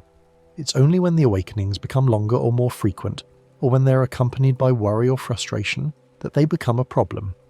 The ability to fall back asleep is often influenced by how alert the mind becomes during waking moments. If you wake in the night and immediately start thinking, replaying the day's events, planning tomorrow, worrying about the fact that you're awake, you activate your brain. You shift from a sleepy, drowsy state to a more alert, engaged state. Once that happens, falling back asleep becomes harder. But if you can stay calm, keep your mind quiet, resist the urge to engage with thoughts or check the time, your brain will often drift back into sleep on its own. The awakening was just a pause, a brief surfacing. It doesn't have to turn into prolonged wakefulness unless you let it. Just one more small fact, and then we drift. Sleep is older than modern life. It's built into biology, not willpower. Sleep existed long before electric lights, before cities, before agriculture. It existed before humans. It's a fundamental biological process, shaped by millions of years of evolution, essential to the survival of countless species. You don't have to earn sleep. You don't have to be perfect to deserve it. It's not a reward for productivity or good behavior. It's a need, as basic as eating or breathing. Your body is designed to sleep, and it will keep trying night after night, regardless of what your conscious mind thinks about it. You don't force sleep. You allow the conditions where sleep arrives. This is a subtle but important distinction. Sleep isn't something you can make happen through sheer effort. Trying harder to sleep usually backfires, creating tension and frustration that make sleep even more elusive. Instead, your role is to create the right conditions, reducing sleep pressure during the day by getting enough light and activity, aligning your schedule with your circadian rhythm, creating a calm and comfortable environment, letting go of worry and effort at bedtime, and then allowing sleep to come when it's ready. Sleep is something that happens to you, not something you do. You can invite it, but you can't command it. Even imperfect sleep still provides some restoration. It's easy to focus on what went wrong. You didn't fall asleep as quickly as you wanted, you woke up in the middle of the night, you feel like you didn't sleep enough. But even on difficult nights, your body is still getting some rest, still completing some of its essential maintenance work. Even light sleep provides some benefit. Even fragmented sleep is better than no sleep.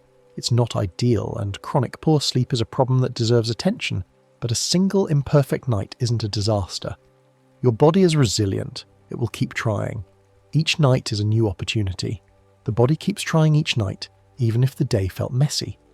No matter how stressed you are, no matter how poorly you slept the night before, when night comes again, your body will make another attempt. Adenosine will accumulate, building sleep pressure. Your circadian clock will keep ticking, signaling when it's time to rest. Your body will cool, your brain will prepare, and sleep will become possible again. This persistence is remarkable. Your body doesn't give up on sleep. It doesn't stop trying just because last night was difficult. It keeps showing up, night after night, offering you another chance. You can think of sleep as the brain's way of turning experience into something stored and softened.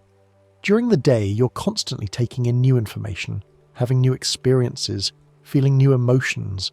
Some of it is overwhelming, some of it is confusing, some of it is painful.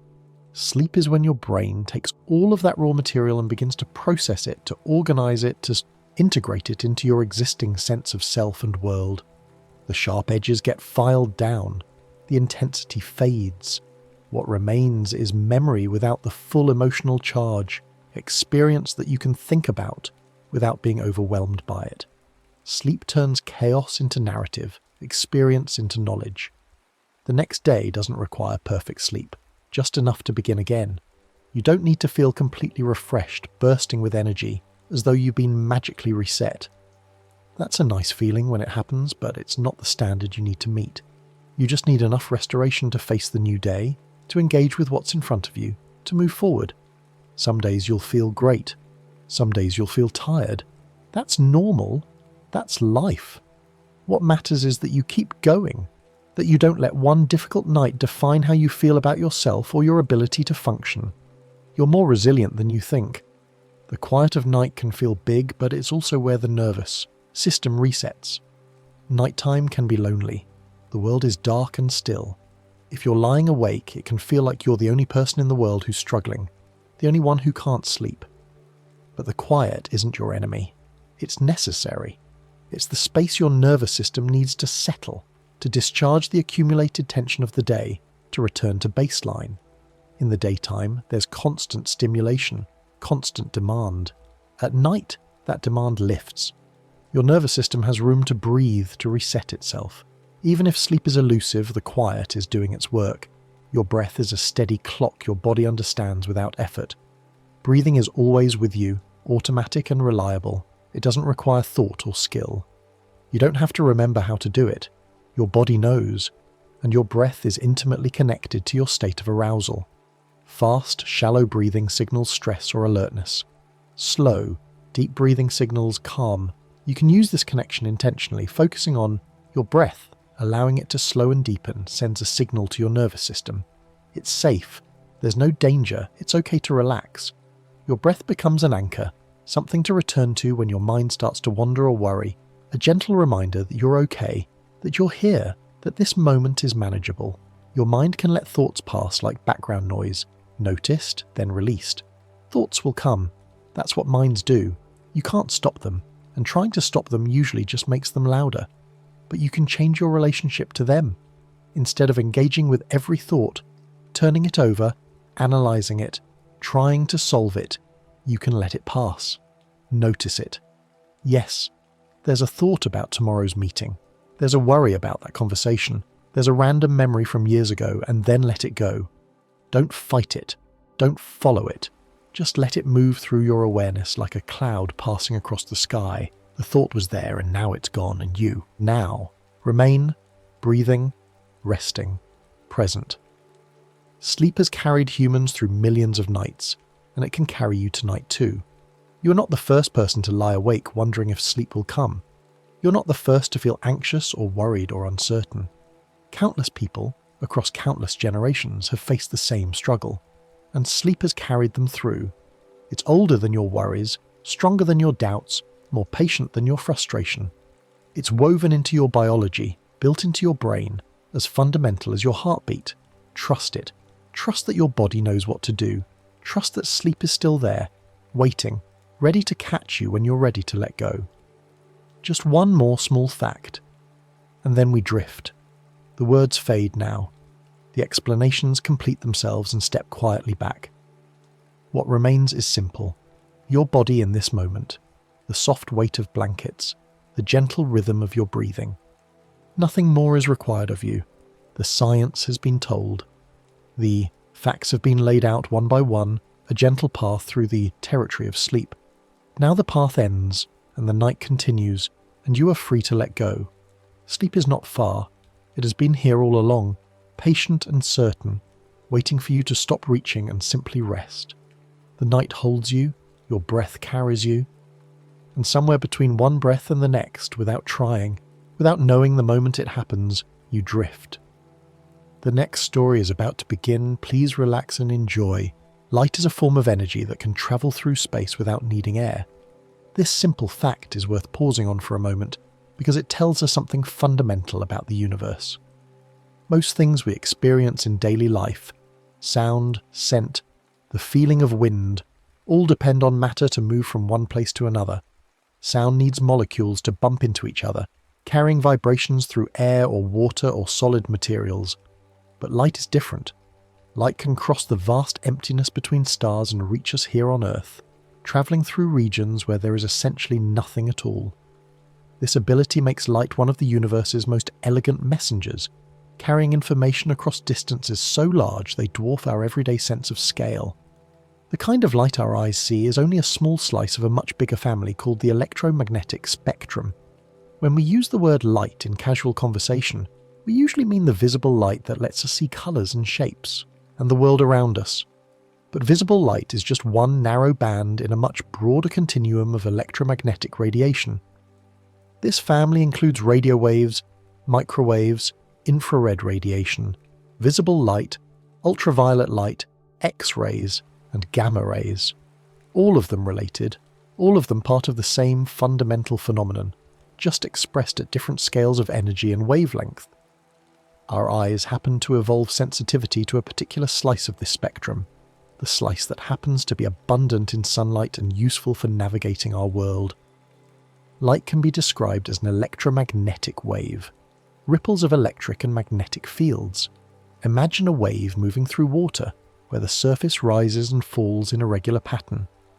Light is somewhat similar, except instead of water rising and falling, it is electric and magnetic fields that oscillate, strengthening and weakening in coordinated rhythm as they propagate through space.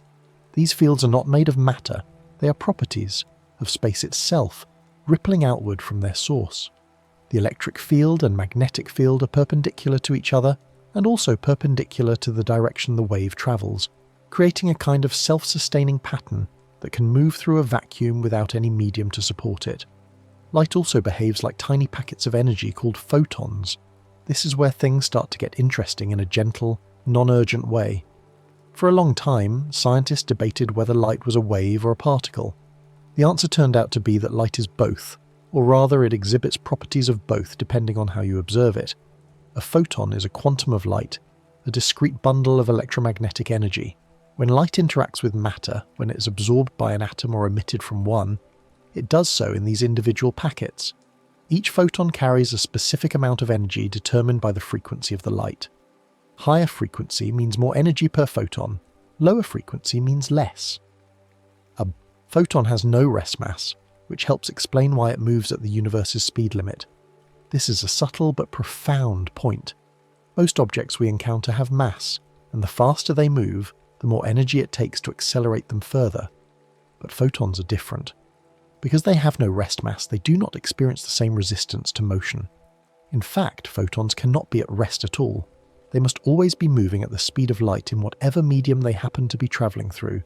In a vacuum, that speed is absolute and unchanging, a fundamental constant woven into the fabric of space-time itself. In a perfect vacuum, light travels at about 300,000 kilometers per second.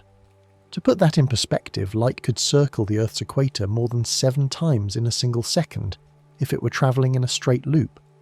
This speed is often represented by the letter c in physics equations, and it appears in many of the most important relationships in modern physics.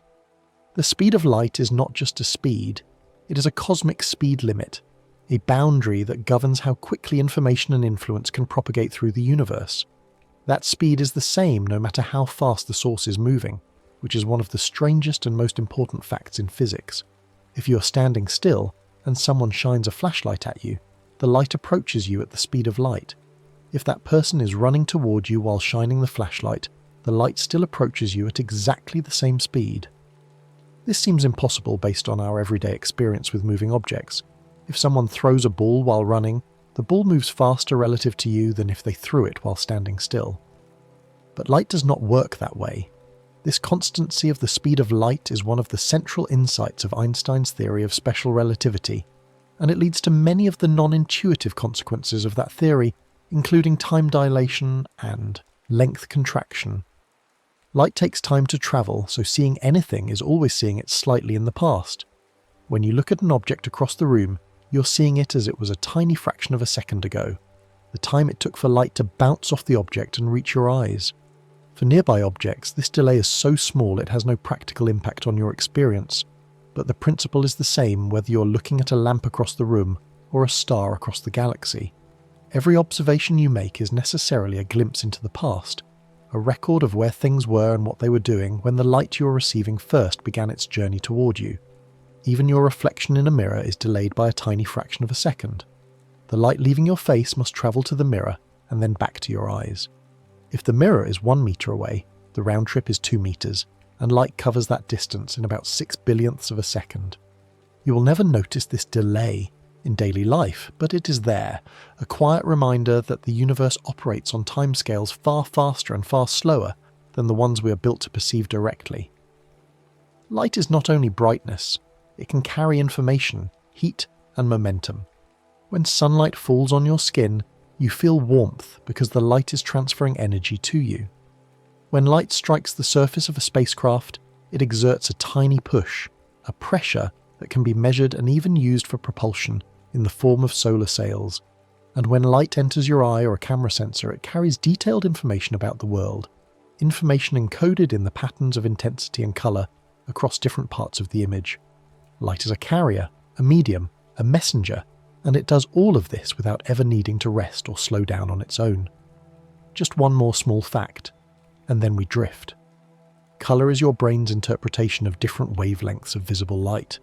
When you see a red apple, you are not seeing redness as an objective property out there in the world.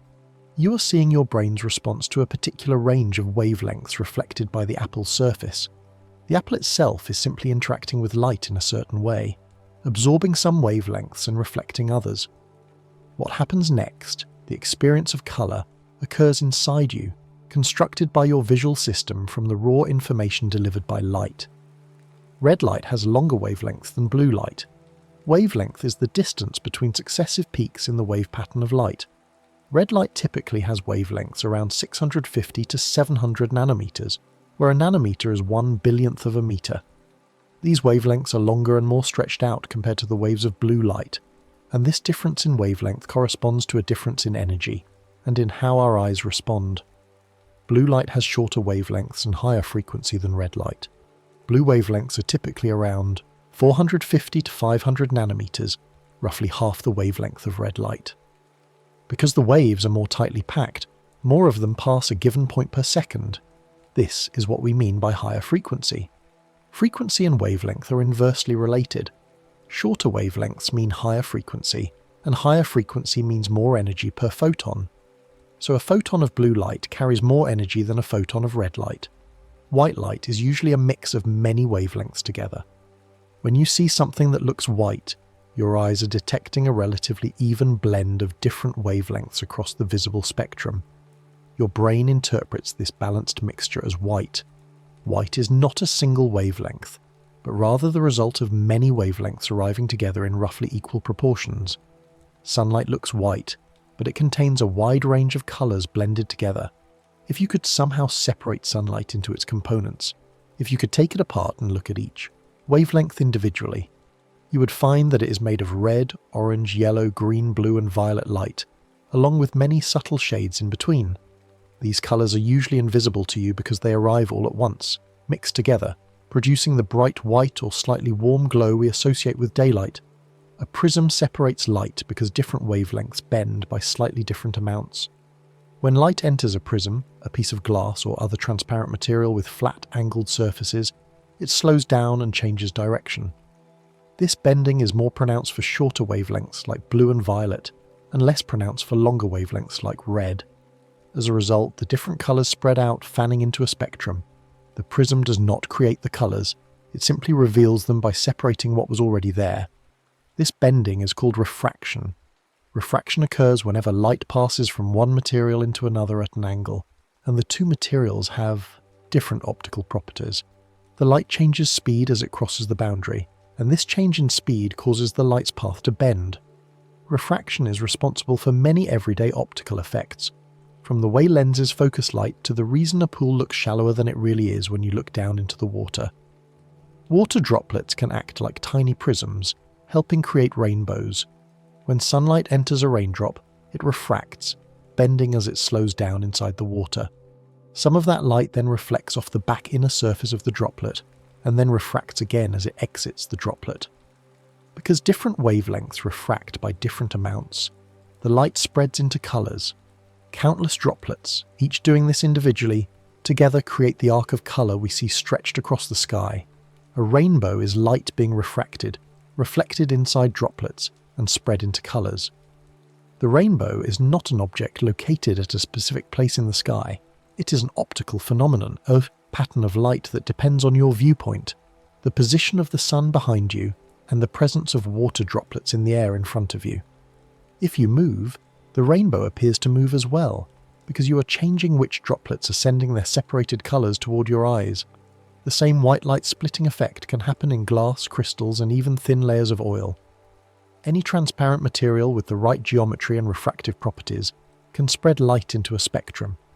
The iridescent colours you sometimes see on soap bubbles or on a thin slick of oil floating on water come from a different but related process, interference. But the basic principle that light can be split into colours by interacting with matter is the same. Light is always carrying its full range of wavelengths, it just takes the right conditions to reveal them. Just one more small fact, and then we drift. Light moves slower in materials like water or glass than it does in a vacuum. In a vacuum, light travels at its maximum speed, about 300,000 kilometers per second. But when light enters a material, when it moves through water, glass, diamond, or any transparent substance, it appears to slow down. The speed of light in water is about 3/4 of its speed in a vacuum. In glass, it is even slower, depending on the type of glass. In diamond, light slows to less than half its vacuum speed. The slowing is really light interacting with atoms in the material in a way that delays its progress. What is happening at a microscopic level is that photons are being absorbed and re-emitted by the atoms in the material, over and over again as the light makes its way through. Each absorption and re-emission takes a tiny amount of time, and the cumulative effect of countless interactions is that the light takes longer to cross a given distance than it would in empty space. The photons themselves always move at the speed of light between interactions, but the start-stop process of absorption and re-emission creates an effective slowdown. This is why refraction happens when light enters a new material. When light crosses a boundary between two materials, say, from air into water, it changes speed. If the light hits the boundary at an angle, one part of the wavefront enters the new material and slows down before the other part does. This causes the wavefront to tilt, bending the direction of the light's path. The amount of bending depends on how much the speed changes and the angle at which the light strikes the boundary. A straw looks bent in a glass because light changes direction as it moves from water to air. When you look at a straw sitting in a glass of water, the part of the straw underwater appears shifted compared to the part above the water. This happens because light travelling from the submerged part of the straw to your eyes bends as it exits the water and enters the air. Your brain assumes light travels in straight lines, so it interprets the bent light as coming from a location slightly different from where the straw actually is. The straw itself is perfectly straight, but the light's journey is not. Lenses work by bending light in controlled ways. A lens is a piece of transparent material, usually glass or plastic, shaped so that it refracts light in a specific pattern. A convex lens, thicker in the middle than at the edges, bends light inward, causing rays of light to converge toward a focal point. A concave lens, thinner in the middle, bends light outward, causing rays to diverge. By carefully shaping the surfaces of a lens, you can control how light is directed, allowing you to focus images, correct vision, or magnify distant objects. Your eyes use a lens to focus light onto the retina. The lens in your eye is a flexible, transparent structure located behind the pupil. It works together with the cornea, the clear outer layer at the front of your eye, to bend incoming light and form a sharp image on the retina, the light-sensitive layer at the back of your eye. The retina contains cells that respond to light and send signals to your brain, where the signals are interpreted as vision. Without the lens to focus the light, the image reaching your retina would be blurry and indistinct. Cameras work similarly, using lenses to focus light onto a sensor. A camera lens gathers light from the scene in front of it, and bends that light so it converges at a specific distance behind the lens, where a sensor or piece of film is positioned. The sensor records the pattern of light and dark, along with the variations in colour, creating a photograph. The principles are the same as in your eye. Gather light, bend it with a lens, focus it onto a surface that can record or respond to the light. Light can travel along curved paths in materials like fibre optics. A fibre optic cable is a thin strand of glass or plastic designed to guide light over long distances. Even though the cable may bend and twist, light stays inside, following the curves of the fibre. This is possible because of total internal reflection, a phenomenon where light striking the inner surface of the fibre at a shallow angle reflects back into the fibre instead of escaping. Fibre optics guide light mostly through internal reflection. When light travels through a fibre optic cable, it bounces off the walls of the fibre again and again, zigzagging its way forward while remaining confined within the fibre. This allows light to carry information, such as phone calls or internet data, across cities and even across oceans with minimal loss. The light pulses on and off rapidly, encoding information in patterns of brightness, and those patterns are decoded at the other end of the cable. This allows information to be carried long distances using pulses of light. Fibre optic communication is faster and more efficient than older methods that relied on electrical signals travelling through metal wires. Light pulses can carry more information in a given amount of time, and they are less susceptible to interference from electromagnetic noise. As a result, much of the world's communication infrastructure now relies on light travelling through hair-thin strands of glass, moving data at speeds close to the speed of light in glass. Just one more small fact, and then we drift. A mirror reflects light in a very orderly way from a smooth surface. When light strikes a mirror, nearly all of it bounces back at an angle equal to the angle at which it arrived. This predictable behaviour is called specular reflection. The smoothness of the mirror's surface is key, because the surface is so flat and even at a microscopic level, the reflected light maintains the same pattern it had before striking the mirror. That is why you can see a clear, undistorted image in a mirror. Rough surfaces scatter light in many directions, which is why most objects don't look mirror-like. A piece of paper, a painted wall, Earth's wooden table, all of these have surfaces that are rough at a small scale, even if they feel smooth to the touch. When light hits these surfaces, it reflects in many different directions, a process called diffuse reflection. This scattering is what allows you to see the object from various angles. If the wall only reflected light in one direction like a mirror, you would only see an image in it from a very specific viewpoint. The scattering makes the object visible from all around. When light is absorbed, its energy is often converted into heat. Not all light that strikes an object is reflected or transmitted. Some of it is absorbed by the material. When a photon is absorbed, its energy is transferred to the atoms or molecules in the material, causing them to vibrate more vigorously. This increased vibration is heat. The more light an object absorbs, the warmer it tends to become. This is why you can feel the warmth of sunlight on your skin, or notice that a dark car parked in the sun is hot to the touch. Dark surfaces absorb more visible light and often warm up faster in sunlight. A black surface absorbs a large portion of the wavelengths of visible light that strike it, converting that energy into heat.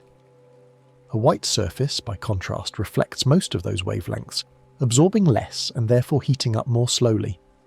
This is why light-coloured clothing is often cooler to wear in summer, and why dark asphalt can become uncomfortably hot on a sunny day.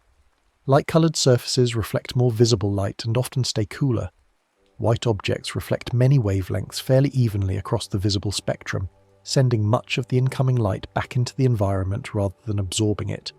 This reflection helps keep the surface cooler, because less energy is being converted into heat within the material. A red object looks red because it reflects more red wavelengths and absorbs many others. The pigments or dyes in the object's surface selectively absorb certain wavelengths, often blues and greens, while reflecting the longer wavelengths we perceive as red. The colour you see is determined by which wavelengths escape the object and enter your eyes. The object is not generating red light. It is simply filtering the white light that illuminates it, letting some wavelengths bounce away and trapping others. A black object looks black because it absorbs most visible wavelengths. Black is the absence of reflected light, at least in the visible range. A perfectly black object would absorb all visible light completely, reflecting nothing back. In practice, no object is perfectly black, but dark surfaces come close, absorbing the vast majority of wavelengths and reflecting very little. A white object looks white because it reflects many wavelengths fairly evenly. White is the presence of light across the spectrum, balanced in such a way that your eye interprets it as colourless brightness. A surface that reflects all wavelengths equally looks white to you. If it reflected only some wavelengths, you would see it as coloured. Transparent materials let many wavelengths pass through, though not always perfectly. Glass, water, and clear plastic allow light to travel through them with relatively little scattering or absorption. This transparency makes them useful for windows, lenses, and containers. But even transparent materials interact with light to some degree. They may absorb certain wavelengths, or they may scatter light slightly, which is why thick glass or a deep pool of water can take on a tint or appear less than perfectly clear. Transparent does not mean invisible. It means light can travel through it without being scattered too much. A pane of glass is transparent, but you can still see the glass itself under the right conditions, perhaps as a reflection or as a slight distortion in the view beyond it. Transparency is about the ability of light to pass through, not about the material ceasing to exist visually. Just one more small fact, and then we drift. The sky looks blue mainly because air molecules scatter blue light more than red light. As sunlight enters Earth's atmosphere, it encounters countless molecules of nitrogen and oxygen. These molecules are much smaller than the wavelength of visible light, and when light waves interact with such small particles, shorter wavelengths are scattered more strongly than longer wavelengths. Blue light, with its shorter wavelength, is scattered in all directions much more effectively than red light. As you look up at the sky, you see this scattered blue light coming from all parts of the atmosphere above you. This scattering is stronger for shorter wavelengths, like blue. The scattering process, called Rayleigh scattering, depends on the size of the scattering particles and the wavelength of the light. For particles much smaller than the wavelength, as air molecules are, the amount of scattering is inversely proportional to the fourth power of the wavelength. That means blue light, being about half the wavelength of red light, is scattered roughly 16 times more strongly. This dramatic difference is why the sky appears blue rather than some other colour. At sunrise and sunset, light travels through more atmosphere before reaching you. When the sun is low on the horizon, its light must pass through a much thicker slice of Earth's atmosphere compared to when the sun is directly overhead. This longer path gives air molecules more opportunity to scatter the shorter wavelengths out of the direct beam of sunlight. More atmosphere means more scattering, leaving more reds and golds in the direct light. By the time sunlight has travelled through all that extra atmosphere, much of the blue and green light has been scattered away in other directions. What remains, and what reaches your eyes, is enriched in the longer wavelengths, the reds, oranges, and yellows. This is why the sun itself can look deep orange or red near the horizon, and why the sky around it glows with warm colours. This is why sunsets often look warm and glowing. The light reaching you at sunset has been filtered by the atmosphere, stripped of its blues and greens, leaving behind a spectrum that feels warm and gentle. The colours shift gradually as the sun sinks lower, and the exact hues you see depend on the amount of dust, water vapour, and other particles in the atmosphere, all of which can scatter and absorb light in different ways. Clouds look white because water droplets scatter many wavelengths at once. The droplets that make up a cloud are much larger than air molecules, large enough that they scatter all wavelengths of visible light roughly equally. This even scattering across the spectrum produces white light, so clouds appear white or grey depending on their thickness and the angle of the light. A thin cloud scatters light, but still lets much of it pass through, so it looks bright white. A thicker cloud scatters and absorbs more light, so less. Light reaches your eyes, and the cloud looks darker. Storm clouds can look dark because they're thicker and block more light from passing through. A towering storm cloud contains a great deal of water, ice, and sometimes even larger particles, all of which scatter and absorb light. By the time sunlight has made its way through the depths of the cloud, much of it has been absorbed or scattered back upward, leaving less light to illuminate the underside of the cloud. From below, this makes the cloud look dark and heavy. Fog is made of tiny droplets that scatter light and soften contrast. When fog fills the air, visibility drops because light is scattered in all directions by the countless droplets suspended in the air. This scattering blurs edges and reduces the sharpness of distant objects, giving the world a soft, diffuse quality. Objects fade into the fog as their light is scattered before it can reach your eyes, and the overall effect is one of muted tones and gentle obscurity. The golden hour look happens when sunlight is warmer and shadows are longer. The term golden hour refers to the time shortly after sunrise or before sunset, when the light is soft, warm, and flattering.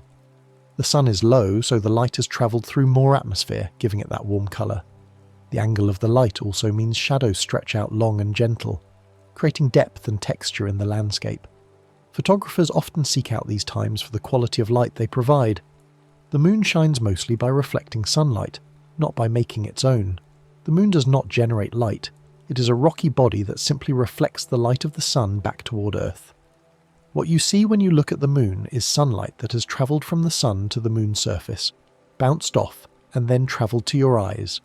The moon's surface is not very reflective. It absorbs much of the light that hits it, but enough light bounces back to make the moon visible and sometimes even bright enough to cast shadows on Earth at night. Just one more small fact, and then we drift. Light behaves like a wave in many experiments and like a particle in others. This dual nature puzzled scientists for a long time. Some experiments, like those involving interference and diffraction, seemed to show that light was clearly a wave.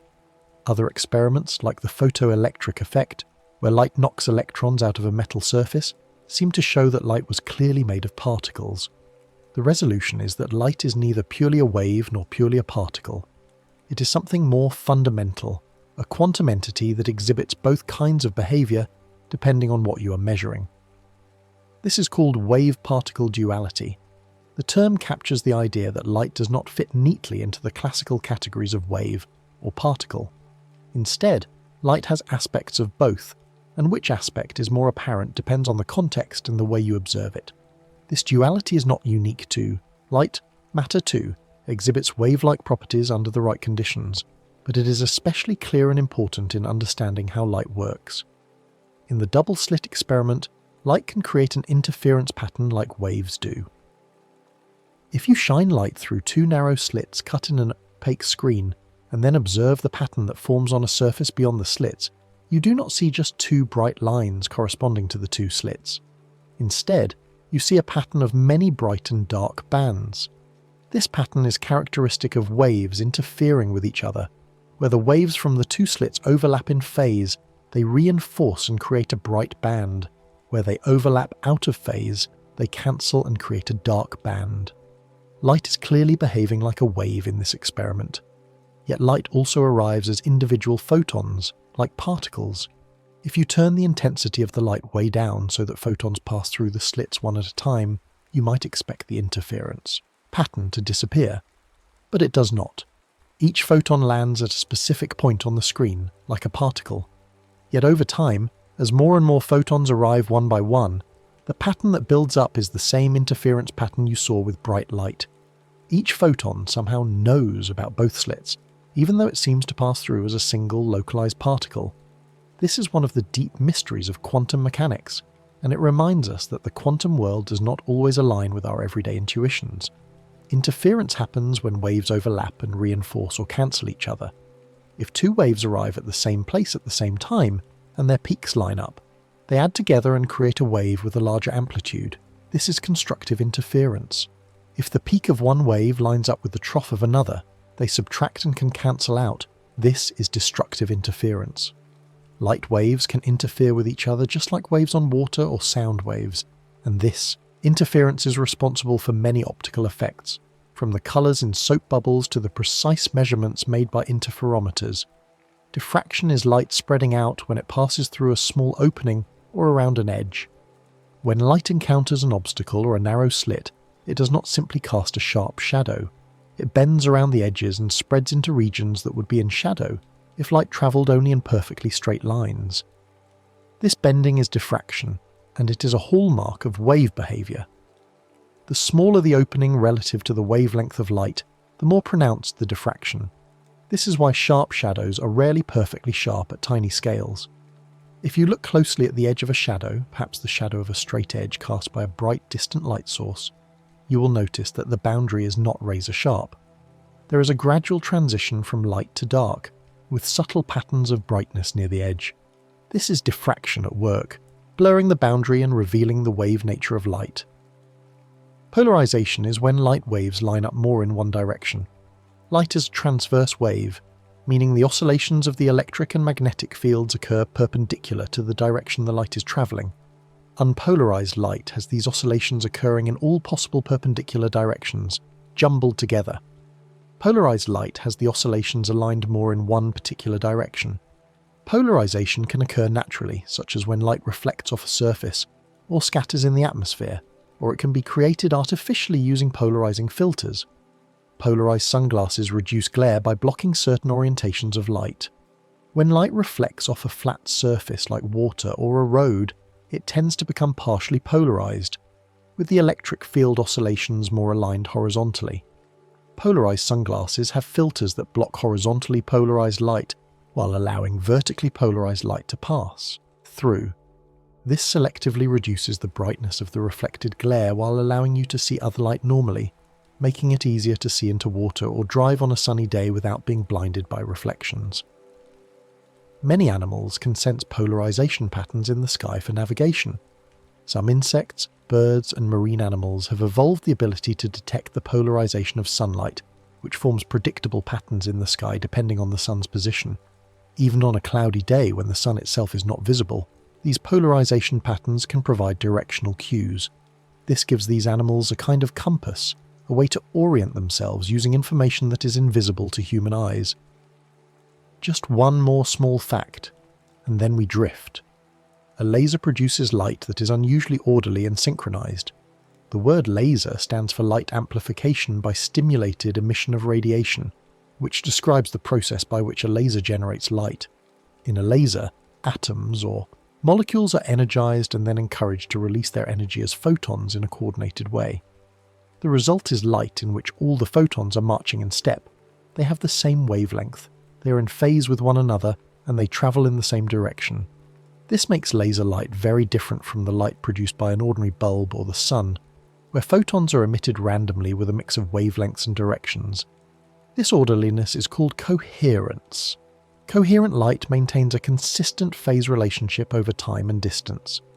In practical terms, this means that laser light can be focused to a very tight spot, can travel long distances without spreading out much, and can produce clear interference patterns when combined with other laser beams. Coherence is what makes lasers so useful in applications that require precision and control. Laser light is often very narrow in wavelength, meaning it's close to a single colour.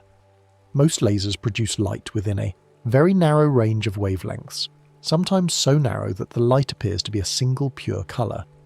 A red laser pointer, for example, emits light at a wavelength of around 630 to 680 nanometers, depending on the type of laser.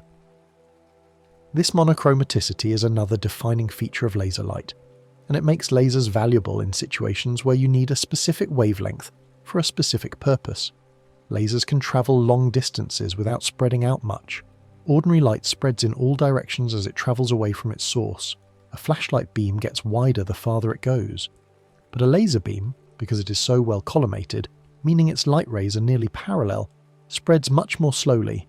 This allows a laser beam to remain narrow and intense over great distances. Laser beams have been bounced off mirrors left on the moon by astronauts, allowing scientists on Earth to measure the distance to the moon with extraordinary precision. Laser technology is used in barcode scanners, surgery, and communication systems. In a barcode scanner, a laser beam reflects off the pattern of black and white bars, and a sensor reads the variations in reflected light to decode the information in the barcode. In surgery, lasers can cut tissue with precision or deliver energy to specific locations without affecting surrounding areas. In communication systems, lasers send pulses of light through fiber optic cables, carrying vast amounts of data across continents and under oceans. Lasers have become so integrated into modern technology that it is easy to overlook how remarkable and versatile they are. Light can carry information by changing its intensity, frequency, or timing. Any property of light that can be controlled and measured can be used to encode information. You can make light brighter and dimmer in a pattern. This is amplitude modulation. You can shift the wavelength slightly. This is frequency modulation. You can turn the light on and off in rapid pulses. This is pulse modulation. Whichever method you use, the basic principle is the same. Light becomes a carrier of information, and the information is extracted at the other end by measuring how the light has been changed. Remote controls often use infrared light your eyes can't see. Infrared light has wavelengths just longer than the red end of the visible spectrum, typically from about 700 nanometers to 1 millimeter. Your eyes cannot detect infrared, but cameras and sensors can. When you press a button on a remote control, a small infrared LED inside the remote flashes in a specific pattern, encoding the command. The sensor in your television or other device detects the pattern and responds accordingly. Infrared light is convenient for remote controls because it is invisible to you, so it does not produce any distracting flashes, and it does not interfere with visible light in the room. Wi-Fi is not light, but it is part of the same electromagnetic family as visible light. Wi-Fi uses radio waves, which have wavelengths much longer than visible light, typically a few centimeters. But radio waves and visible light are both forms of electromagnetic radiation, differing only in wavelength and energy. They obey the same physical laws, and they both travel at the speed of light in a vacuum. The electromagnetic spectrum is a continuum, with no hard boundaries between the regions we call radio, microwave, infrared, visible, ultraviolet, and so on. The electromagnetic spectrum includes radio waves, microwaves, infrared, visible light, ultraviolet, X-rays, and gamma rays. Each of these regions corresponds to a different range of wavelengths and photon energies. Radio waves have the longest wavelengths and the lowest energies. Gamma rays have the shortest wavelengths and the highest energies. In between, you find the other familiar forms of electromagnetic radiation, each with its own properties and uses. Microwaves heat food by causing water molecules to vibrate. Ultraviolet light from the sun can damage skin and cause sunburn. X-rays can pass through soft tissue but are absorbed by bone, making them useful for medical imaging. Visible light is just the small band our eyes evolved to detect well. The wavelengths we call visible range from about 400 to 700 nanometers, a tiny sliver of the electromagnetic spectrum. Our eyes evolved to be sensitive to this range because it happens to be where the sun's radiation is most intense at Earth's surface, and because this range includes wavelengths that interact usefully with the chemistry of life. But visible light is not special in any fundamental sense. It is simply the part of the spectrum we happen to be able to see directly. Just one more small fact, and then we drift. Sunlight takes about 8 minutes to reach Earth. The Sun is roughly 150 million kilometers away from Earth, a distance called an astronomical unit. Light, travelling at 300,000 kilometers per second, covers that distance in about 8 minutes and 20 seconds. This means that the sunlight warming your face right now left the sun more than 8 minutes ago. You're not seeing the sun as it is at this moment. You're seeing it as it was 8 minutes in the past. That means the sun you see is the sun from 8 minutes ago. If something dramatic were to happen on the sun, a sudden change in brightness, or an eruption of plasma, you would not know about it for at least 8 minutes, because that is how long it would take for the light carrying that information to reach you. This delay is a fundamental consequence of the finite speed of light, and it applies to everything you observe, near or far. Starlight can take years, centuries, or thousands of years to reach you. The nearest star to our Sun, Proxima Centauri, is about 4.2 light-years away. A light-year is the distance light travels in 1 year, about 9 trillion kilometers. So when you see Proxima Centauri, you are seeing it as it was 4 years ago. Other stars are much farther. Some of the stars you can see in the night sky are hundreds of light-years away, and some are thousands of light-years away. Their light has been travelling through space for longer than human civilizations have existed. Some of the light you see from galaxies began travelling millions of years ago. Galaxies are vast collections of stars, gas and dust, and most of them are incredibly far away. The Andromeda Galaxy, the nearest large galaxy to our own Milky Way, is about 2.5 million light-years away. When you look at Andromeda, you're seeing light that left that galaxy 2.5 million years ago, long before modern humans existed. More distant galaxies are even farther, some so far that their light has been travelling for billions of years. Looking into space is also looking back in time. Astronomy is unique among the sciences in this way. When astronomers observe distant objects, they are not just learning about faraway places, they are also learning about the past. The farther out they look, the farther back in time they see. This allows astronomers to study the history of the universe, to observe galaxies as they were when the universe was young, and to trace the evolution of cosmic structures over billions of years. Some stars you can see may have changed or even ended since their light began its journey. A star you see tonight might have exploded in a supernova centuries ago, but the light from that explosion has not yet reached Earth. You are seeing the star as it was, not as it is. This is a strange and humbling thought, that the stars themselves are not quite where they appear to be, and their present condition is hidden from us by the time it takes light to cross the distances of space. Nebulae glow because gas is energized by nearby stars and then releases light. A nebula is a cloud of gas and dust in space, often vast and diffuse. Some nebulae shine because they are illuminated by nearby hot stars. The ultraviolet light from these stars energizes the atoms in the nebula, knocking electrons into higher energy states. When the electrons fall back down to lower energy states, they emit light at specific wavelengths determined by the type of atom. Hydrogen, for example, emits a characteristic red light, which is why many nebulae have a reddish glow. Some nebulae reflect light, and others emit their own light from energized atoms. A reflection nebula scatters the light of nearby stars, appearing blue because shorter wavelengths scatter more effectively, just as in Earth's atmosphere. An emission nebula glows with its own light, produced by atoms releasing energy. Both types are beautiful, and both reveal information about the composition and physical conditions in these clouds. Dust in space can block light and create dark patches in the sky. Not all the material in space is gas. There are also tiny solid particles, dust grains made of carbon, silicates, and other materials. These grains can absorb and scatter light, making the regions behind them appear dark. Dark nebulae are clouds of dust so thick that they obscure the stars beyond. They appear as dark patches against the bright background of the Milky Way. These regions are often sites of star formation, where gravity is pulling gas and dust together to form new stars.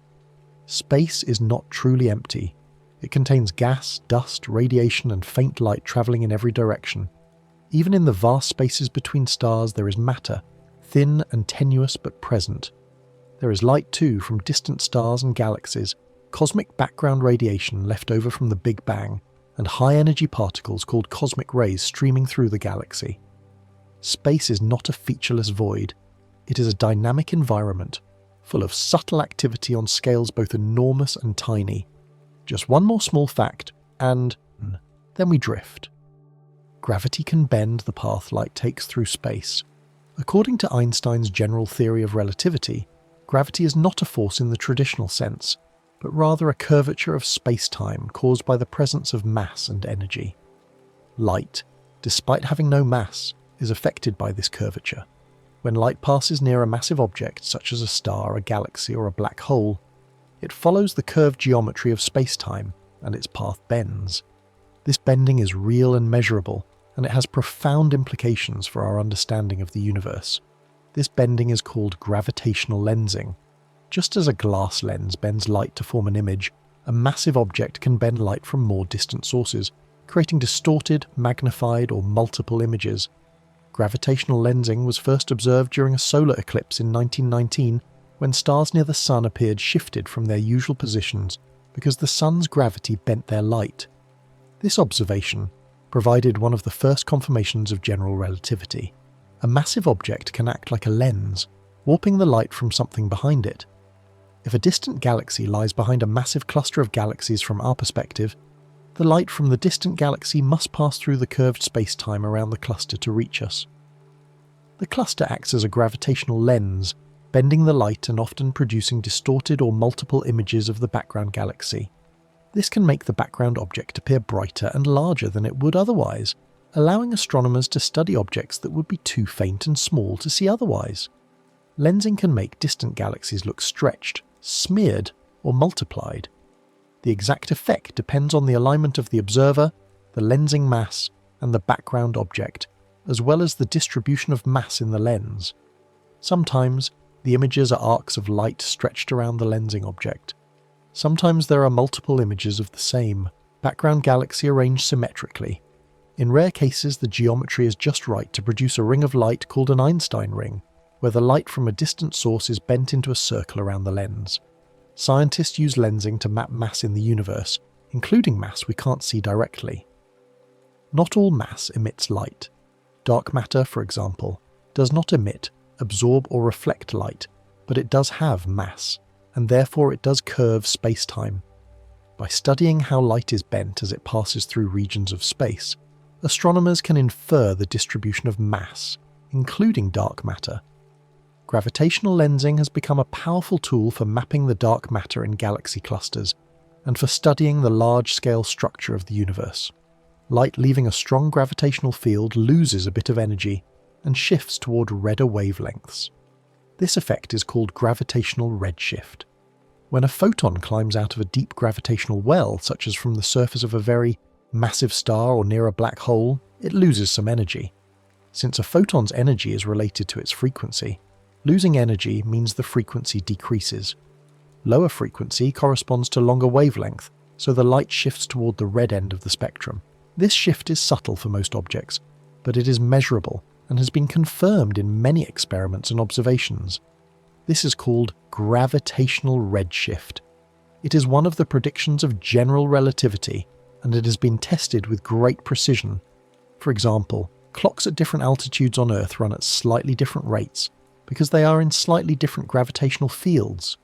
The clock at higher altitude, where gravity is a bit weaker, runs faster than the clock at lower altitude. This difference has been measured using atomic clocks and agrees with the predictions of relativity. Time runs a little slower in stronger gravity compared to weaker gravity. This is time dilation due to gravity, another consequence of space-time curvature. The stronger the gravitational field, the more space-time is curved, and the slower time passes relative to a region with weaker gravity. This is not a malfunction of clocks, it is a real difference in the passage of time itself. Time is not absolute, it is flexible and depends on the gravitational environment. GPS systems correct for time differences related to both motion and gravity. The satellites that make up the global positioning system orbit Earth at high speeds and at high altitudes. Both factors affect the rate at which time passes on the satellites compared to the rate of time passing on the ground. Special relativity predicts that moving clocks run slower, so the satellite's motion would make their clocks run slower than clocks on Earth. But general relativity predicts that clocks in weaker gravity run faster, so the satellite's altitude makes their clocks run faster than clocks on Earth. The net effect is that the satellite's clocks run faster by about 38 microseconds per day. This may sound tiny, but GPS relies on precise timing, and if these corrections were not made, position errors would accumulate rapidly, several kilometers per day. So every day, the GPS system applies corrections to account for relativity. So even everyday navigation depends on careful understanding of light, time, and gravity. The fact that your phone can tell you where you are to within a few meters is a testament to the accuracy of relativity and to the engineers who designed the system to account for the subtle but real effects of space-time curvature. Light, in the form of radio signals traveling between satellites and your receiver, carries the information that makes this possible, and the calculations that turn those signals into your location depend on understanding how time and space behave in the presence of gravity. Just one more small fact, and then we drift. In a dark room, there is still electromagnetic radiation around you, including infrared warmth. Even when the lights are off and the room is pitch black, electromagnetic radiation is present. The walls, the furniture, your own body, all of these emit infrared radiation because they have temperature. Anything above absolute zero gives off thermal radiation, and for objects at room temperature, this radiation falls mostly in the infrared range, invisible to your eyes, but very real. Your body naturally gives off infrared radiation as heat.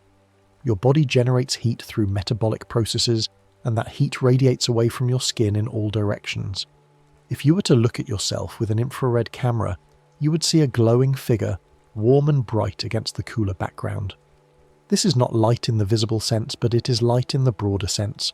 Electromagnetic radiation, photons carrying energy away from your body. Even when you close your eyes, your brain still responds to light and darkness through internal rhythms. Your eyes do more than allow you to see images. They also send signals to parts of the brain that regulate your sleep-wake cycle and other biological rhythms. Even with your eyes closed, some light can still reach the photoreceptors in your eyes, and your brain keeps track of the general pattern of light and dark over the course of a day. The cycle of light and dark helps guide your circadian clock. Your circadian clock is an internal timekeeping system that aligns your physiology and behavior with the 24-hour day. Light is the most important signal that keeps this clock synchronized with the external world. Bright light, especially in the morning, helps set the clock and promote wakefulness. Darkness, especially in the evening and at night, signals that it's time to wind down and prepare for sleep. Moonlight, streetlights, and screens can subtly affect sleep by signaling daytime to the brain. Artificial light at night, especially light rich in blue wavelengths, can interfere with your circadian rhythms.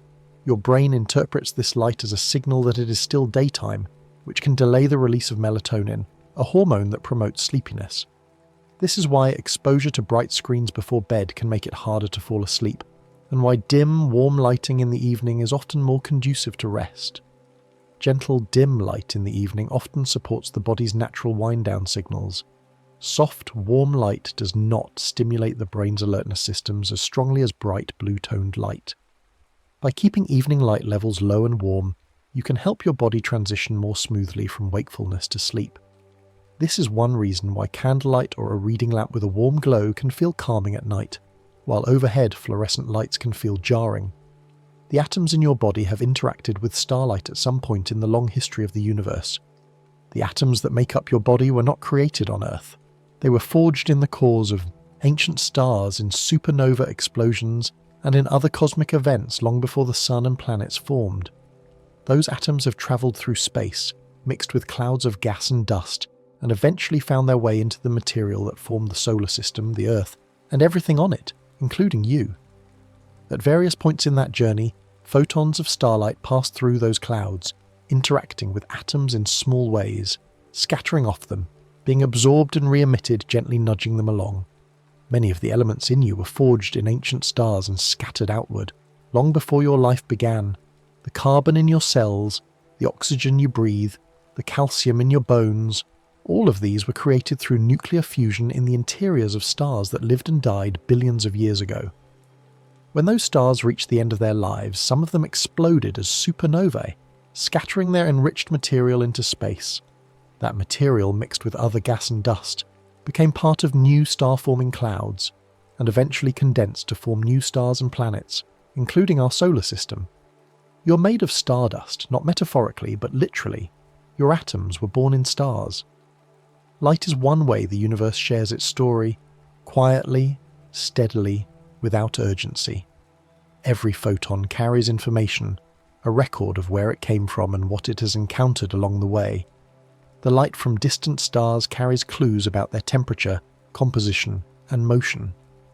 The light from the sun has carried energy across space to warm the Earth and power life for billions of years.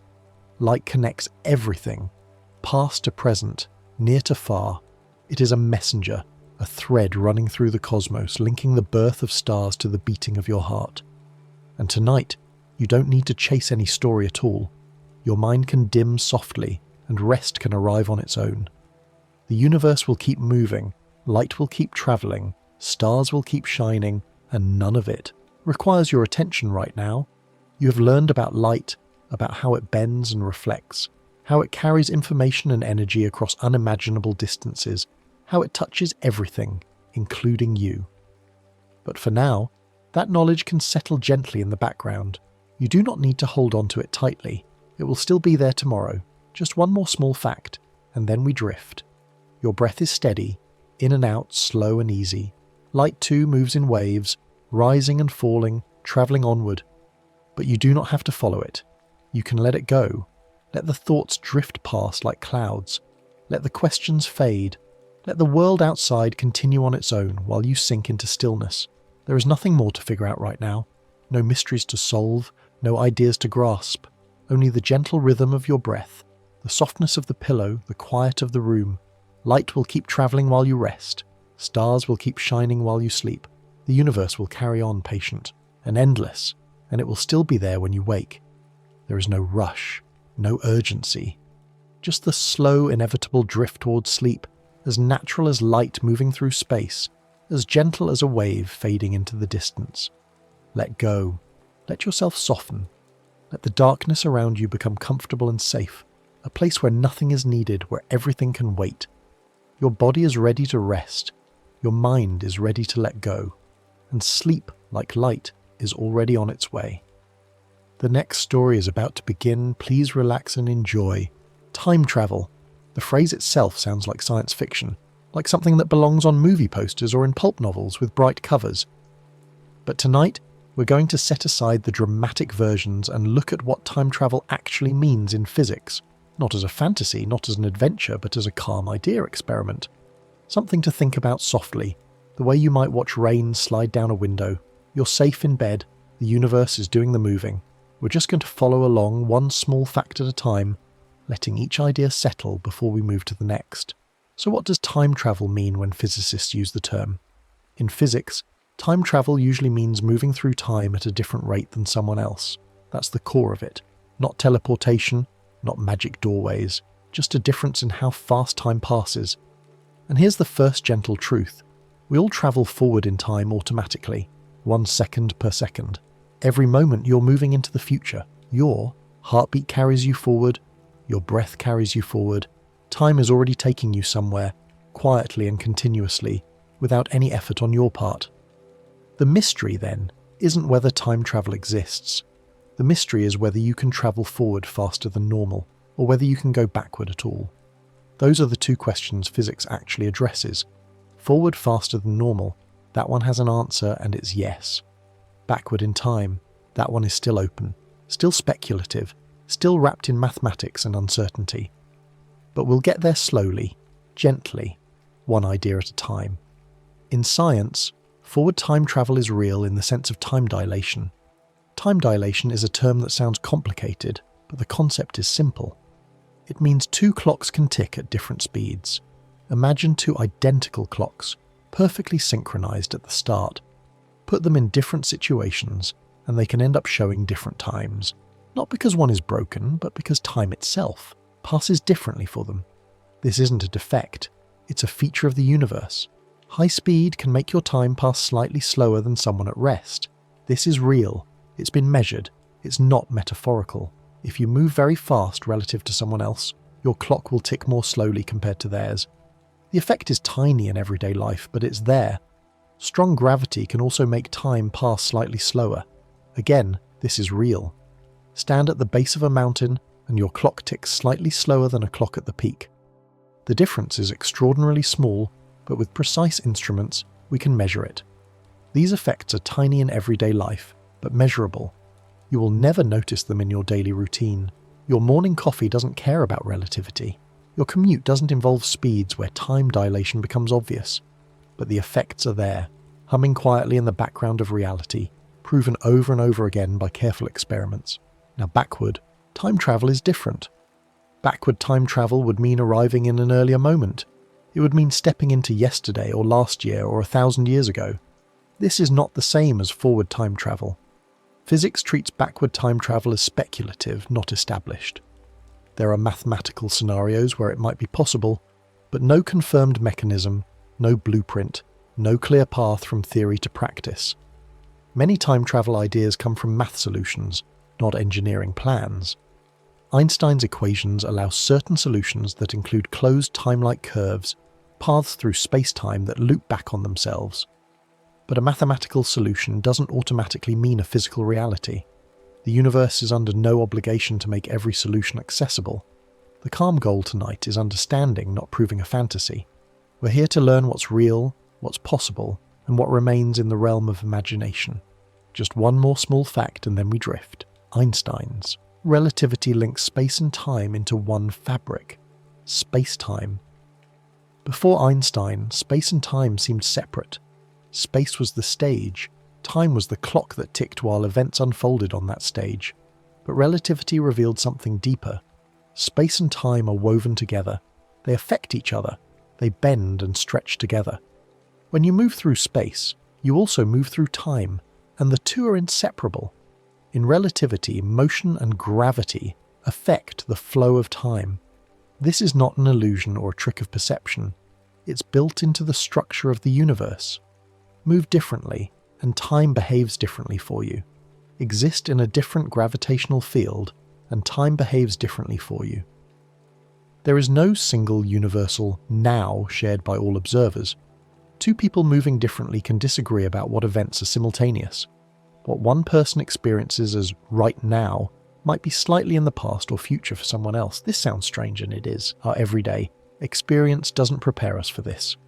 We feel like there's one universal present moment, a single now that everyone shares. But that's only because we move slowly compared to the speed of light, and we live in relatively weak gravity. Zoom out to the scale of the cosmos, or zoom into the behavior of particles moving at high speeds, and the universe reveals its true nature. Time is flexible. Time dilation from speed is called special relativistic time dilation. It arises from the geometry of space-time in Einstein's special theory of relativity. Time dilation from gravity is called gravitational time dilation. It arises from the curvature of space-time in Einstein's general theory of relativity. These are two different effects with two different causes, but both result in clocks ticking at different rates. Gravitational time dilation is stronger nearer massive objects. If you're standing on the surface of a planet, you're deeper in a gravitational well than someone orbiting far above. Your time passes slightly more slowly. The effect gets more dramatic the stronger the gravity. Near a black hole, the effect becomes extreme. But even here on Earth, it's real. GPS satellites must account for relativity to stay accurate. This is one of the most practical, everyday confirmations of Einstein's theories. GPS satellites orbit the Earth at high altitude, where gravity is slightly weaker than on the surface. They also move at high speed. Both effects influence the rate at which their onboard clocks tick. If we didn't correct for these relativistic effects, the GPS system would fail, the timing errors would accumulate, and location errors would grow. Within hours, GPS would become unreliable. Within days, it would be useless. Without corrections, GPS timing would drift and location errors would grow. Engineers had to build relativity into the system. They had to account for the fact that time passes differently on the satellite than it does on the ground. This means relativity is not just theory, it's used daily. Every time you navigate with GPS, you're relying on Einstein's understanding of time. Aging slower is not immortality. It's important to be clear about this. Time dilation doesn't make you live forever. It's a difference in elapsed time between paths. If you travel at high speed and return, you will have experienced less time than someone who stayed behind. Your body will have aged less, but you haven't stopped time. You've just taken a different path through space-time, a path where less time elapsed for you. Forward time travel is really skipping ahead relative to others. You age less while the rest of the world ages normally. When you return, you arrive in their future. You've jumped forward, not by magic, but by physics. The universe already allows different rates of time, quietly, continuously. This isn't something we need to invent or discover. It's already there, woven into the fabric of reality. Just one more small fact, and then we drift. Astronauts on the International Space Station age a tiny bit less than people on Earth. The ISS orbits at about 400 kilometers above the surface. At that altitude, gravity is slightly weaker, which makes time pass slightly faster. But the station is also moving at about 28,000 kilometers per hour, which makes time pass slightly slower. These two effects work in opposite directions. The speed effect is stronger, so overall, astronauts on the ISS age slightly less than people on the ground. How much less? Not much. After 6 months on the ISS, an astronaut will have aged about 0.005 seconds less than someone who stayed on Earth. It's a tiny difference, but it's real. It's been measured. It's been confirmed over and over again. Airplane flights create an even smaller time difference. Pilots and flight attendants who spend their careers at cruising altitude, moving at high speed, age very slightly less than people who stay on the ground. The effect is so small that it's irrelevant to daily life, but it's there. These differences are real but extremely small. You can't use them to visit the distant future in any practical sense. But they prove the principle. They demonstrate that time is not absolute. The faster you move, the more noticeable time dilation becomes. If we could build a spaceship that travelled at a significant fraction of the speed of light, the effect would be dramatic. But that's a big if. Near the speed of a light, the effect would be dramatic. At 90% of the speed of light, time would pass at about 43% of the normal rate for the traveller. 10 years on the ship would correspond to about 23 years on Earth. At 99% of the speed of light, 10 years on the ship would correspond to about 70 years on Earth. At 99.9%, 10 years on the ship would correspond to about 224 years on Earth. The numbers get more extreme the closer you get to light speed. But reaching near light speed takes enormous energy. This is the practical barrier. To accelerate even a small spacecraft to a significant fraction of the speed of light would require energy resources we don't currently have. The faster you want to go, the more energy you need, and the relationship is steep. As you approach the speed of light, the energy required approaches infinity. Light speed is a barrier, not in the sense that it's a wall you might break through, but in the sense that it's a limit built into the geometry of space-time. Time dilation doesn't require a machine, it doesn't require technology, it only requires the right conditions. Put a clock in motion at high speed, or place it in a strong gravitational field, and time will pass differently for it. Nature does the rest.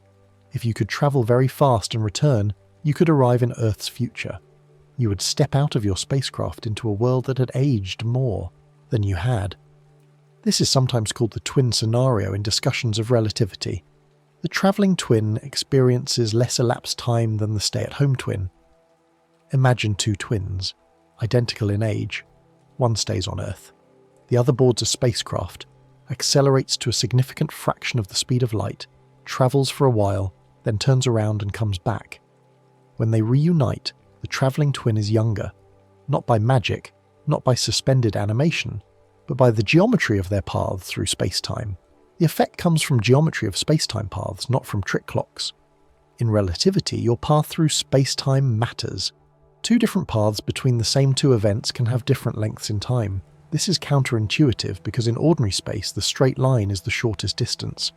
But in space-time, the straight line, the path of the stay-at-home twin, is actually the longest in terms of elapsed time. The travelling twin's path, which involves acceleration and high speed, is shorter in terms of elapsed time. Forward time travel is therefore a natural feature of physics. It's not science fiction, it's science fact, confirmed by experiments and observations. Just one more small fact, and then we drift. Gravity is not just a force in relativity, it's curvature of space-time. This is one of the central insights of general relativity. In Newton's view, gravity was a force that acted at a distance. Massive objects attracted each other across empty space. Einstein reimagined gravity. In his view, mass and energy don't pull on each other. Instead, they curve the fabric of space-time itself. Mass and energy tell space-time how to curve. Curved space-time tells matter how to move. Objects follow the straightest possible paths through this curved space-time, paths called geodesics. What we perceive as the pull of gravity is actually objects following the natural contours of curved space-time. It's like rolling a ball across a trampoline that has a heavy weight in the middle. The ball doesn't move in a straight line because the surface itself is curved. Time can run slower, deeper in a gravitational well. The stronger the gravity, the more space-time is curved, and the more time is affected. This means time passes differently at different altitudes. Clocks at higher elevation tick slightly faster than clocks lower down. The difference is tiny but measurable with precise clocks. Atomic clocks, which keep time using the vibrations of atoms, are sensitive enough to detect this effect even over height differences of just a few meters. The difference is tiny but measurable with precise clocks. In fact, one experiment placed two atomic clocks on tables at different heights in the same laboratory, separated by less than a meter vertically. The higher clock ticked faster. The difference was minute, but it was there. This confirms Einstein's prediction. Gravity affects time. Black holes represent extreme gravitational curvature. A black hole forms when matter collapses into a region so small and dense that space-time curves back on itself. The boundary of a black hole, called the event horizon, marks the point of no return. Inside the horizon, space-time is so curved that all paths lead inward. Even light cannot escape. Near a black hole, time effects become intense compared to far away. From far away, objects near a horizon appear slowed in a sense. If you watch a clock fall toward a black hole, you'd see it tick more and more slowly as it approaches the horizon. It would appear to freeze, never quite crossing, its light red-shifted and dimmed. But that's just your perspective from far away. Locally, the traveller still experiences their own normal time. From the perspective of the falling clock, nothing unusual happens as it crosses the horizon. It just keeps ticking normally. Time behaving differently often depends on viewpoint and measurement. This is a key theme in relativity. There's no single correct perspective. Different observers see different things, and all of them are right from their own frames of reference. The person far from the black hole sees the clock slow down. The person falling with the clock sees it tick normally. Both observations are valid. Gravity can bend light, changing the path signals take. Light follows geodesics in space-time just like matter does. When space-time is curved by mass, light paths curve too. This is gravitational lensing. When paths change, the story of when can look surprising. Light from a distant object can take different curved paths around a massive object in the foreground, arriving at different times. The same event can appear to happen multiple times, separated by days or years, because the light took different routes. Just one more small fact, and then we drift. Seeing is already a form of looking into the past. This is such an ordinary fact that we rarely think about it. But it's profound. Light takes time to travel from an object to your eyes. When you see something, you're not seeing it as it is right now. You're seeing it as it was when the light left it. The moon is seen as it was about a second ago. Light takes about 1.3 seconds to travel from the moon to Earth. When you look at the moon, you're seeing it as it was a little over a second in the past. The sun is seen as it was about 8 minutes ago. Light from the sun takes about 8 minutes and 20 seconds to reach Earth. If the sun suddenly vanished, we wouldn't know for 8 minutes. For 8 minutes, we'd still see it in the sky, still feel its warmth, because the light and heat that left the sun 8 minutes ago would still be reaching us. Distant stars are seen years, centuries or millennia in the past. The nearest star to our sun, Proxima Centauri, is about 4.2 light years away. When we look at it, we see it as it was 4.2 years ago. Other stars are tens, hundreds, thousands of light years distant. Some galaxies are seen as they were millions or billions of years ago. The Andromeda Galaxy, our nearest large galactic neighbour, is about 2.5 million light years away. The light we see from it left Andromeda 2.5 million years ago, long before humans existed on Earth. Telescopes are therefore time-viewing devices as much as distance viewing devices. When astronomers point a telescope at a distant galaxy, they're looking into the past. The farther you look in space, the farther back you look in time. This is how we study the history of the universe. We don't have a time machine, but we have telescopes, and light is a messenger from the past. Cosmic background light is a relic view of the early universe. The cosmic microwave background radiation is light that has been travelling through space for about 13.8 billion years, almost as long as the universe has existed. It's the afterglow of the Big Bang, stretched and cooled by the expansion of the universe. When we observe this radiation, we're seeing the universe as it was when it was only about 380,000 years old, long before the first stars formed. In a way, the universe stores its history in travelling light. Every photon carries information about the conditions where it was emitted. By collecting light from different distances, we assemble a timeline of cosmic history. Gravity can bend light paths, letting us see around massive objects. This is gravitational lensing again. A massive galaxy or cluster of galaxies can act like a lens, bending light from objects behind it. This allows us to see things that would otherwise be blocked from view. This bending can create multiple images of the same distant source.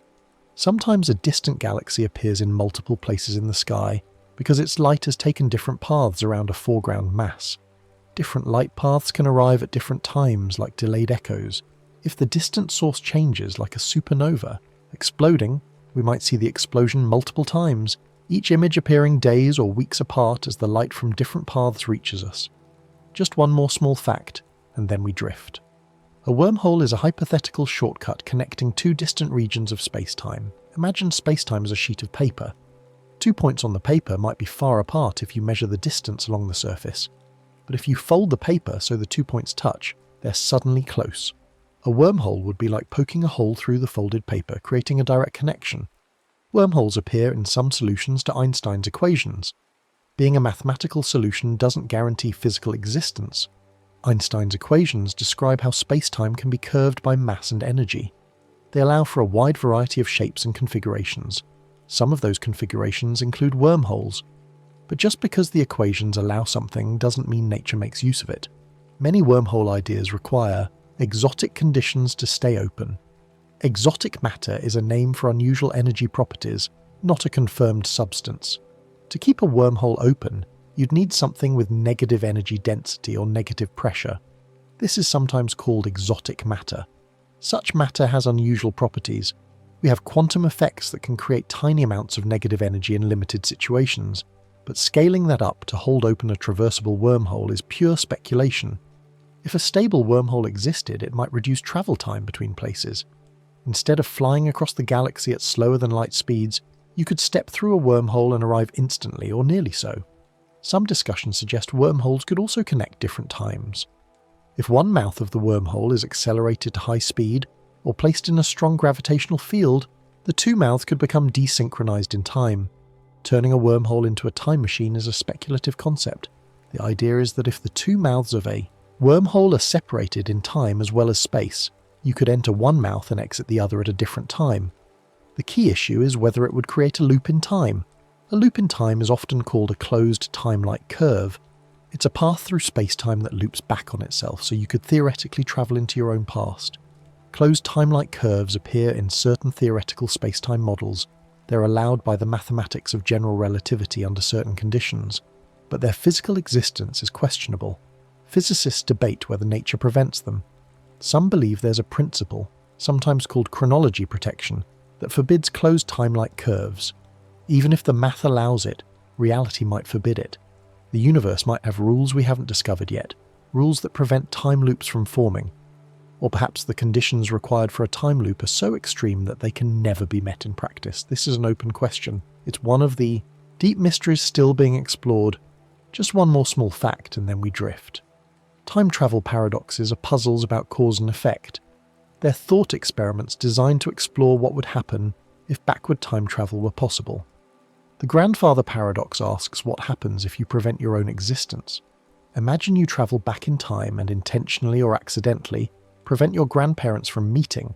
Then your parents would never be born, and neither would you. But if you were never born, you couldn't travel back in time to prevent your grandparents from meeting. It's a logical loop, a contradiction. The paradox highlights conflicts between free action and consistent history. If you can travel backward in time, do you have free will to change events? And if you change events, how can history remain consistent? The bootstrap paradox imagines information or objects with no clear origin. Suppose you travel back in time and give Shakespeare a copy of his plays. Before he writes them, he publishes them as his own. Years later, you find the plays in a library, take them back in time, and give them to Shakespeare. Where did the plays come from? They exist in a loop with no origin. These paradoxes show why backward time travel is complicated. They reveal tensions in our understanding of causality. One proposed idea is self-consistency. In this view, history can't be changed into contradiction. If you travel back in time, any actions you take must be consistent with the history that already happened. You were always part of the past. You can't change it because you were already there. Events might allow loops, but only consistent ones. In self-consistency, the universe conspires to prevent paradoxes. Perhaps every time you try to prevent your grandparents from meeting, something goes wrong. You miss the train. You lose your nerve. The universe, in a sense, protects its own consistency. Another idea involves branching timelines, often linked to interpretations of quantum theory. In this view, when you travel back in time, you create a new branch of reality. You can change events in this new branch without affecting the original timeline. Branching timelines are not confirmed as a mechanism for time travel. They arise from certain interpretations of quantum mechanics, but those interpretations are themselves debated. Many physicists suspect chronology protection, that nature blocks time loops. That backward time travel, even if allowed by the math, is forbidden by some deeper principle. Chronology protection is a hypothesis, not a proven law. The most grounded result remains. Forward time travel via dilation is real. We've measured it. We've confirmed it. We use it in technology. Backward time travel remains in the realm of speculation, interesting to think about, fun to explore in thought experiments, but not established science. And that's okay. Not every question has an answer yet, and not every idea in mathematics corresponds to reality. Just one more small fact, and then we drift. Memory is sometimes called mental time travel. This isn't literal time travel, but it's a useful metaphor. When you remember an event from your past, your brain reconstructs that moment. You revisit it internally. You experience a version of the past filtered through your mind. Imagination is another form, simulating possible futures. When you plan ahead, when you daydream, when you worry about tomorrow, you're mentally traveling forward in time, exploring scenarios that haven't happened yet. Your brain blends past and prediction to create a stable now. Your sense of the present moment is actually a construction. Your brain takes information from the recent past, combines it with expectations about the near future, and presents it to your conscious mind as now. This happens continuously, seamlessly, without you noticing the seams. The feeling of time speeding up or slowing down can change with attention. When you're bored, time seems to crawl. When you're engaged, it seems to fly. This is a subjective experience, not a change in the actual rate of time, but it's a reminder that our perception of time is flexible. In quiet rooms, the mind can notice time more sharply. Silence and stillness make us more aware of the passage of moments. Without distractions, we feel time flowing. Sleep is a reset that helps the brain file time into gentler order.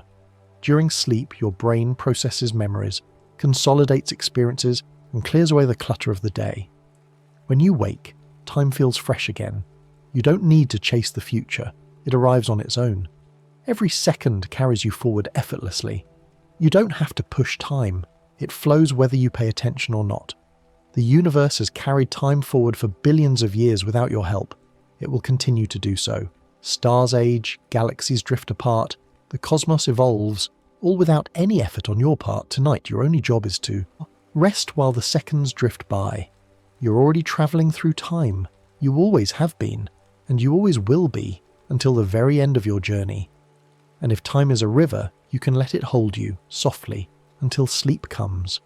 You don't have to swim. You don't have to fight the current. You can float gently, carried forward by the natural flow of moments. Time isn't an enemy. It's not something to conquer or escape. It's simply the medium in which you exist, the fabric of your experience. Just one more small fact and then we drift. As you lie there, in the quiet of your room, time is passing. Each breath marks a moment. Each heartbeat is a step forward.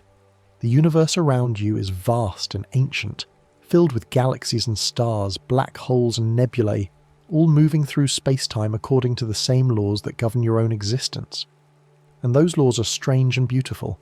They tell us that time is not absolute, that your now is not the same as someone else's now, that the faster you move, the slower your clock ticks, that gravity bends time as well as space, that the past is visible in the light from distant stars, that the future is always arriving 1 second at a time whether you're ready or not. They tell us that the universe is more flexible than we once thought, that space-time can stretch and curve, that different paths through the cosmos can have different lengths in time, that forward time travel is real, confirmed, measured, that backward time travel is a question mark, a puzzle, a possibility that lives in equations but not yet in reality. And they tell us that understanding these things doesn't require fear or anxiety. You can learn about black holes without falling into one. You can think about time dilation without needing a spaceship. You can explore the paradoxes without getting lost in them. Science is a way of asking questions and finding answers, slowly and carefully, one fact at a time. Tonight the facts have been gentle.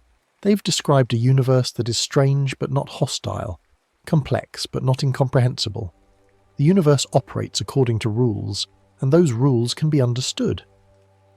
Einstein figured out relativity with thought experiments and mathematics, sitting at a desk imagining how things would look if you rode on a beam of light.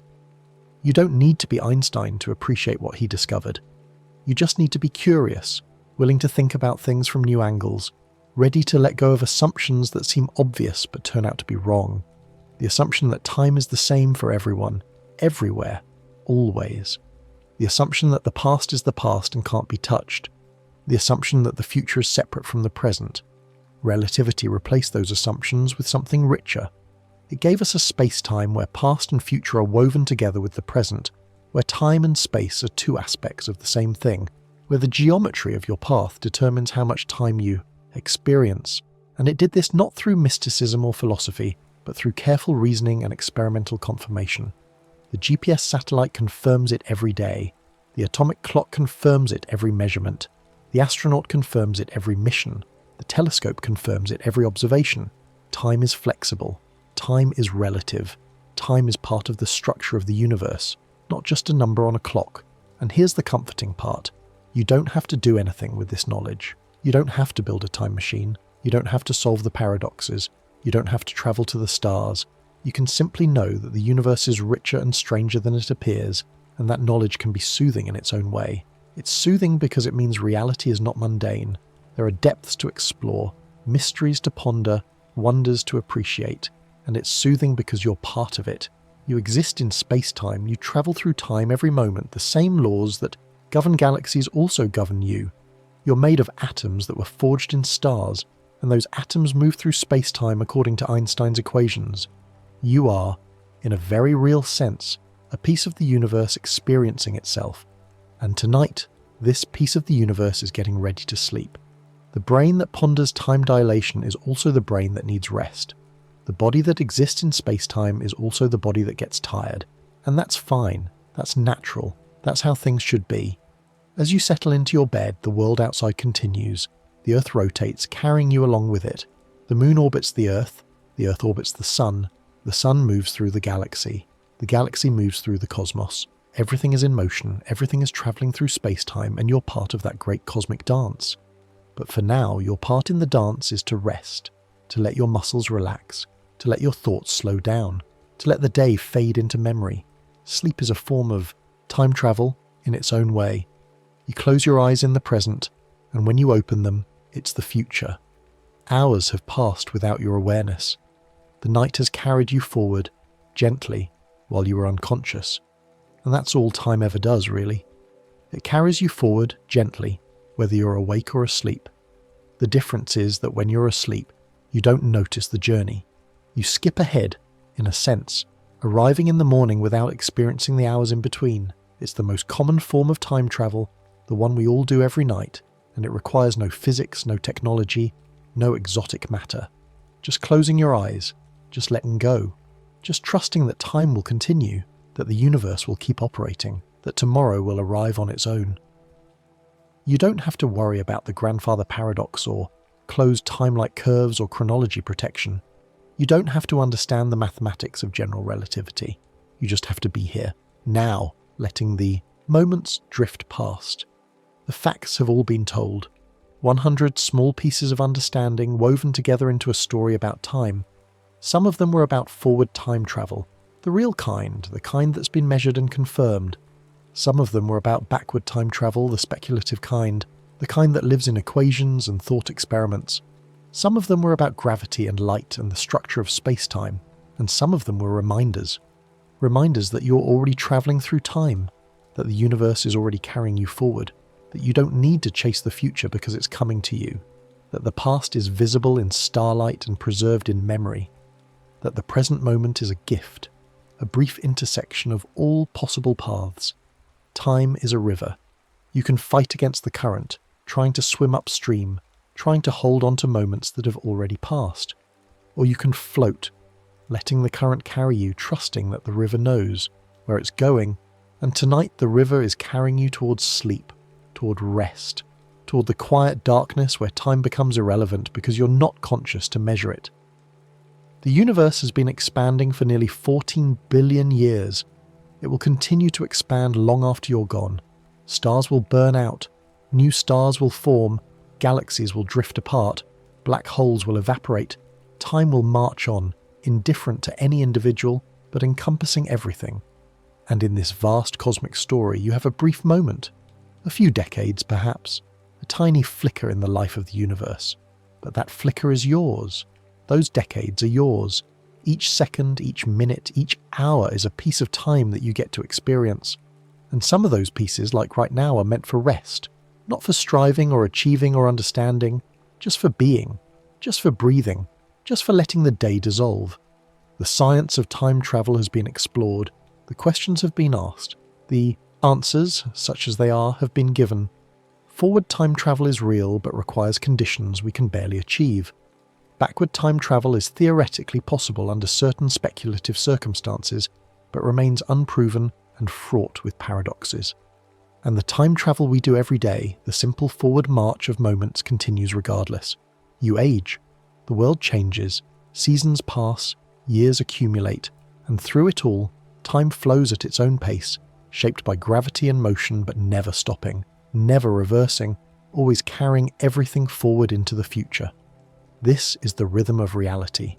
This is the beat to which the universe dances. And now, with all the facts laid out, with all the concepts explained, with all the gentle details provided, there's nothing left to do but drift. The intellectual journey is complete. The story has been told. The science has been shared.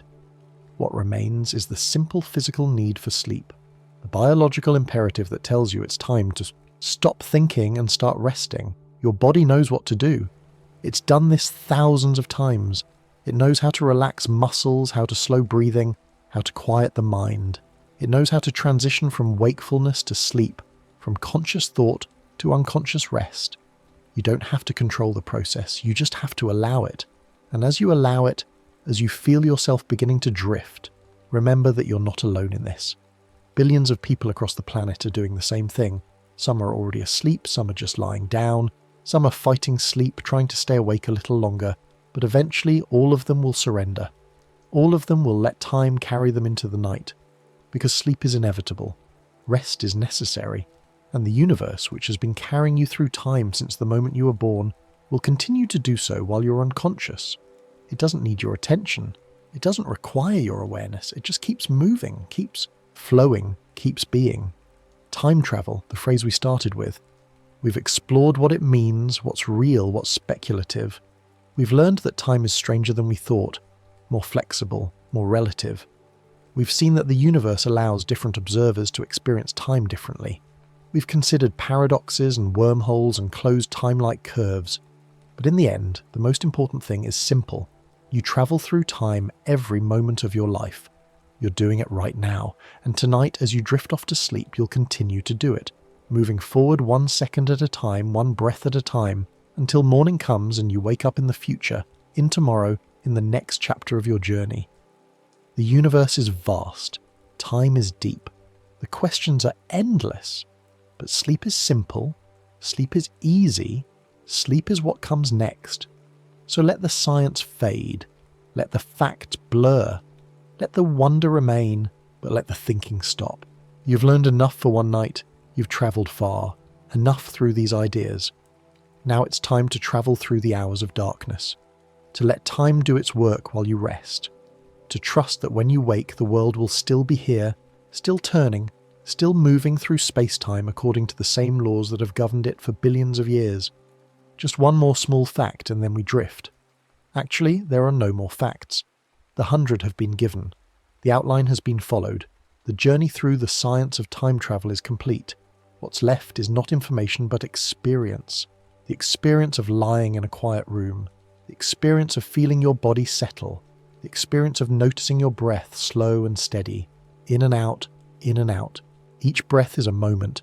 Each moment is a step forward through time. You're not thinking about time dilation anymore. You're not worrying about paradoxes. You're just breathing, just being, just existing in the eternal now that is always present, always moving, always becoming the next moment. And that's enough. That's all you need. The universe doesn't require you to understand it in order to participate in it. You can simply be part of the flow, part of the great cosmic river of time, carried along with everything else, stars and galaxies and atoms and thoughts, all moving together into the future. Sleep is close now. You can feel it at the edges of your awareness, a gentle darkness waiting to embrace you. You can feel your thoughts becoming less distinct, less focused, less insistent. The need to understand is fading. The need to question is quieting. The need to stay awake is dissolving. What remains is peace. What remains is rest. What remains is the simple animal comfort of lying down at the end of the day, safe and warm, ready to let consciousness go for a while, ready to travel through the night without effort, without awareness, without resistance. The universe will keep moving, time will keep flowing, and you'll keep travelling forward, even in sleep, even in dreams, even in the deep unconscious rest that restores your body and mind. When you wake, you'll have arrived in tomorrow. you'll have completed another journey through time, the easiest and most natural kind. But that's hours away. Right now, there's only this moment, this breath, this feeling of letting go. The science of time travel has been explained, explored, and absorbed. The story has been told in a gentle voice, at a slow pace, with care for your comfort and peace. And now, with nothing left to say, with no more facts to share, with the outline complete and the word count reached, it's time to simply be quiet, to let silence fill the space, to let sleep approach at its own pace, to trust that the journey through time will continue whether you're awake to witness it or not. So rest now. Let your eyes close. Let your breathing deepen. Let time carry you forward, gently, softly, into the peaceful darkness of sleep. The universe is taking care of the details. You don't have to do anything except drift, just drift and sleep. The next story is about to begin. Please relax and enjoy.